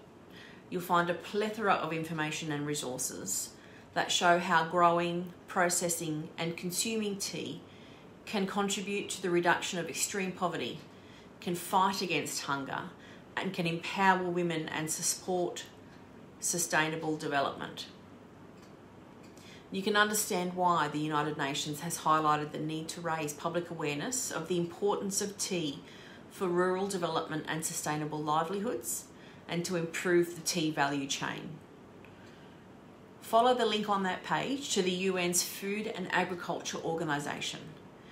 There you'll come to understand the key messages, interesting papers and publications, and you'll be able to view some of the International Tea Day activities from around the world. What can you do? So what can you do? You can be aware of the journey of tea from field to cup and how the tea trade impacts those who are positioned all the way along the tea value chain. Be conscious of where your tea is sourced and the sustainability factor. Be curious about the tea that you drink, the brand and the manufacturer you choose, where they source their product. Do they commit to improving the workplace, wages and working conditions, as well as the health and safety of everyone along their production line? Enjoy a cup alone as part of your relaxation routine. Enjoy a cup with friends as part of your social connection. During COVID times and restrictions, while you're engaging virtually with colleagues, maybe get your team to have a tea brewed in time for your meeting and enjoy tea together while you're still apart. You can also join with me to recognise International Tea Day each year. Have a tea party. Spread the word. But what does a tea party look like? It might just be you and a few friends enjoying a cuppa. It might be a morning tea at your office. It might even be having a few friends over for a tea champagne cocktail. If you enjoy a glass of bubbles and you haven't yet experienced a tea champagne or a tea cocktail, you are missing out. Google that. It's a thing and it's fantastic. You can also get involved with your local community. Arrange to host or be included in an International Tea Day event that doubles as a fundraiser for a local charity or a community group. Don't forget to register your tea party on the Austcs website and use the #International Tea Day.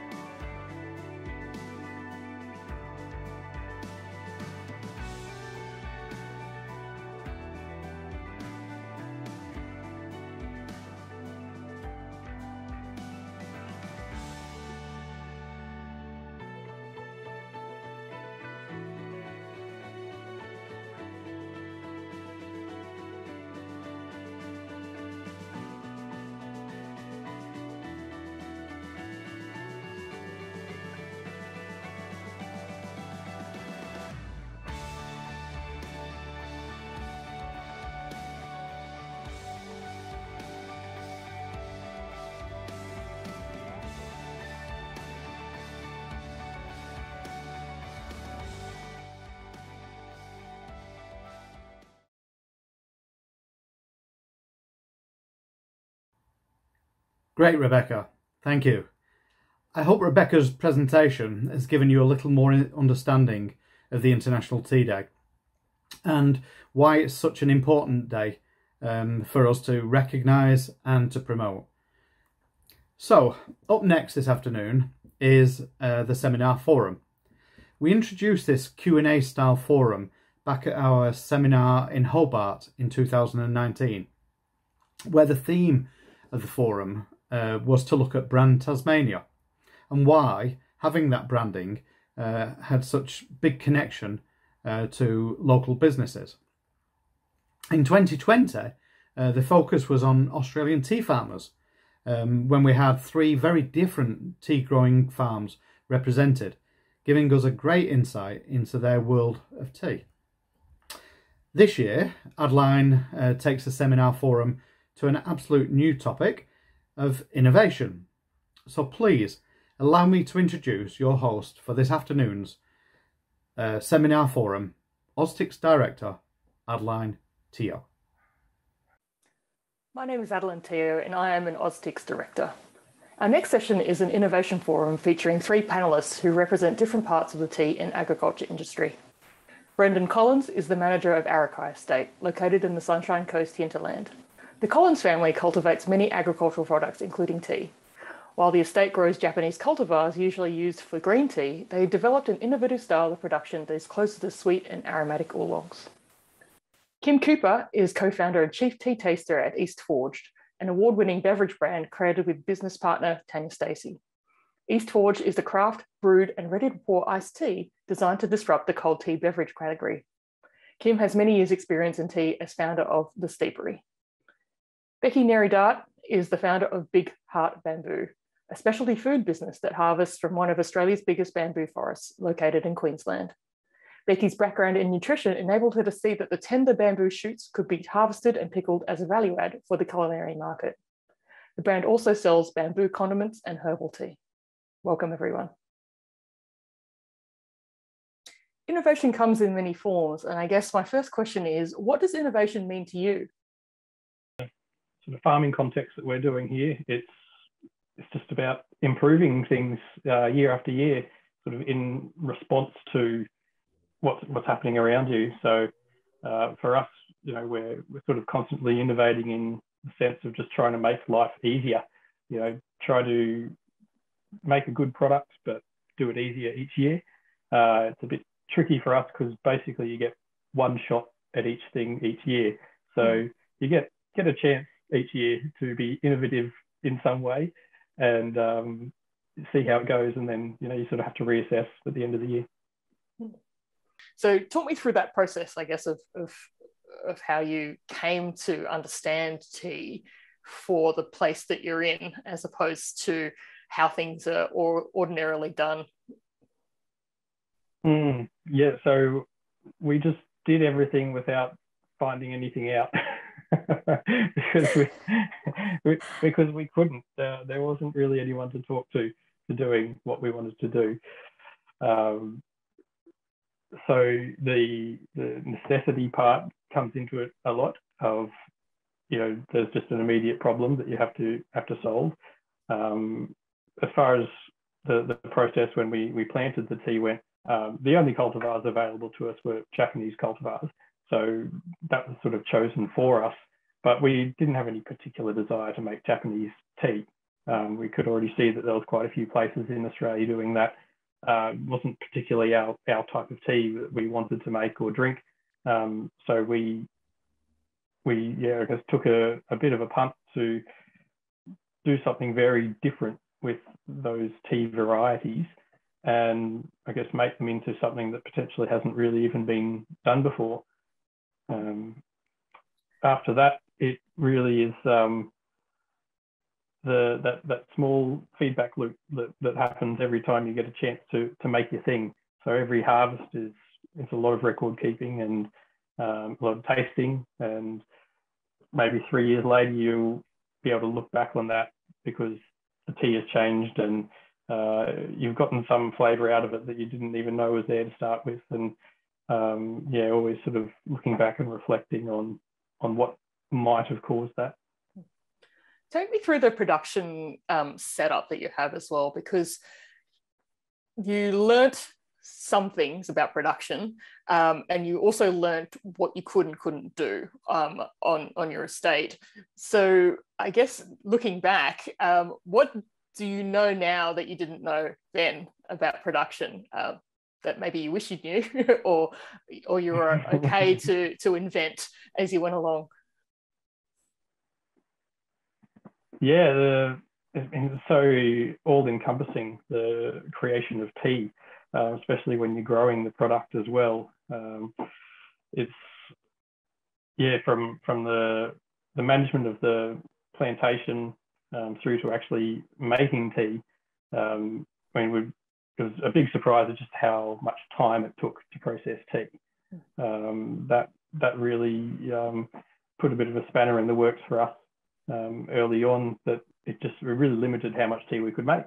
We had certain machines and processes in place, and we'd be out there until 2 a.m, making sure things were running the way that they needed to. So we had to change our expectations of what we could produce and in what short amount of time we could produce it in.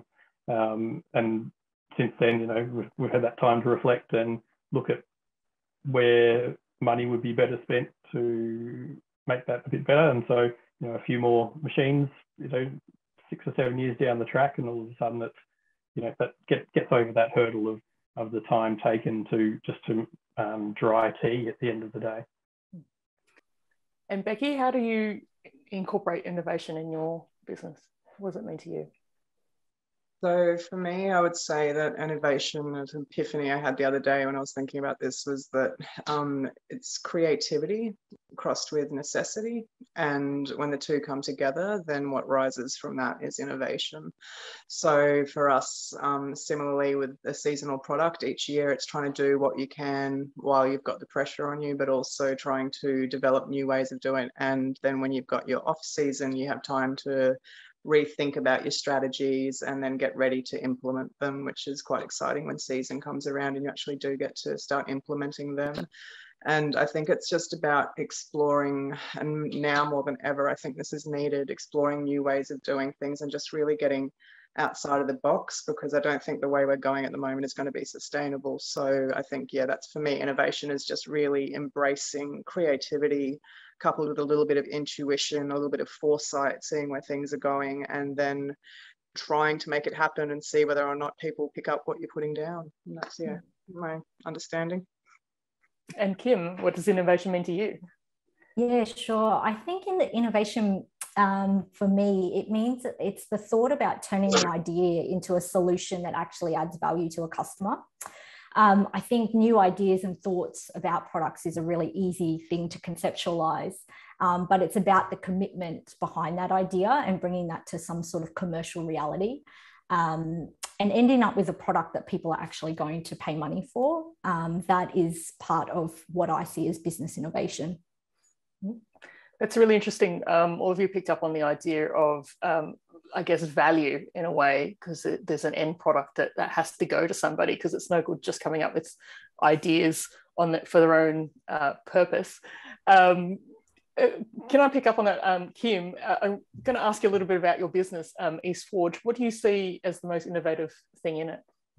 Yeah, sure. I guess just in a bit of background about East Forge, I mean, we created East Forge basically to fill a gap in a $38 billion global iced tea market.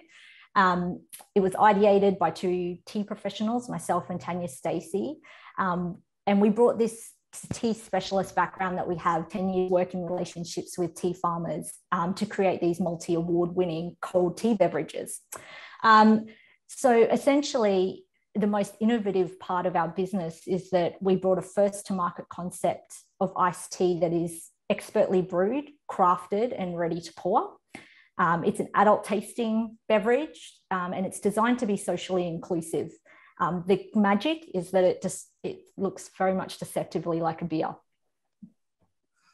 And Brendan, on your farm, when you started Arakai Estate, or the tea production at Arakai, you used some cultivars from the Japanese production side of things, but different kind of methodology that melds those together. What other innovations can you highlight from Arakai Estate? Oh, it's constant every year, just trying to find new ways of doing it with, you know, something like teas where there isn't a huge industry support or anything like that for us. So we're sort of doing it on our own to a certain degree.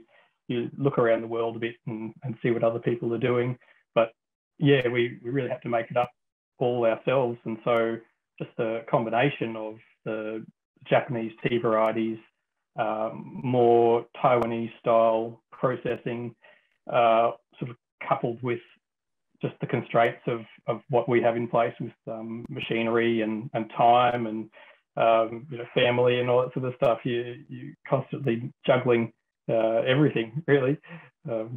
Yeah.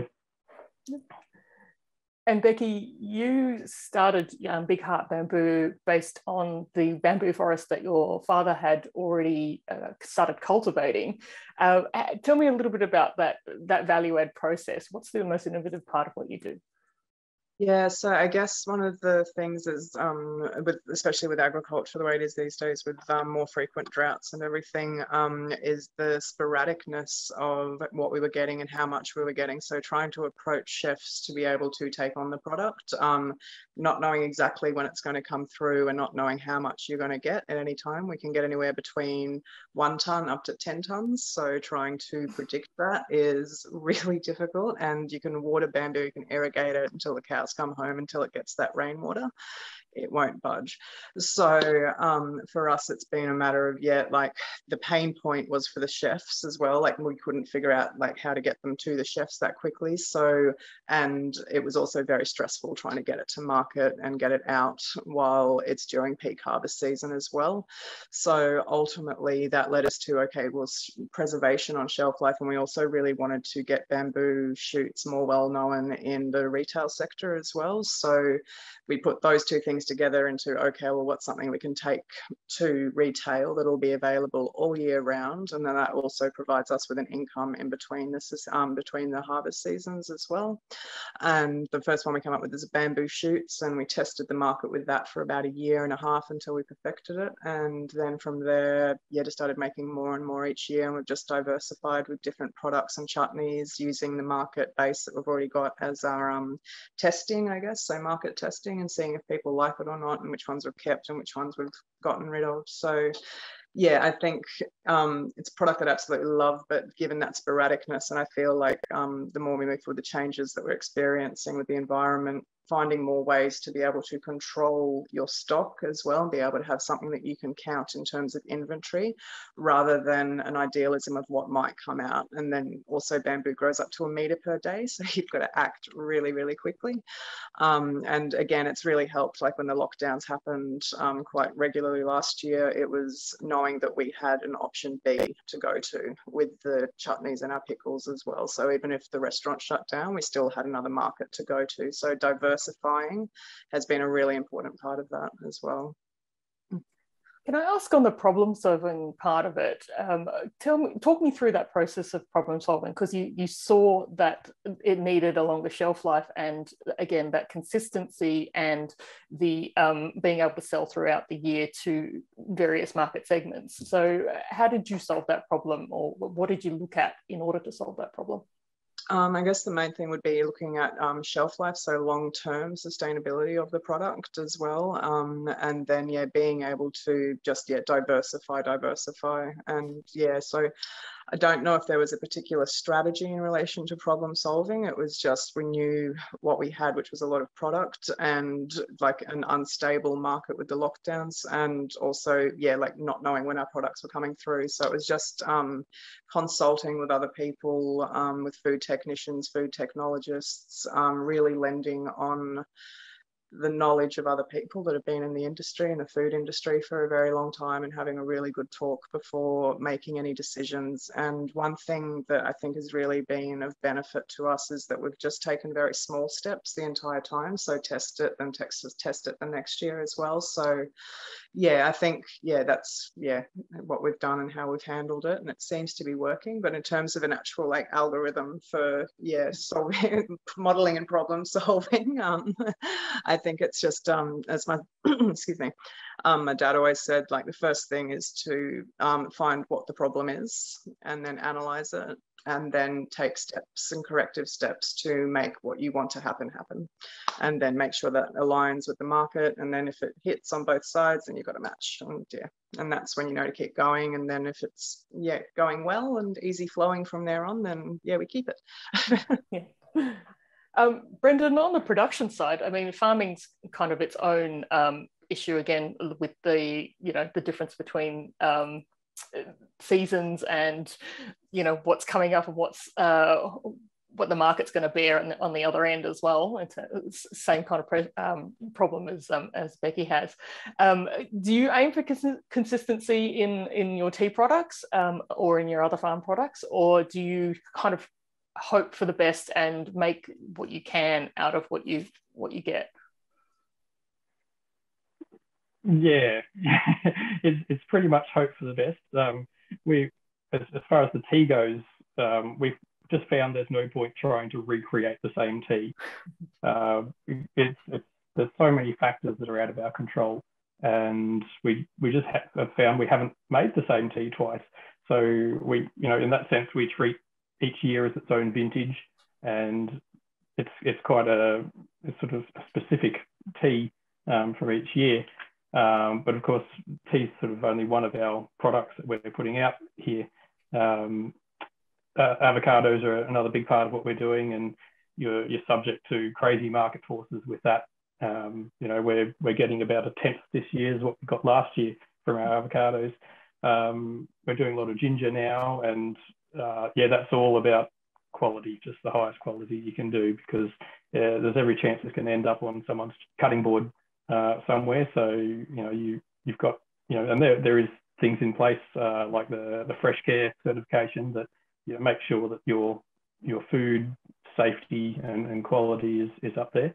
And what kind of problems are you solving, Brendan, over there? Like with that, I mean, you gave up on consistency because that's not, I guess, part of your brand. Your brand is basically a quality rather than, like you said, you've decided to make it a vintage as opposed to a particular kind of flavour.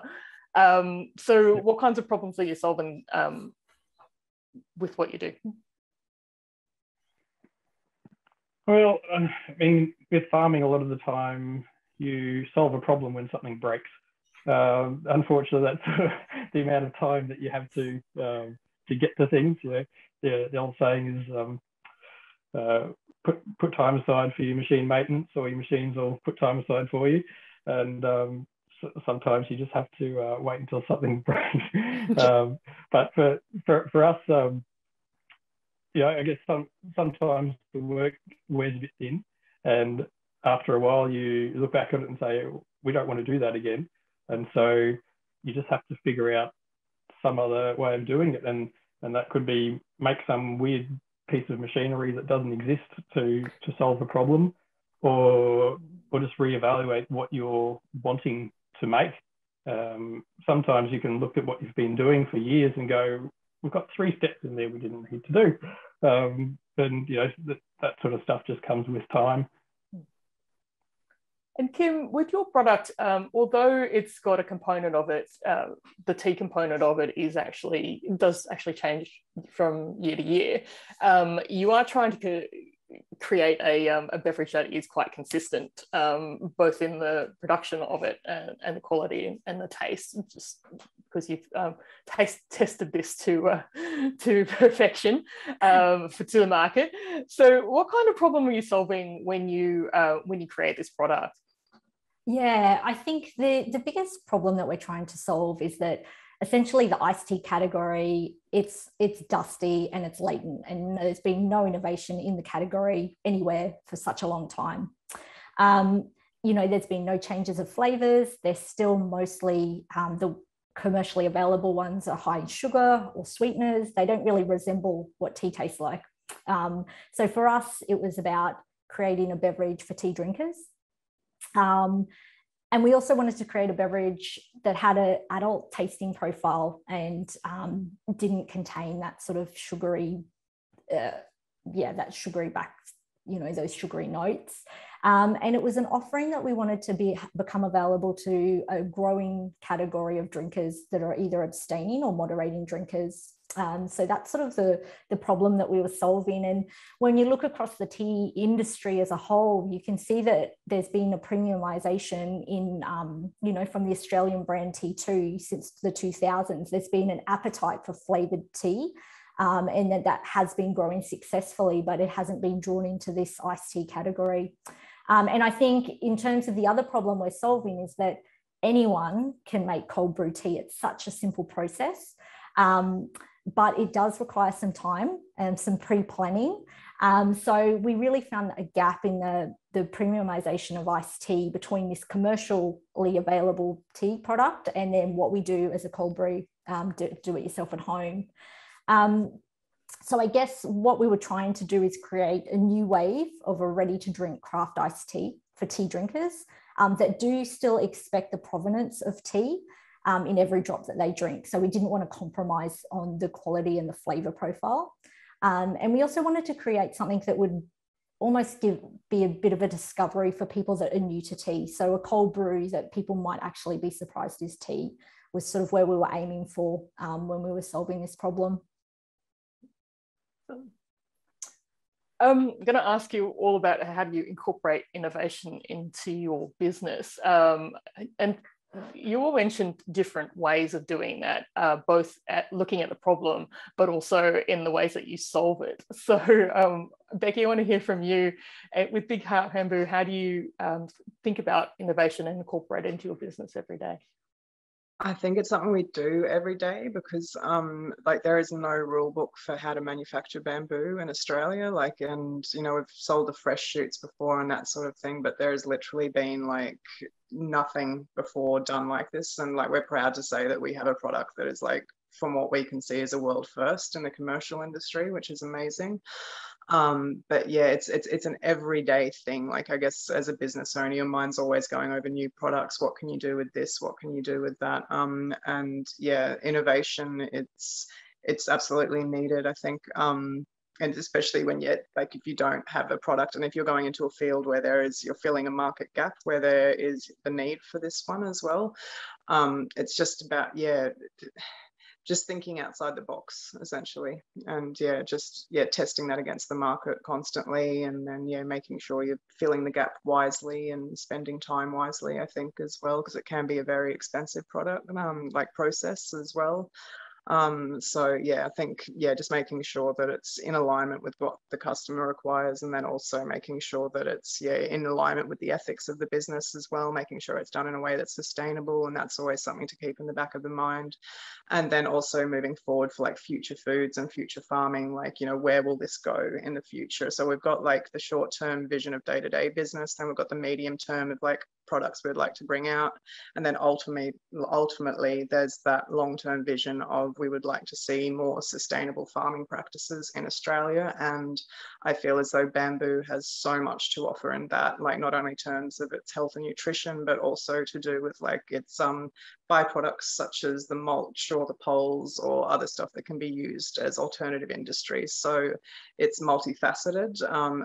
With bamboo, it's difficult because there's so much you can do. So I've just brought it right back to the edible because I've got my background in nutrition. So yeah, I think if you're naturally an innovative person, it's not something that you just go and go, okay, I'm going to go be innovative today. You're always thinking and always coming up with new ideas. And I think probably the biggest thing with that is knowing that when you have an idea, that not all your ideas are good. Like 1% of your ideas will be good. Some will be really fanciful and lovely. But I think the biggest thing is making sure that it's like assessing your own and how would you say, evaluating your own innovation as you go forward, I think is also really important.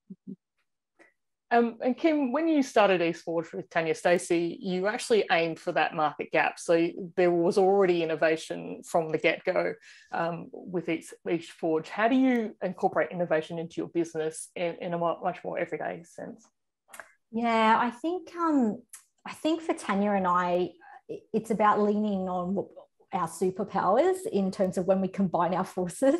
So for us, I think our superpower really is in product innovation, and it's through our experience in the tea industry over such a long period of time. So we both have an intimate understanding of the processes that are required to bring out the best flavors and aromas of tea. So we tend to lean on that as we build out, I guess, more of our product ranges, hopefully into the future. So it's about, you know, we've got this library of tea flavors that we can go to as we continue to develop our tea beverages. I think the big thing really though for us, and probably a learning, is that you need to couple this with this process of continuing to talk to our customers, receiving their feedback, iterating on your own ideas. And that's how you build in this continuous innovation into your business model. Because, you know, I think both Becky and Brendan have touched on, it's this iterative, you're always thinking like, how can this be done better within the time frame that you've got to act between the next time you produce, for example, from our perspective. So I think that's sort of how we try and incorporate every day. We lean on what we know best and then develop from there. And Brendan, farming's such a traditional, I guess, segment, like sector. Obviously, you've managed to build some new things and produce some products that haven't been seen before in Australia, both in terms of your tea and some of the other timbers that you produce for commercial use. How do you incorporate innovation into your business? Yeah, it's pretty much been touched on. I think what Kim said is pretty spot on with the relationship between her and Tanya, in that and we've got people here that are sort of very involved with what we're doing, as in my dad, and we've got another employee here, and you're just always talking about, just always back and forth, always second guessing what you're doing and how you're going to do it, and where possible, put in some trials of some sort. You know, you've always got the little scientific process on the side of we'll try something different over there, keep a bit of a record of it, and just evaluate at the end of the year. But it's such a benefit to have someone or people that you can bounce ideas back and forward from, because the costs of change can be quite extreme with anything agricultural. And when you're looking at maybe 4 or 5 years from implementing something to actually getting your first product, you really want everything, you know, in place beforehand, because changing it can be really difficult and expensive. Then what's the most challenging part of your innovation practice? Because you mentioned before, a lot of the time, it's when something breaks that you realise there's a problem that you have to solve, and then all that sort of problem solving kicks into gear, and I guess that's when innovation comes to the fore. Is it an everyday, I wouldn't say an everyday occurrence that things break, but do you have innovation at the forefront of what you do? It's a bit hard to say, to be honest. You're just so busy getting done what needs to be done that you fit it in wherever you can, I guess. Yeah, sorry, I don't really have a good answer for that one. Becky, is there a challenging aspect to your innovation practice? Yeah, so I think because each time you go to innovate something, so you've got, like, say for example, if you're coming up with new recipes or something like that, so you've got your creative side of it, but then you've also got to keep in mind constantly, so you know when you make like a new recipe and you're like, that was amazing, but you cannot remember what you've put in it. So it's about capturing that creative zone and then remembering to also have your logistical stuff on the other side. So making sure that, recipes are written down if you're in a passionate way of innovating something. Then your costings on top of that, pathway to market. Is there going to be a desire for this in the market as well? Like our pickles this year took off. Like we've pretty much got, I think there's only about 10 jars left until the next harvest season at the moment. And that's been due to coronavirus and it's a health food. So people have been just jumping on top of that, which has been amazing. So I guess, the unpredictability of the market's always there. With innovation, I think, again, small steps is really important because that way you're not making, if you do make a mistake, it's not like 10 times, it can cost you hundreds of thousands of dollars, but to do just things smallly so that it's more cost effective, and knowing that it might be 1% of those, it might be the 99% that don't work sort of thing. So yeah, I think always keeping that in mind with the cost, but then also trying to maintain that creative element as well. So I sort of look at it as the yin and the yang of, the business world, where you've got your intuition and creativity, but then you've also got your framework and strategy on the other side. And just trying to get those two worlds in balance. And that's part of it as well. And then just from there, just going with the flow, I guess. So if you're having a day where you do feel like you're being creative, then just bank in on that. And then if you're having a day where you're feeling like you need strategy and structure, then do that for the day as well. And then, try and work through it. So for me, it's a very, it's an intuitive process and it's quite an enjoyable process. The logistical stuff can get a bit difficult sometimes, but that's, that's part of it. So it just depends which hat you're wearing on the day, I guess. It absolutely sounds like the innovation side is kind of natural, but it's the market side that and meeting the market that seems to be the most difficult part. Kim, would you agree that that's a pretty difficult part of what you're looking at at East Forge? Yeah, I definitely agree with that. I think for us, it's the most challenging part of trying to maintain our innovation is really keeping the customer at the front of your mind. I mean, Tanya and I have no shortage of ideas for products or new flavors or new things we want to do, but I think it's about trying to put in place a framework to assess these ideas. And then, we're all busy founders. We're trying to do absolutely everything ourselves. So it's trying to put in place some milestones to actually make sure that you relook at those innovation pieces and continuing to just keep that at the front of the mind, I think, as we develop out our ideas. Becky, how can organizations such as those in your industry implement an innovation mindset or culture? I think it's about embracing what's not working. And I really think that kind of takes a lot of courage, especially if you've got a business corporation that has been going for so long and has been doing really, really well for the last 20 or 30 years, but is all of a sudden starting, like we're living in unprecedented times, so I feel like innovation with most things, and I think Elon Musk is probably one of the most paramount people on this front as well, like what they're doing in terms of innovation.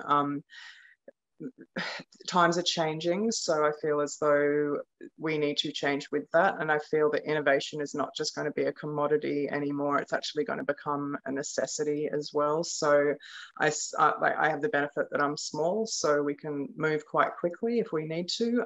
But with larger companies as well, I think it takes a lot longer to get those systems and processes in place. So I guess my recommendation with that would be start looking at what's trending at the moment, where we're headed in terms of the environment, and start to just at least think about it now, or plant seeds of thought now, so that as times change, there are more options available to those businesses, because I think we're going to have more and more challenges, and the businesses that aren't being innovative and really tailoring to our responsibilities as business owners, as well as what our customer needs, and really focusing on what the customer needs, like with the iced tea, the fact that that's like, we do have a lot of like millennials don't drink alcohol, which is amazing. So there's like observing that trend and then moving towards that with imagination and creativity and innovation. And like, I think as humans, as a species, we always want more new, interesting things, and we were meant to evolve, and innovation is a part of that evolution,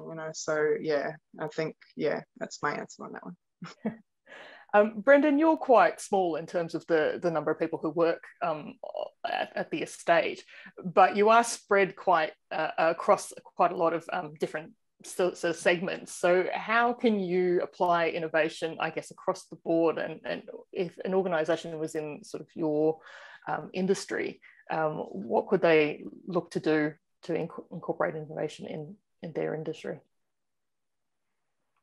Well, all I can really recommend is sort of what we've done here, which is diversify. I don't propose to be any sort of great business innovation wizard or anything like that. Just a humble farmer here. But yeah, I think one of the things that makes our farm so unique is just this wide array of things that are working together, and getting the right things that work with the timing of those products. But yeah, I don't know. That's about it. And Kim, you guys are small. There's a team of 2 over there, plus your brewer, your nitro person. I don't know how you get distiller. I don't know. Your brewery guy. So I mean, is size an advantage for you, or is the ready to drink category and the fact that you actually want to go quite wide in terms of reaching a lot of consumers a bit of an issue for that industry? Yeah, I think, size, I think, as Becky mentioned, where you're nimble and you're agile. So it's sort of a power, it's like a superpower to charge really quick decision-making. I guess for us, I think innovation practice and our customers go hand in hand. So you're not going to be able to stay in business for very long if you don't have the customers to buy your products. And as I mentioned before, Tanya's and our strength is around product innovation, but innovation can also come through technology and business model evolution. And I would say in terms of the broader tea industry, I think what Becky was mentioning before, it's really important to understand the much more broader macro trends that are happening, and thinking about how you can actually solve those problems for your customers. It's not necessarily jumping on something that's really hot or trending. It's just the way the world's changing and the way that customers are behaving. So it's tailoring your product to solve their problems. And I think what's really a great thing to do is to look not only within your industry. There's like a lot of things happening within the beverage space. There's functional beverages, nootropics, adaptogens, all this really interesting things. But it's are other people solving your customers' problems in a different way, and trying to think about what you can take away from this and incorporate in your own business ideas going forward. Kim, what do you see as a practice that your industry can incorporate to make innovation a little bit more easy to adopt? To be quite honest, I think it's this I think we have a fear of experimenting with new things, particularly if something is working. So if you have customers and you have revenue, I think you feel quite comfortable in that, and you're more inclined to try and change the levers to increase customers or increase price, as opposed to looking at more innovative ideas. I think one of the practices that we probably all need to work a lot harder, and from what I've taken away from being part of East Forged, is that we probably just don't understand our customers as well as we think we do, or we don't go deep enough in terms of thinking about the way that they want to solve their problems. So by doing that, you actually can reduce the risk tolerance that your organisation has for innovation, and start doing those smaller tests that sort of Brendan and Becky have alluded to, getting product into the market quickly, getting feedback, and going from there. So I think that's the sort of practices that Tanya and I try and lean on before we get carried away in other things. Becky, you mentioned that innovation will become a necessity. And is there anything we can do as a society or an industry to promote innovation better within businesses? I think ultimately what it comes down to is consumer demand as well. So again, I see like there's more and more pressure ramping up for environmentally friendly solutions as well. So for us, this is big because it means with bamboo, you don't have to fertilize it, you don't have to put sprays on it. With other fruit and vegetable, you might have to turn the soil every year, which means the carbon gets released. So you've got to do that once a year, whereas bamboo, you plant it once. It lives for 30 to 250 years, and then you've got a continual food supply from that that's drawing down 150% more carbon than an average hardwood forest. You're providing instant habitat for wildlife because you've got all the hollows up there. You're bringing the temperature of the local area down as well. So come down to 24 in the bamboo forest as opposed to 36 out on the road as well. So ultimately it will come down to consumer demand, and I think that will begin to change as we start to have limited choices and we're really forced to look at the way that we're doing things, particularly in agriculture, because that is a major contributor of environmental impact in terms of greenhouse gases, and also for the effect that chemicals can have on the environment. And you've got issues with runoff to the Great Barrier Reef and this type of thing. So I think, it does come back to what the consumer is asking for, but it's getting ready to be ready for that change as well. So yeah, that's where I guess I'm always coming from with this, is like, what does the future look like in 10 or 15 years when hopefully we have decided as a society that we don't want to use chemicals anymore, that we don't want to, destroy land for agriculture, that we actually want to renovate it and make it better for everything, like not just us. So yeah, that's sort of where I'm always tracking towards in my mind as well.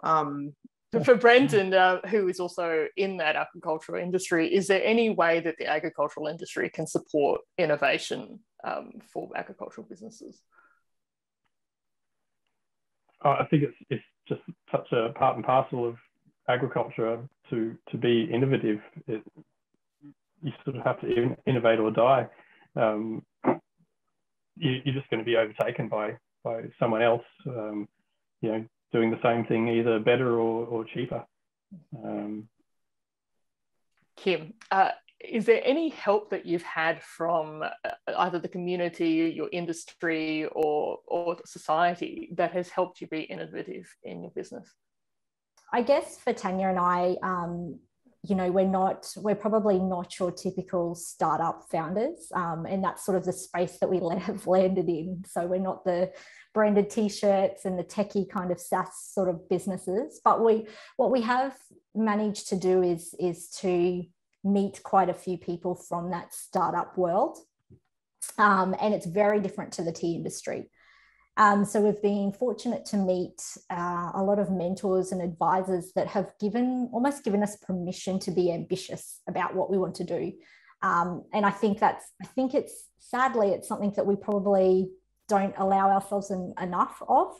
And it's once you've got the ambition and you can see that your idea could be bigger than, or as big as you actually would like to see it grow, that allows that innovative thought to creep in, and it's how can I be innovative to get to that next stage. So I think for me, it's probably been introduced to mentors and advisors that had not previously been in my world. Becky, I want to ask about what has helped you externally be more innovative in your business. Have there been co-ops or any kind of help, mentorships? Yeah, so in terms of, help that's been available, of course, like I am the crest of the wave from my dad, who's like established the bamboo farm. So obviously that has been amazing. In terms of innovation, mentorship has been second to none. We, through the Food Ag Network on the Sunshine Coast, I signed up to them when I first started, and a lot of the time I was at a loss of what to do next, but then just meeting mentors there, with a food technologist who I just really want to give a massive shout out to is Bernard Parker from Parker Industry Foods. He has just been, I was honestly at a stage of the business development where it was almost getting into the too hard basket, because I'd consulted with a few different people and it was just nothing was in layman's terms. And then meeting Bernard was an absolute game changer, and having somebody there who not only gave introspect but also with his knowledge and backing, that just gave us that potency to move forward, which was amazing. Food Ag Network, I can't sing their praises enough as well. Like if ever you're feeling at a loss, you just go to one of those networking nights and you feel to connect with other producers is amazing. And 9 times out of 10, if you go there with a problem, it's solved, or at least on the way to being solved by the end of the night. I would love to see more government grants available for innovation. I really, I do feel this is something where we're sort of, we could definitely improve upon. And and I think just intuition again, and I think it's something in the business world, intuition isn't always, maybe it's seen as a bit of a taboo thing or something, but really lending on that and embracing that part of it and like bringing that into the business world. And I think intuitive, like, we're seeing more and more businesses start up that are implementing more of that intuition as well. So I think those elements all combined have been a massive help, but I still definitely think in terms of giving new innovative businesses and research and development, even just so that we have like IP that is owned by Australians, you know what I mean, so that we can move forward. I think that's really important as well. So and always grateful. But apart from that, like I think it does come from that single point where you have to be going and looking for it, and then it'll show up in the right places as well. Well, thank you all so much for your time and your insights into innovation. It is a different world, I think, to be innovation first in an industry that, you know, it tells you you can do what's always been done and it'll be fine, but you're otherwise not going to be here. I think you're not going to progress if you don't have that mindset to reach new people and do new things, solve old problems in new ways. Sometimes I think it's the way that we think about it. Good afternoon, everyone. Unfortunately, Brendan, who is the person that people most want the answers from, is unable to make it. Apparently his house has exploded into a bit of a madhouse. You probably saw Lachlan earlier today. He is dealing with some kids and probably dogs and maybe even chickens as well. We'll see how we go with the 2 others in our chat. We do have a question for Kim, which is, we don't know enough about, this is Kaishan saying, we don't know 100% about our customers. How do you solve this problem, especially as a small business? So what do you do to find out more?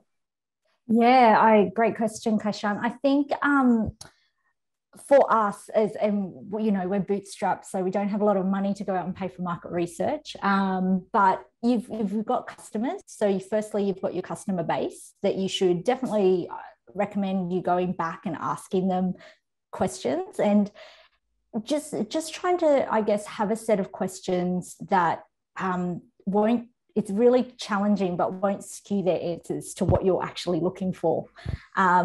So Tanya is actually the brains behind more of the market research, because she also can hide her thoughts a little bit better, where I get really excited and want to ask more questions that kind of leaning on my favor. But I think you need to have a bit of a script to go and interview your previous customers.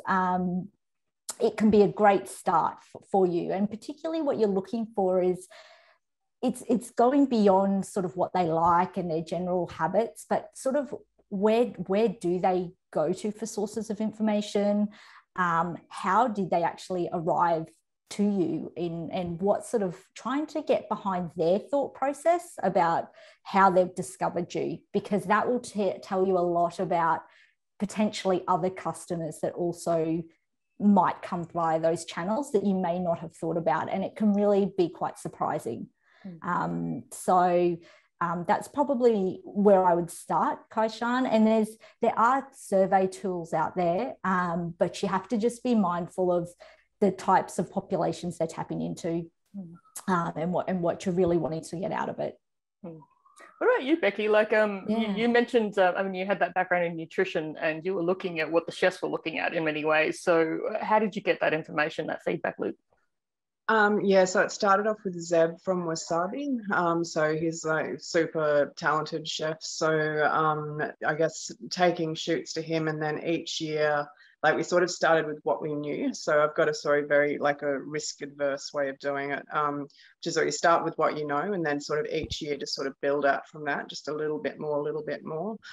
So each year we'd take in new shoots that we knew that you could eat, but we weren't too sure if they would be like the same quality or with the different stuff. So taking them each year and developing them with that, and of course getting feedback from them as well was really important. And then the other thing that we didn't expect was, because we used to do just pop-up events with the chutneys and the pickles, but then when COVID happened, we started to get more into regular just market days as well. And we found from that we were actually getting the best feedback, because you had customers right in front of you. You can actually have that person-to-person conversation as well, and like the face if they don't like it, you can tell, and they can read you, and you can actually have like that really genuine connection, rather than like like where it's sometimes in between screens and that type of thing. So that was really helpful. And then it also helped with that define who our customer base was, because we'd find different markets we did better, and like the feedback we would get. And so so we now know our customer base better as well, and who are people that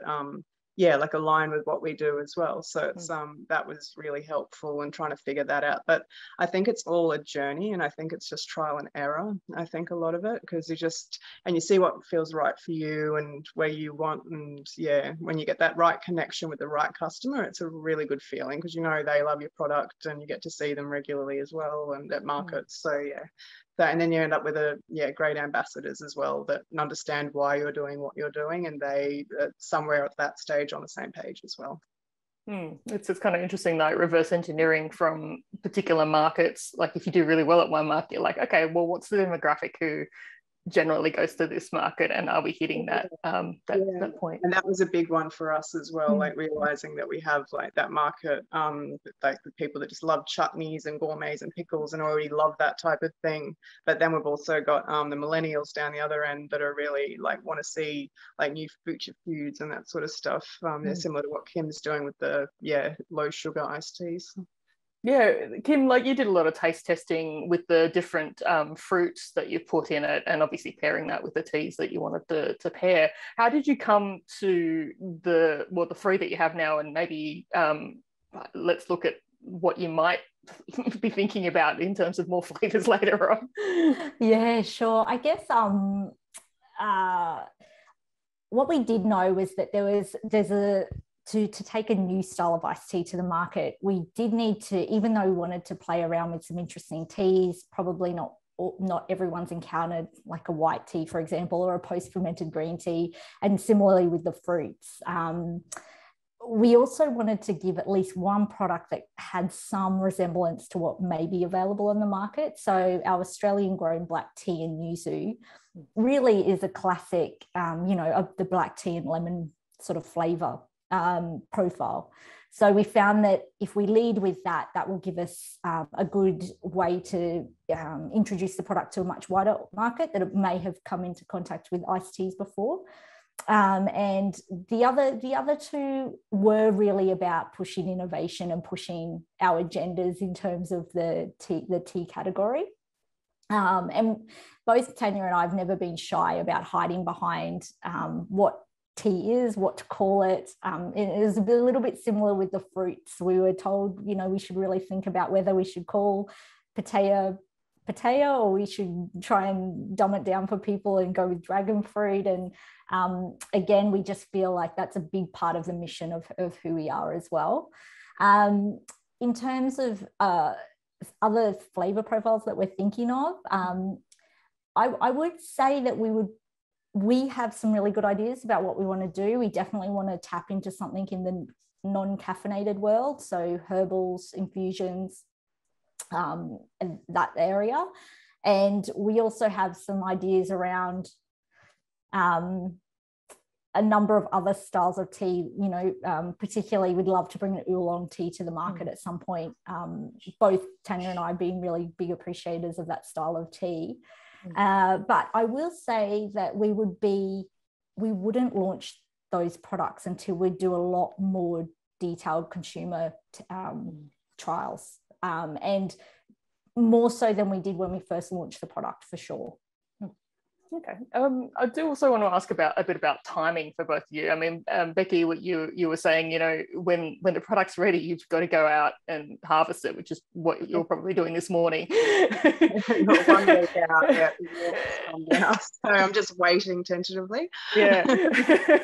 And with Kim, I'm not sure how often you guys pull together your product, both the tea and obviously going to the your nitro guy to get it brewed and things like that. So how does the timing work with innovation? Because obviously the problem is this has to happen now in Becky's case, or this can only happen at this time in your case, Kim. So Becky, how do you solve the time problem? I think for me, the really big eye-opener when I first started working in this and not living in the city anymore was how much everything flows by season. So I used to look at things like a week by week sort of base and to try and do the Monday to Friday because that's where my head was at. But then I started looking at it more seasonally. So we've got the bamboo season, the harvest season at two different, so there's 4 circles in a season, in a year. You've got 2 of those for bamboo shoot harvest, and then you've got a really cold, windy, dry winter. So in that time, we can use that to do our bamboo leaf harvest for our teas. So it's sort of just about working with nature for me. And that was a massive epiphany. I actually did my business model in circles instead of by paragraphs and lines. And that was a concept that just really stuck with me. And since then, seeing everything in cycles instead of more of a linear progression. But yeah, that's really helped, I found. And that just, it rolls with the seasons. And then you've still obviously just got your week to week stuff that you have to do and everything, like social media posting. And, Run a business. Yeah, just the day-to-day stuff. Yeah, but it also keeps it fresh. Each month or each season, each 3 months, you're doing something a little bit different. So by the time I finish this next harvest season, by the end of the 3 months, I'm going to be thank God. It's have a little bit of a breather time, but then at the end of the season, you look forward to it again because you're missing it by the time the whole year goes through. So yeah. So Kim, with your batching and I guess the distribution as well, because you want is forged to be widely drunk and widely consumed. So how does it work with obviously the harvesting of the tea, which is the variable product and fruit, and then the bottling and the getting to market? Yeah, it's a much different world than just importing leaf tea on a seasonal basis. That's for sure. That's for sure. It's a lot more complex. There's a lot more project planning that's required, and it's driven by a number of factors. So it's definitely not just up to us to produce when we want to, or when we ideally would like to. So we're driven by distribution predominantly. Will we have enough product to service the new customers that we're trying very hard to bring on board? And then just due to the world that it is, it's been super well planned because we need to secure raw materials 6 months at least in advance. And then we're trying to predetermine when we might do production run 2 off the back of that to secure more ingredients, to give ourselves that buffer in the event that we bring on a lot more stockists or our customer levels increase, which we are working hard on. So it's not really a like, will it happen, fingers crossed. It's just like trying to get the timing correct. And then it's also then about fitting into a production cycle of a craft beer brewer. So it's you know, there's certain times of the year where he does not want to see us putting tea into his vats or his kettles. And that's, you know, ramping up right now into Christmas when they put out the most amount of beer that they can. So but also for us, it's coming into summer. Cold beverages are definitely something that we're finding continue to be seasonal, and that's the best time of the year for selling. And yeah, so it's about trying to get into production with all the raw material product planning behind it, and then continuing to build out your distribution channels to be able to support the volume of products you want to put in there.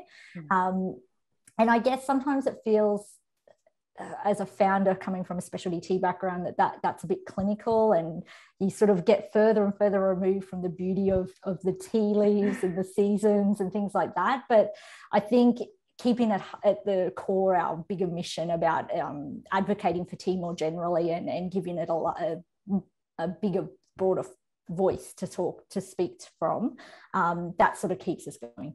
Yeah, it sounds like you know you have to become process driven, but it has the outcome of being able to distribute that whatever you're trying to do, which is obviously disrupt that cold beverage market. I want to ask both of you about influencers, and about like who you think can change the face of innovation, not just for your business but anyway. Like, I mean, Becky, you talked about you had a chef who initially came to you, and obviously that chef is an influencer in their own way, because they obviously want something for their restaurant, and then it became a product that you could then sell to other people as well, because you thought, well, if he wants it, then maybe other people want it as well. Is there anyone else in that category who you think can do some, you know, put in a good word? Absolutely. So the big one for us, so obviously Zeb Gilbert from Wasabi was amazing, and his recommendations to other high-end chefs was great, and that also has lent itself to Jake Nicholson from Donna Chang down in Brisbane as well, and he actually nominated us for the delicious Harvey Norman Produce Award for 2019, 2020, and then Zeb that nominated us in 2021. So if it wasn't for him, we wouldn't necessarily have been aware that world and culinary was out there and that those competitions existed. So like that has had a major influence. And from that, we had a lot more media in the Courier Mail. I think we got into the Australian Top 50 lift out from that as well with John Lethlean, which was just an absolute blessing.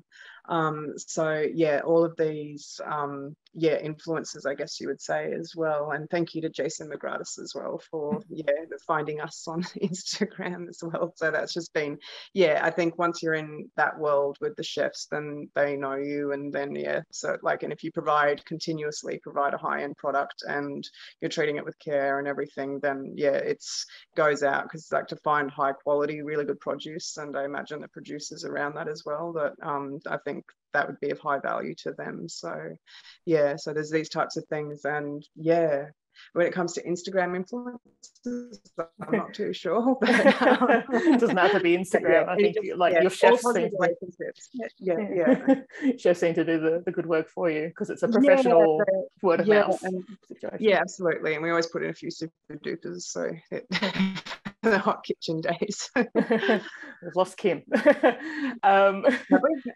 Oh yeah, I just saw her disappear off the thing. Does anyone else have any questions? I don't see any other ones for you in this. That's okay. Everyone wants to know about their tea plants, so so we're going to do. Yeah. It's a shame Arakai wasn't here this afternoon. Oh, he just said it's a madhouse over here. I cannot get a second. So yeah, I'm guessing the kids and the animals have gone wild. Yeah, I understand that. Well, thank you so much for joining us, and thank you everybody in the audience as well for listening. We're just going to flick to a closing note by David Lyons, and then we'll head off and have a bit of a cup of tea together. Cheers. Thank you, Adeline. Thanks, Adeline. Thanks, Becky. Thanks, Kim. Thank you. I think everybody would agree that that was great to listen to. You know, the innovation side of business, and coming from a lifetime of small business, I can definitely tell you everything that was said there. Innovation, if you don't address it, you're finished. That's it. You're completely out of it. So I suppose it comes to the end of the day, really, and thinking about where we are and what we're doing next. I do want to address one thing that came up at the annual general meeting, and it's a discussion that we've got going on. I do want to just plant the seed out there for people, plant the seed in everybody's minds, that we as an organisation need to address innovation. We need to move forward, and where you know, in those very early stages when I approached many people within the tea community about what they wanted from an organisation, and when I sat down with Adeline and I sat down with James, and we talked about how this organisation was going to be, and it was very much about just tea and how we address tea. I'd say that now, even with the events of the last 18 months, 2 years, I feel definitely that world has changed dramatically. We as an Australian organisation, because remember when Austcs first started, Austcs was purely going to be a 2-day event once a year. It wasn't going to address all the other things that it does over a year. And you know, I mean, I tell people this all the time when I'm doing business consultancy with people is, you know, don't be led by the ring in your nose. Don't allow the customers to pull you in one direction and then another direction. Stick with what you do.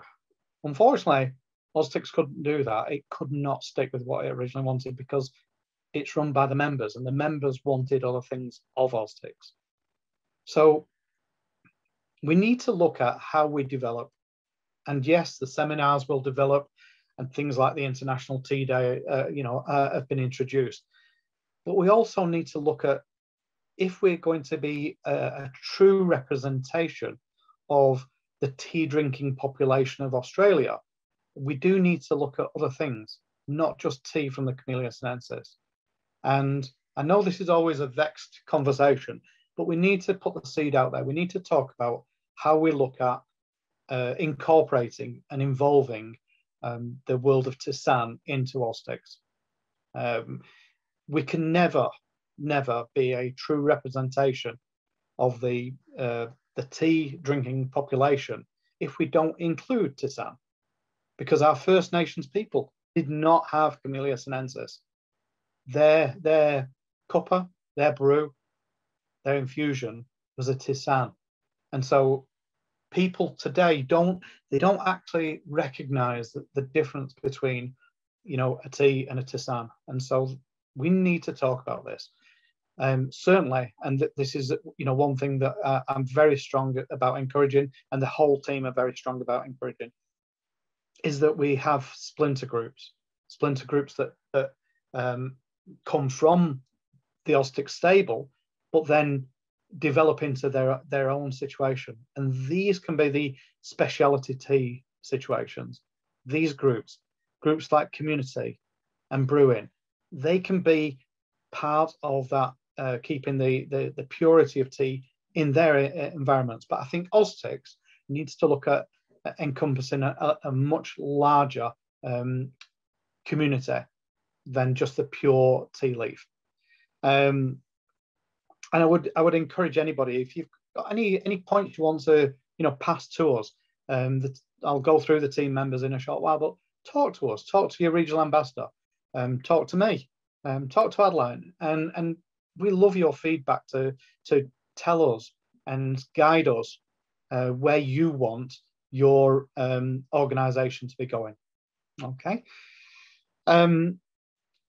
If something today has caught your imagination, if seeing something happening, has grabbed you and said, I really want to do more than just attending the seminar once a year, then please consider becoming a team member.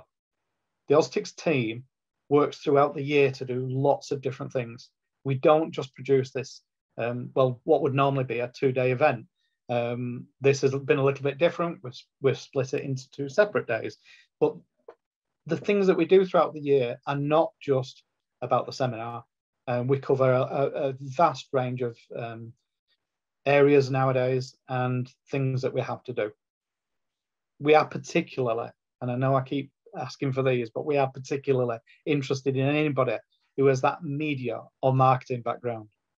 We're very interested in anybody who's got an IT background. I mean, when I sat watching Vincent before, I could have cried and said, why can we not have him over here? We've been trying to develop an app for the last 2 or 3 years, which Barun has been doing incredible legwork with, and hopefully in the next few months we will have a T app, not like Vincent's, not even vaguely to compete with other T apps out there, but something that will give people that opportunity to be able to see where they can go and have a drink of tea, instead of these limp generic tea bags that we get presented in lukewarm water. We need to assist and we need to guide the hospitality industry. This is a little bit of what Carl is involved in. He sees that the tea industry needs to bring itself up and needs to incorporate itself in. And how do we do that? And this question we ask all the time. The other area that we're always looking for, so please consider being a regional ambassador. We're looking for people who want to get involved in Austcs, be part of a local and regional community, to get involved in a particular area within Austcs. And sometimes when regional ambassadors come on, they don't know where they're going to find that. But we ask everybody to get involved, and somewhere along the line you find your feet, and then suddenly you're on a roll and you've discovered a new technique. To present this today, just about everybody that you've seen today has stepped well and truly outside their comfort zone to produce videos and presentations and the whole event. We've asked a lot of people to do things that they've never even considered before. And it's great because it pushes people to a situation where it builds confidence. It builds that ability to be able to address things within your life, within your business, within your work. And it does help. So please do consider being a part of Austcs. It's a great thing to be in. I do want to just remind everybody about memberships. A lot of people get very confused about what is a member. Everybody who has been a member maintain their member number. Their member number is unique to that person, whether they continue to be an active member or whether they allow that active status to lapse. What is an active member? Well, an active member is a person who buys a ticket to a seminar, or in the case of today, a person who purchases the full seminar package. So if you've received a package from us, or you've got a package coming, or you know that you've purchased a full package for the seminar, then that includes your membership. All right. We constantly are striving to give some idea to the value of membership. Initially, people used to be asking for, well, what does everybody get? Okay, well, let's buy some baseball caps and everybody gets a baseball cap. Really? Is that what you want? No, we don't. And so, Austcs looks at different ways. And this year, we've seen many different ways that Austcs has been producing value for its members. But you have to get involved. You have to ask the questions, what can Austcs do for that? Okay? There's a million ways that we can do it. Remember, Austcs is an Australian registered not-for-profit and charitable organisation. It's the only one in the country. It is, without a shadow of a doubt, the main body that represents your community. Another thing that you can do, you can send me an email and ask for your members logo. Every one of you can use your members logo out there. Okay, a lot of people have put them on their business, used them on different business situations. We've got enthusiasts who've put the logo on their emails, even on their social media. Use it. If you see an email from me, you will see that I believe in using logos. Okay, if you're connected to something, you're not only promoting that, but you're showing that you are part of it, you are supporting it. So please, if you want your members logo, send me an email and I will more than happily send you your little member logo. All right, so what next? Here we are, 3rd of October 2021. And probably the worst 18 months that I think the whole world has had for at least 100 years. I think it's pushed people in a lot of difficult and upsetting situations. And I think the conversations we've had have been difficult to have. But the world that we move into will be very different. And I do believe, by reading reports around the world, that tea will be a big part of that. Tea sommelier courses around the world are inundated with excessive amounts of people who want to do these courses. Where do these people come from? Hospitality. Why? Because they're looking for that point of difference. I experienced exactly the same thing in 1998 and 1999 when people like Matt Moran and Bill Granger and Neil Perry, they were all looking for that point of difference for their restaurant coming up to the Sydney Olympics, the 2000 Olympics. That same experience is going to happen again. People are looking for difference. What will make them different? Because before, everybody was happy just mulling along. Okay, so please consider the things. One of the big things that's going to happen towards the early stages of the year is International Tea Day. International Tea Day is going to become a big part of the Austcs environment. We believe in the Austcs Tea Party. We believe that every Australian can get involved in this. It can be, as Becky said before, as little as 2 people sharing a cup of tea and a biscuit. You can do that over the internet. But how nice would it be for people to be having, as I've seen here in Canberra, picnics? We're having COVID picnics where 5 or 6 people can congregate. But if we could get to May and people are able to have larger gatherings in a safe and healthy way, then why could tea not be part of that? So on May 21st, let's all get behind the International Tea Day, and please support the Austcs initiative by registering your tea party event. I'm sure this time last year I was talking about, well, don't worry, this time next year we'll all be together and we'll all be in Brisbane, and we'll be able to have a proper face-to-face seminar. So I'm very nervous to actually say the same thing again this year, but I do believe that we will be together this time next year, and we will be in Sydney. Sydney 2022 will be something quite unique. The Austcs team is already looking at how we can create a new format for the seminar, how we can bring in different influencing factors that can change it. We're also even looking at extending it an extra day so that it becomes a main event which occurs for the tea community. Okay, but as part of that, we want to bring in culture, and so there will be some of those things that I talked about at the very first seminar. I talked about poetry, I talked about calligraphy and music, the arts and ceramics. Pick up your cup, have a look at ceramics. How far have we come in 4 years? Okay, we've changed that environment. The ceramics community now connects with the tea community. Why? Because we've shown that it can happen. It's happened throughout history. It's happening again because of a competition. We're going to be offering unique experiences in Sydney. So please, as I said before, if it's something that you'd like to get involved in, please just contact us. Contact Adeline or myself, and we'll talk to you about how you can become part of the Sydney team or part of the Austcs team.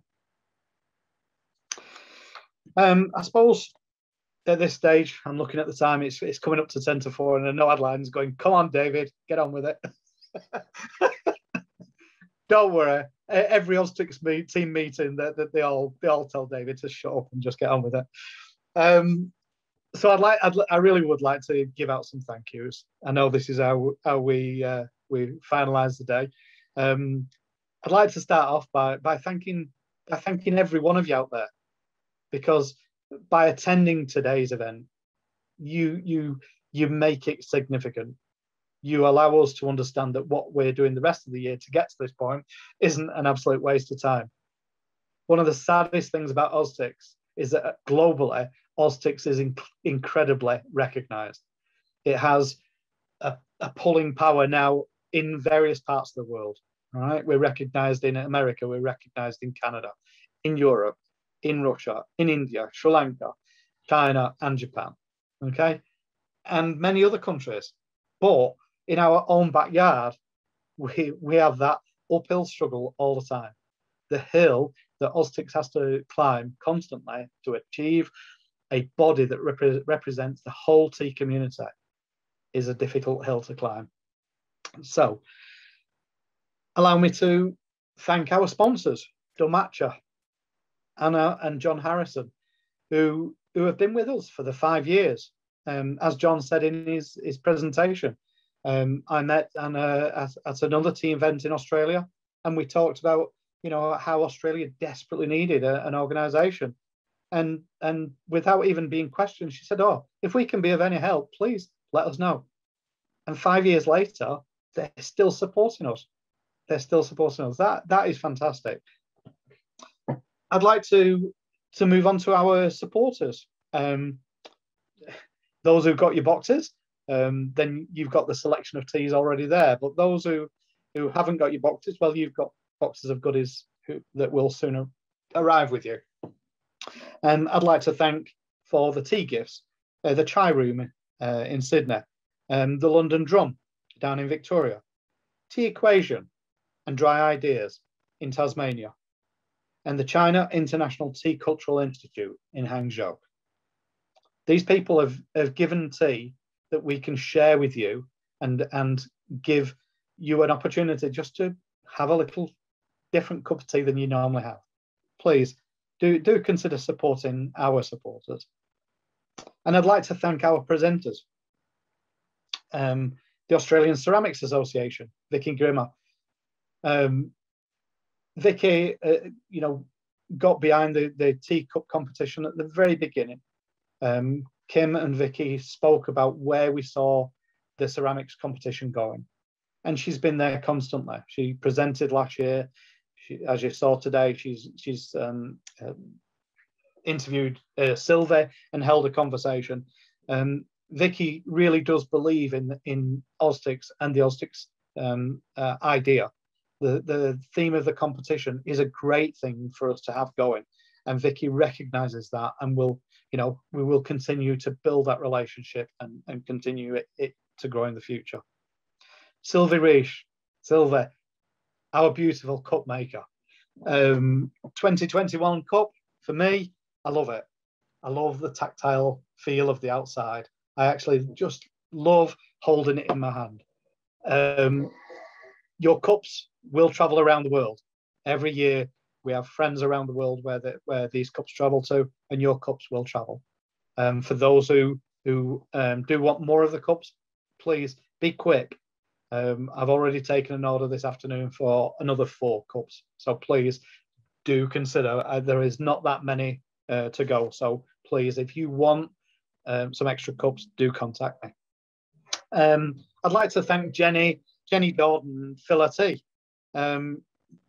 Jenny has her own tea business, but what most people don't know is that Jenny is she's a practicing law professionally in New York. and she juggles all these things together.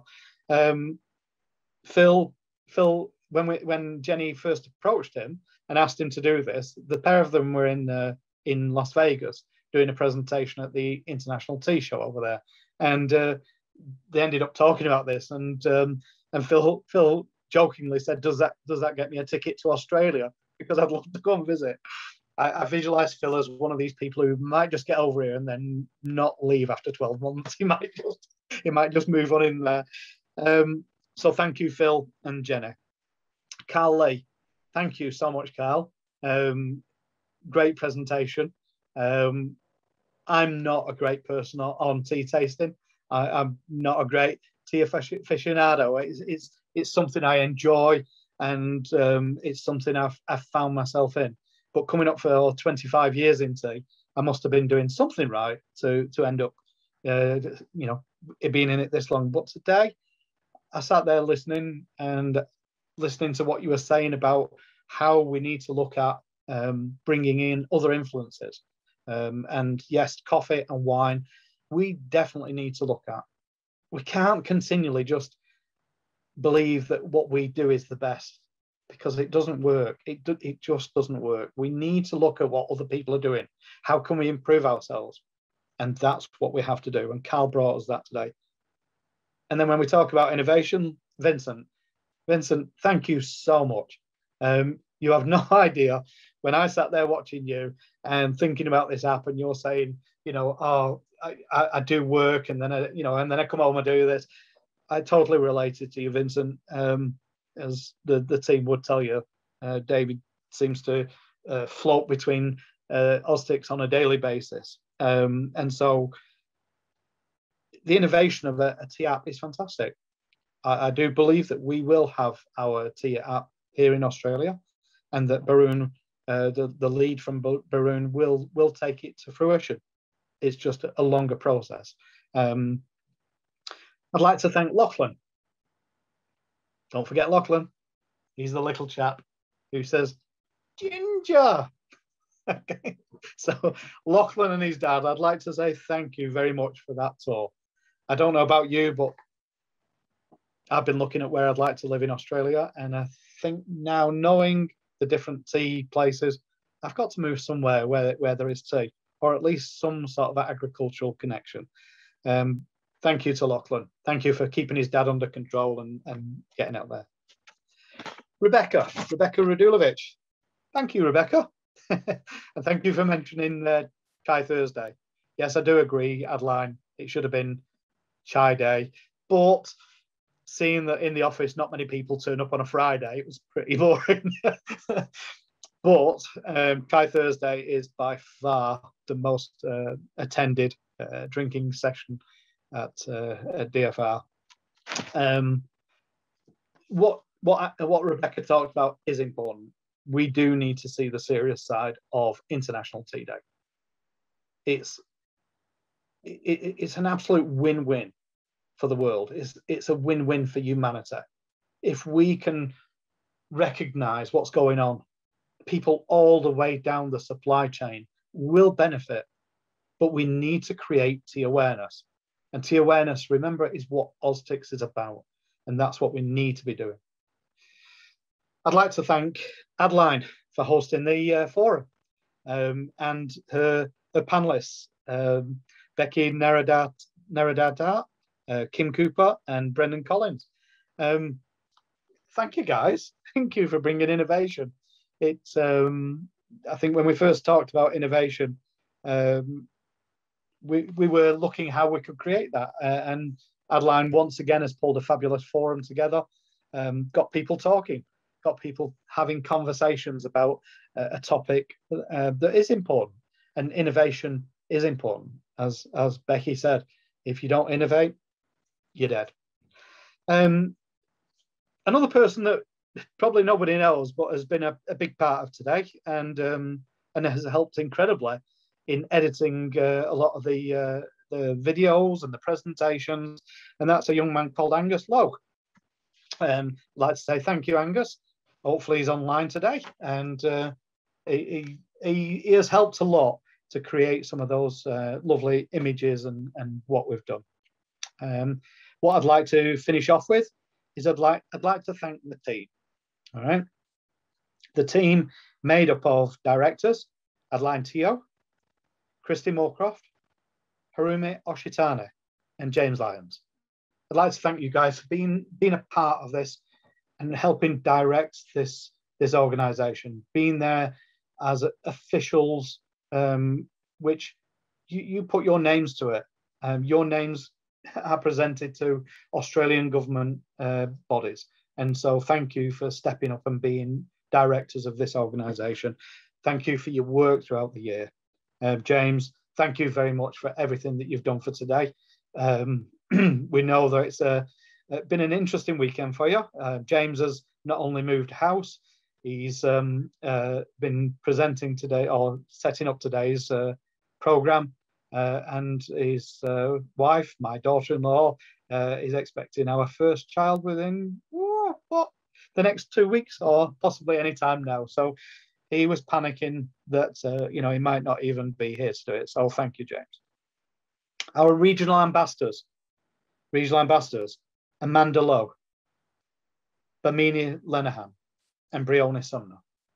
Thank you, guys. Thank you for being there on a Tuesday evening when you really don't want to, because you've been at some teenage training camp, or the kids are running around, or you've not quite finished dinner, or it's just a cold, miserable night. But thank you for being there.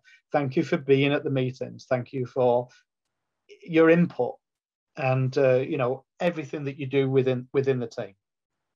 Thank you to Kim Cooper, our ceramics cup coordinator.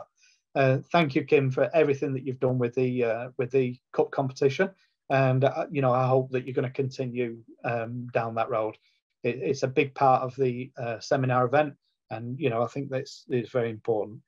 So that really brings me to the end of my day. I'd just like to say thank you. Get involved, please get involved. It's your organisation. It's not ours. It's your organisation. This is about you, the members. So take ownership and be a part of it. And because he can't thank himself, I'd also like to thank David Lyons, who provided the capital for all of this about 5 years ago, and is still trying to break even on that every year. We're trying to bring more to you in terms of the event, and give you more value, but it doesn't happen from nothing. So thank you very much, David, and for keeping it together, being our ambassador overseas as well. So I'd like to conclude, and if you want to stay on and chat, I'm not even sure whether James can put everybody up in a chat mode, but we can share some tea together. That's great. Thank you very much. Thank you.